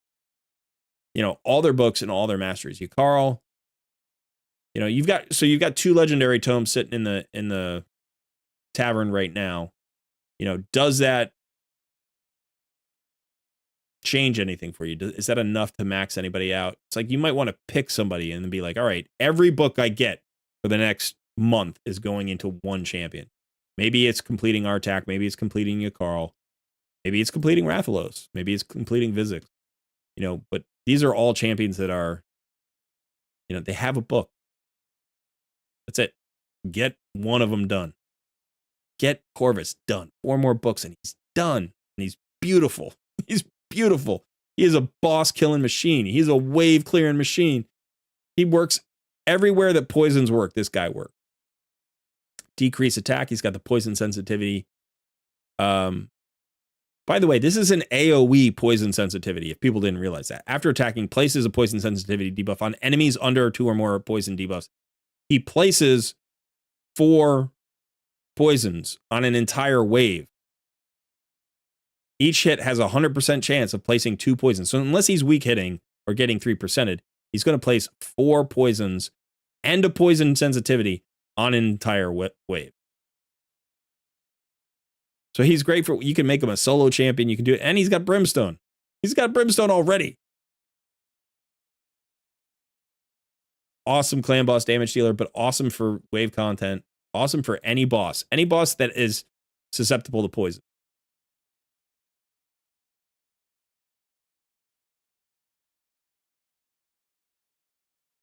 Curse City.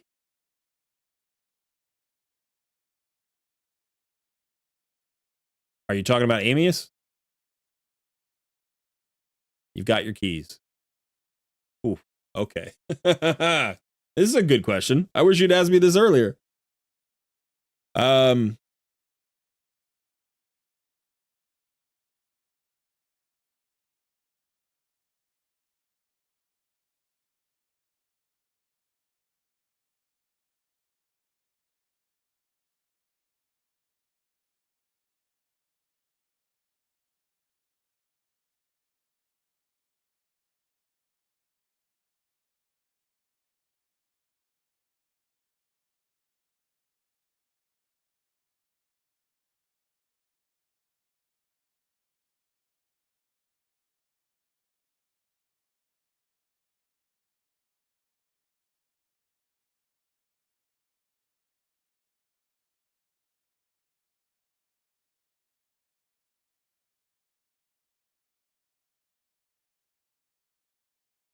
All right, so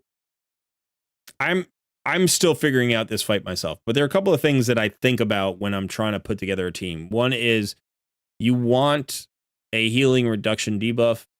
You also want to watch out for extra like cooldown refreshes. So Cycle of Magic can get you in trouble because it gives the boss an extra turn, I think. I think it just gives him an extra turn or it gives him a cooldown or something. I gotta look at the fight again. But you have two champions who are built who give cooldown or healing reduction. You have Mortu Macabre. Mortu Macabre might be really good. I don't actually know.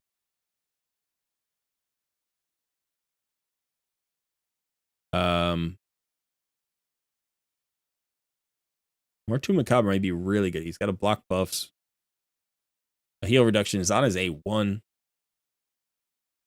You've got an aura of speed in all battles of 24%. Like he feels like a champion you want in here. Now I know he's not fully masteried yet, but you could probably get a lot of value out of him. Just get the first few tiers of masteries. Go ahead and get your accuracy because you're going to need accuracy, right? Let's see what the accuracy requirements are for this guy. Let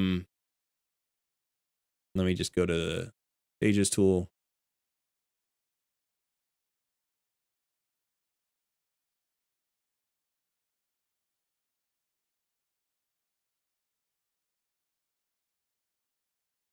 All right, so you need 375 accuracy for this stage.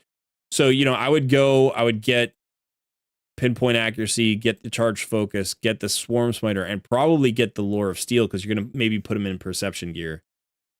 Now, Mortu is great in arena. There's that as well. And you probably wouldn't build him the same way in both places. Here you really want to use him as a debuffer. He's got 265 accuracy, so you would need more accuracy. Speed's probably fine. Crit rate, you could actually lose a lot of crit rate here, right? You could lose at least 8%. You want him to hit hard. I'm not saying you don't. But you should be able to find the accuracy without crippling him. I mean, does he have any set? He has one set bonus. No, he does have a kill stroke. Okay. So get rid of this provoke gauntlet maybe and the shield, or maybe the provoke gauntlet is good because it's got the crit rate. I don't know. But get him the accuracy. Let's see.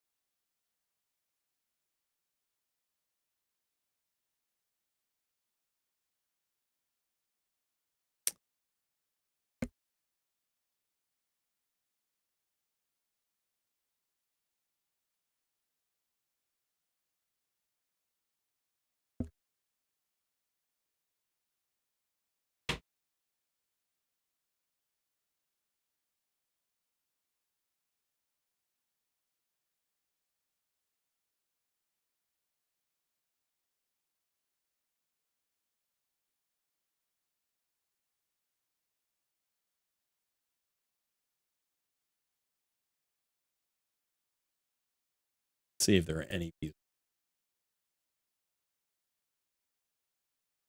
This is a beautiful.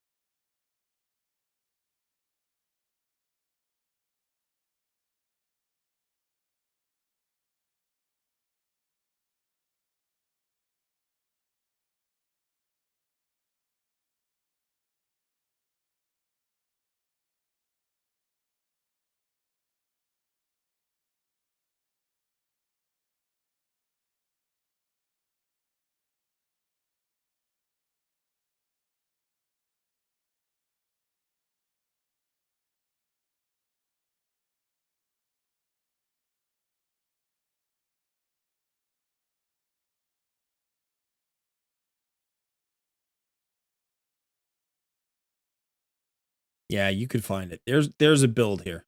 There's absolutely a build there. It feels like you use the optimizer a lot, so just throw it into the optimizer. Give yourself the the 375 accuracy requirement and the 100% crit rate, and just see what you could do.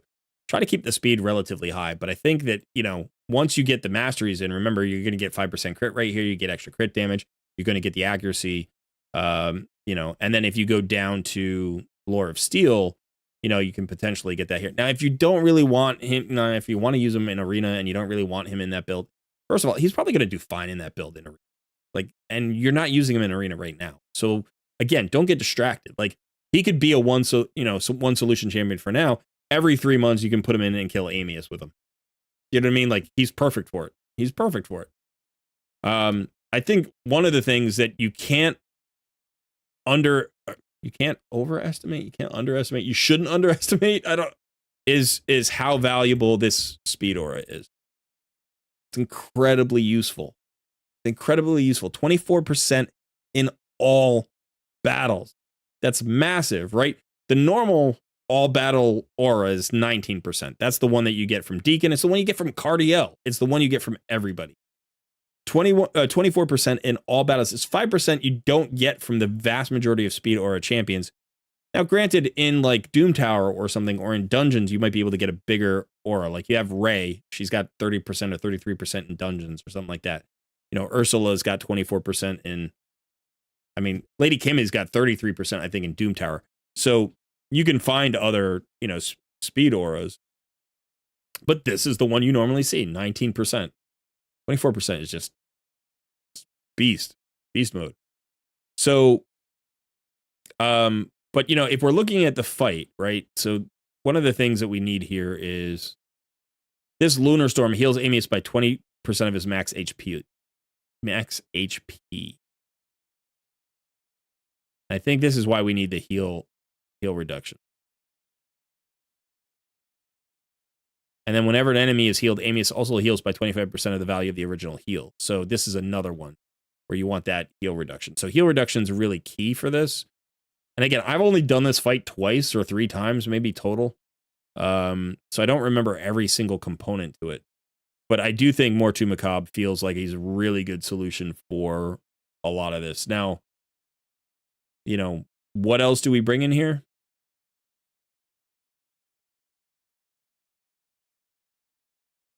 I don't actually know.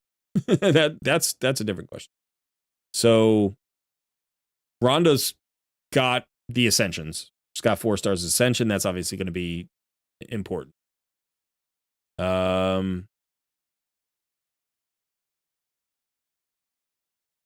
You might want to look for champions that have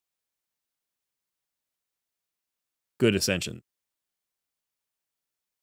I like White Triad Naya, and it's good to have a cleanse. It's only a single target cleanse. I'm looking at Ruella here, has 2 stars. Gorlos has 5.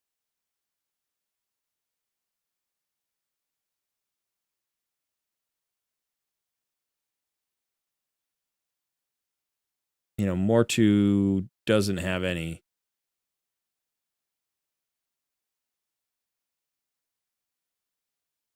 But, Gorlos has 5. He's got a drop defense. He's squishy. He can be squishy. Let's see if he's built. He's built a little bit. He's only got 36% crit rate. But so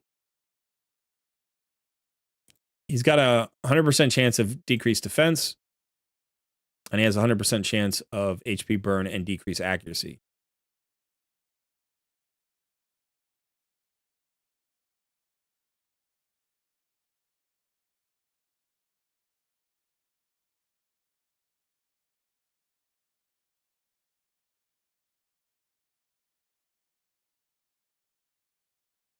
You've got Royal Guard, who's got a slow, decreased speed, and the max HP hit, plus a decreased defense. He's got 3 stars on him. I like that option.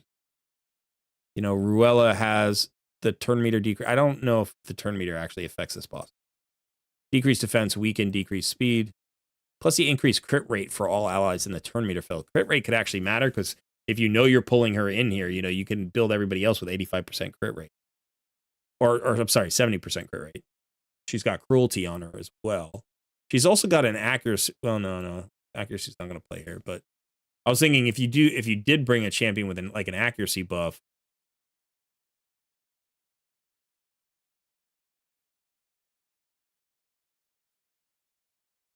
I think he just buffs himself, right? Yeah, he just buffs himself.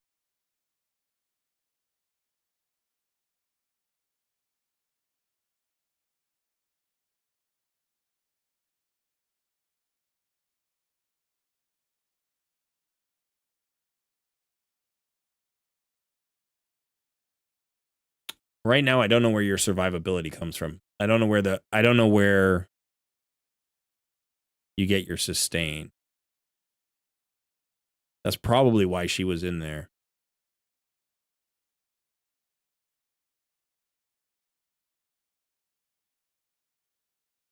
I don't see a lot of champions that have heals.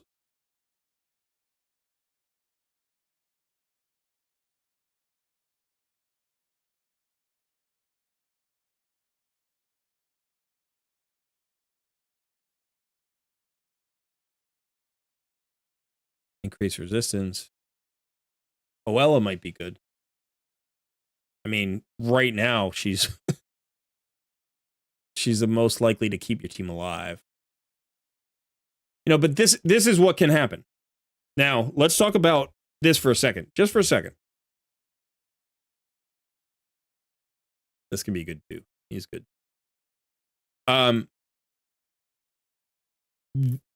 Cintranos and Doom Tower, by the way. Cintranos and Doom Tower feed into the distraction that we were talking about in the roster. I want to handle all this. I need all these different champs. I need all of these different champs for Cintranos. Right? And there's a lot of resources out there. I want to do it. I want to build this. I want to build that. I want to build this. I want to build that. Get your 1 key Ultra Nightmare clan boss settled. Right? Get your Newt to God tier status. Start building one champion at a time. And in 6 months, Cintranos will start falling like domino. Because all of your champions that you have built will be super powerful. And the crazy thing about Cintranos, especially if you're in normal, right? Most of normal is solved by like 2 champions. I don't mean 2 specific champions. I mean each place, you only need like 2 champions to solve. Sometimes 1. You come in here and you're like, what do I need here? What do I need here? You need 1 or 2 champions.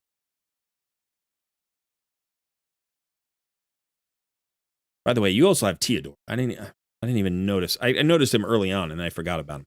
But it's like, okay, so so what solves this?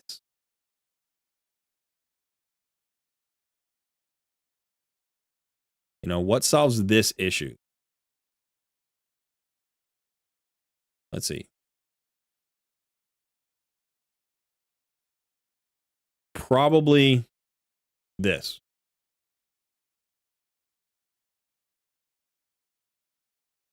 Probably what you need. Let's go ahead and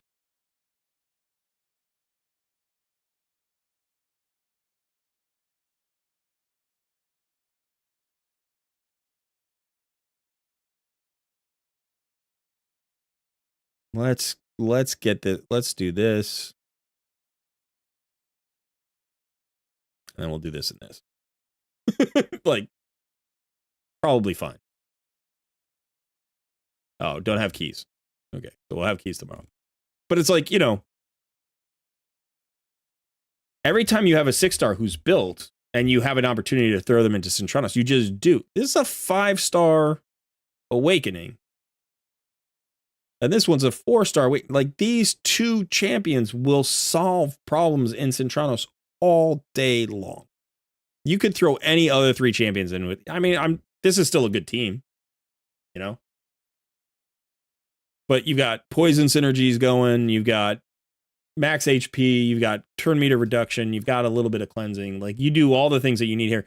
Remember that when you kill the blue priest from the the Eternal Dragon, you get a cooldown reset. That means you can get back around to those Heart Seekers. The Spider Boss is going to die in seconds. And then you just have to work your way through the Eternal Dragon. Piece of cake. But it's like, it's really, that's what happens when you get into these places. Now, you get into these, spots where you need like the 5 stars. And then when you're in the other areas, you need 10 stars or whatever. Like, if you're over here, you need 10, So, like, you need the stars. You have to get the stars.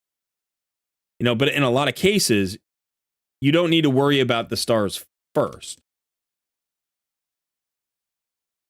Like, you need the champion that solves the stage, and then you need the stars to get that champion into the stage. So let's say you thought Artak was the solution for this, which, by the way, he probably is. It's like, oh, well, that's only 2 stars. It's like, yeah, but now I don't care. Now I've got 5 stars. This guy's got 5 stars. Just throw him in there. It doesn't matter if he's good or not. All he's doing is unlocking Artak and getting him into the stage. Let's go ahead and throw, let's see, we got 4 stars somewhere else. But it's like, you don't need, and by the way, got no stars.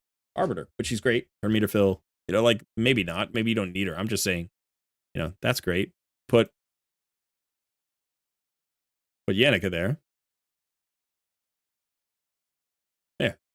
It's like, that's solved. That's solved. Why? Because if Artak's fully built out, he clears the stage by himself. And all you need is the stars to get him into this stage. Now, this isn't normal, but sometimes in hard, it also acts this way. I have been doing a lot of hard solutions with 1 or 2 champions. So every optimized champion becomes a solution in Cintranos. Every suboptimal champion becomes potentially a problem in Cintranos. And this isn't where the focus needs to be. This is what I was talking about with, like, like, if you're building your roster the right way, this unlocks itself naturally. Doom Tower unlocks itself naturally. Go into Doom Tower, pick a boss that you're struggling with. Let's say you're going up here, you get through, you get through Bommel. Maybe you get through Griffin. Maybe you get through Scarab and you get stuck on Dark Fae. Or maybe you get stuck on Scarab. Or maybe you get stuck on Griffin. Whatever it happens to be. Whichever boss is the bottleneck in this rotation. Solve that, and that's a solution for Cintranos. Like, you didn't even have to do anything specific for Cintranos. You just got another solution. I mean, I solved Bommel with Lady Annabelle now. Lady Annabelle is awesome in Cintranos. She steamrolls Cintranos all the time for me. In places where I never use her in the game. I would never use her as a solution in, like, a lot of places. Like, she's a solution for 2 bosses, right? She's a solution for Bommel. She's a great solution for Bommel. She's an okay solution for Scarab boss, right? If you really need a solution for Scarab boss, she can also be a Scarab boss solution. Just put her in a Blood Shield ring. That's all you need. She'll stay alive. Scarab boss will never kill a Lady Annabelle that can survive Bommel, right? Like, be like, well, yeah, but she doesn't get, like, the healing from the bombs going off. It doesn't matter. If she's in regen and immortal, that's enough. She's going to have like 70,000 HP and regen and immortal, and she's going to be going fast, right? So that's enough for a Scarab boss with a Blood Shield ring. So she solves that, and by the way, she solves Bommel and Scarab boss in all of the Cintranos stages where she can go. She also solves wave content in Cintranos. Right? Like, she can clear a single wave by herself. Right? Because the thing about Cintranos, in a lot of cases, when you come in here and you're using a champion, like, whatever, you're not building a team for this. Like, especially the bosses, like, you're not even, when you go into the boss fights, like, you're not going to put, like, AI into this. You know what I mean? Like, you can. But the great thing about, like, Lady Annabelle is she has an AoE that's actually decent.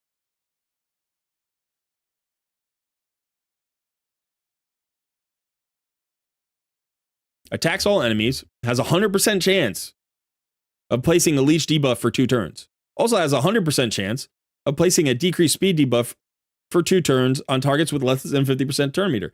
It's an awesome AoE that is completely pointless in Bummel. But when you get her into Synchronos, you just unlock it. You just open this up. This actually becomes the most important skill. Right? Because you get the leech out there, which means every A1, which is already healing her, is going to heal her extra because of the leech. You can turn off the A3 if you want, or you can leave it on depending on, if you have other allies in the team. And then every time an enemy dies, she gets healed. she's crazy strong. I didn't build her for Synchronos. I optimized her for Bommel. She solved Bommel.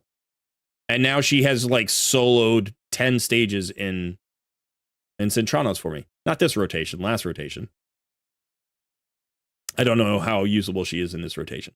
But my point is, same thing as we were saying before. Like, Synchronos is built to distract you and make you put your books in a bunch of different champions and make you like start masteries and forget about them because you need a new Synchronos solution.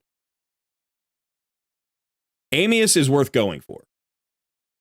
But realistically, you're talking about 15 champions for Amius. 5 for each different rotation. There are 3 rotations, just like Doom Tower. 5 champions for each Amius fight. And there's not going to be overlap. They're going to be different requirements. That's too many champions right now. Right? Not that you can't cobble together a solution. You might be able to cobble together a solution from what you've already got. You might be able to, or you might like half build a champion that's already close. So really we can get, where is he? Mortu Macabre. We could get Mortu Macabre in here. Just get him some masteries. Get him his tier 3 masteries or his tier 4 masteries. Spend 500 energy in Minotaur. And maybe that's enough to unlock Amius for this rotation. That would be well worth the investment. But don't put 10 Lego books into Mortu Macabre because you want 1/3 of the Amius rotations done. Like now, that's not worth it. That's an overinvestment into too little return, right? So you also want to think about it that way. So it's like this is fun. It's the newest content and it's cool. I really like City of Synchronos. I find it to be some of the most fun I have in the game right now. Which makes sense because I also love Doom Tower and they're very similar. But, the difference with Doom Tower, obviously, and Synchronos is that this is linear. You can't like avoid a tough node. You can't like avoid floor 11 and, find an alternate route to 12 because 11 sucks for you. Which you can do in Synchronos. You can find an alternate route in a lot of cases. There's usually 3 ways to get to any place. So, you have to get past Bommel to get to the next boss. You have to get past, Griffin to get to Scarab. You have to get past Scarab to get to Dark Fae. You have to. So if you are going to create a solution for one boss, if you're going to build one champion for one thing, it should be Doom Tower first before Synchronos. And the rewards here are so like the floors in between, especially in normal, but even in the first half of hard, like these floors give good rewards and these aren't the trick. Not until you get up to about, like floor, I would say somewhere around floor 90 of hard mode is where like you have to start creating solutions for individual floors. And not like every floor, but between 90 and 120, you'll probably have to solve like 4 or 5 floors in every rotation. And the nice thing is like once you build a solution there as well, like that might solve more than one floor. It might solve more than, more than one location in Synchronos. But I think Synchronos is like the happy recipient.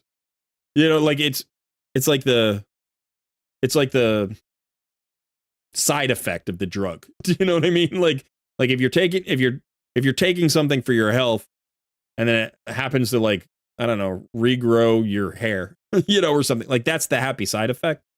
This is the main issue here. This is where you want to focus, and anything that happens in Synchrono is the happy side effect. For the most part. Like eventually you'll get to a point where that's not true, but you're not there right now. Like this roster has the power to crush Synchronos, but it's not crushing everywhere yet, and because it hasn't been optimized. So, as far as Amius is concerned, this time around, I would say try it. Like get in here, put in your Mortu Macabre. Maybe, actually, maybe you do something like,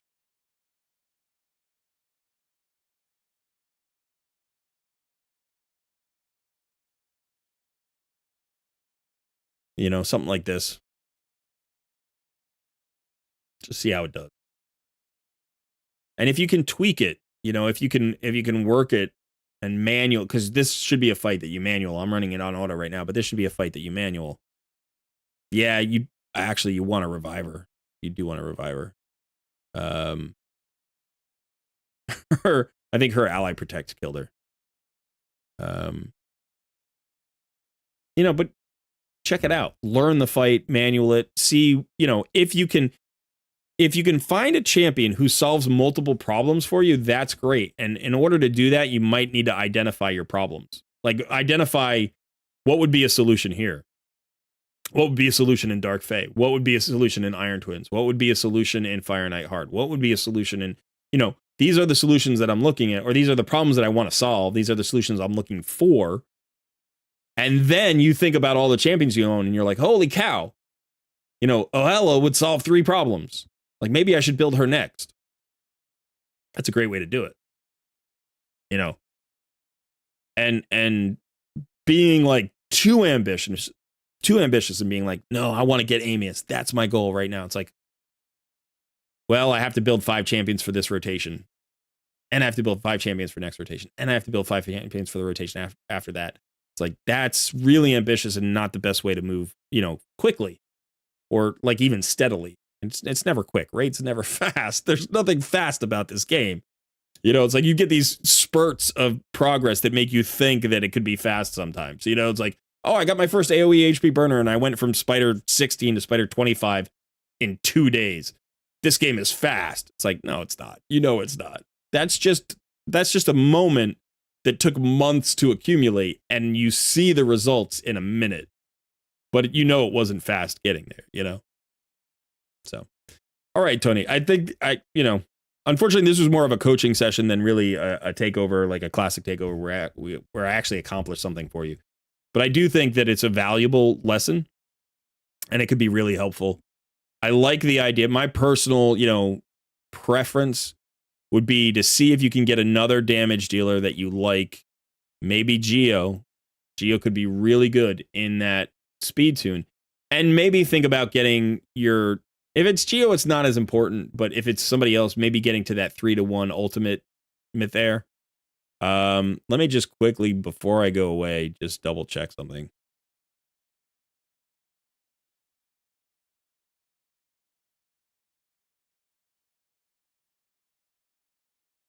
You do have a Warcaster.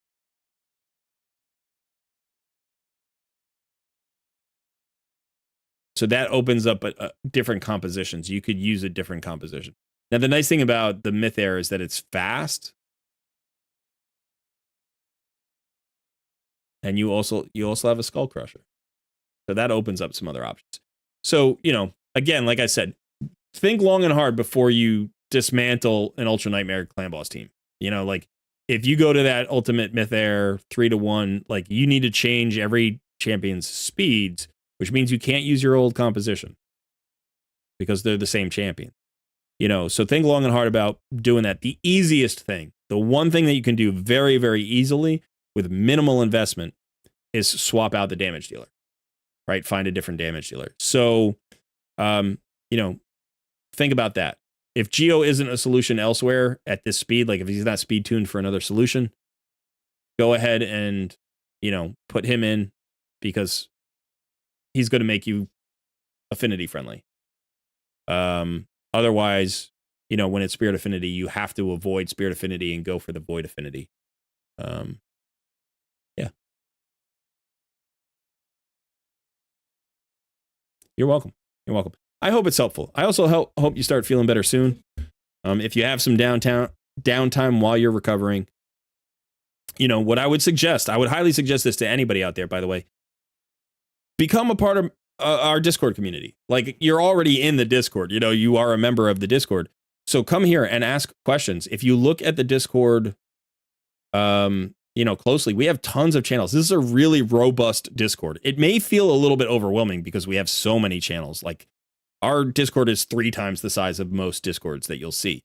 But if you just go to sort of the roster advice section, there's general roster advice, gear advice, the Cursed City advice, Demon Lord clan boss, Hydra clan boss, Dragon Spider, like the dungeons, Dragon Spider, Fire Knight, Ice Golem, Iron Twins, and Sand Devils, all that, Faction Wars, Doom Tower, and Arena. There are 10 different areas where you can ask for specific roster advice, and people answer those questions every day. You can also, at Colred for any of those posts, and that means I'll get a little alert that you posted something, and I'll take a look at it. But we have really good players here in the Discord community, so if you're looking for more consistent advice than just like the potential chance of winning a takeover, on a Tuesday, and we've got 120 people in here right now, and we give away 2 or 3 takeovers a week. So, you're talking about a year to get to everybody. So come here, use this as a resource. It's great. And obviously continue to do your research, watch the videos content creators are putting out, and use the hellhades.com, use a Yumi Love if you like it, use Deadwood Jedi's site. There are all sorts of great resources. But there's nothing that beats talking to people about this stuff. There's so much to this game. So I highly recommend, come into our Discord community, or if you find another one you like, that's fine. Like, it doesn't have to be ours. I'm not saying like we're the best in town. Just saying we have a really good community, and you're welcome to join us and use it to your advantage, or, find another one that you like and use that to your advantage. Yeah, Tony, I can tell. That's okay. That's okay. Don't worry too much. Focus on your health, get healthy, and everything else will take care of itself to a certain extent, right? Yeah, Triax, that's true. If you could only do it once every 90 days, well, no, that shouldn't matter. That doesn't matter. That doesn't matter, because if I just do, like, unless we get repeats, if we get repeats, if that's what you're talking about.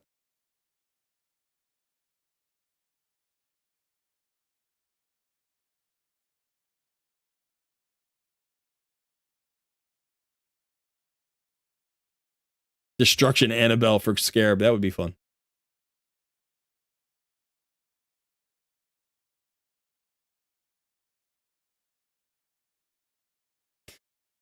All right, so that is going to be it for me today. I have mentioned this before. I mentioned this early at the top of the stream, but my wife and I are having a baby, and we are redoing a room in the house to get ready for the baby. So we're going to be able to move my office into its own dedicated space and turn this into a much bigger bedroom with space for our boy. So that's important. So right now, what I've got to do is I've got to go put on my work clothes and start breaking down. We're taking off all the trim, and we're getting the floors prepped. We've got to prepare the floors for the new floor that's going in, and we'll be painting all weekend. So I should still be here on Thursday and Sunday doing my live streams as normal. The Thursday live stream is always a little bit iffy. Usually it goes up at 3 p.m. Eastern, sometimes 4 p.m., sometimes in between there. We are doing our second channel, which has been primarily dedicated to Pal World. You can find the link for that on the YouTube page here. Treeks Neketsu became a member. Hey, Treeks. All right. Got a new member. Thank you very much. But yeah, what was I going to say? I was going to say, our new site, you can find that link right on the main page of Colred Plays Raid Shadow Legends. It's a big white circle with the Colred Plays logo on it, and that is in fact a new channel. We don't have that much activity going on over there just yet because I've been so super busy. I don't know what made me think I could launch a second channel and have it like fully populated with videos. Like, that hasn't happened yet, but I'll get to it. We're enjoying the game, and we may live stream that one day this week. So we'll have to see. Either Thursday or Sunday we'll probably be over there, and then the other day we'll be here. So, and then, Son will join me for the Sunday stream usually. So good luck with your young one. They're always difficult.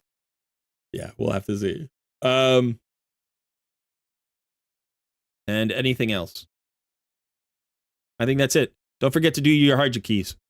Hydra keys. Don't forget. All right. Thanks, everybody. And thank you for my 2 takeovers for allowing me to tool around on your accounts. I always appreciate it. It is a sign of trust. And don't think that I don't recognize it. So, yeah. And I always enjoy seeing everybody's accounts and getting an opportunity to tinker, with resources that are not my own. So thanks again. All right. That is it for us today. Son, do you want to say goodbye to the good people? He's not here anymore. He wandered off. Usually what he says is, have a good rest of your day, everybody. So I'll say it for him. Have a good rest of your day, and I'll see you soon. Thanks.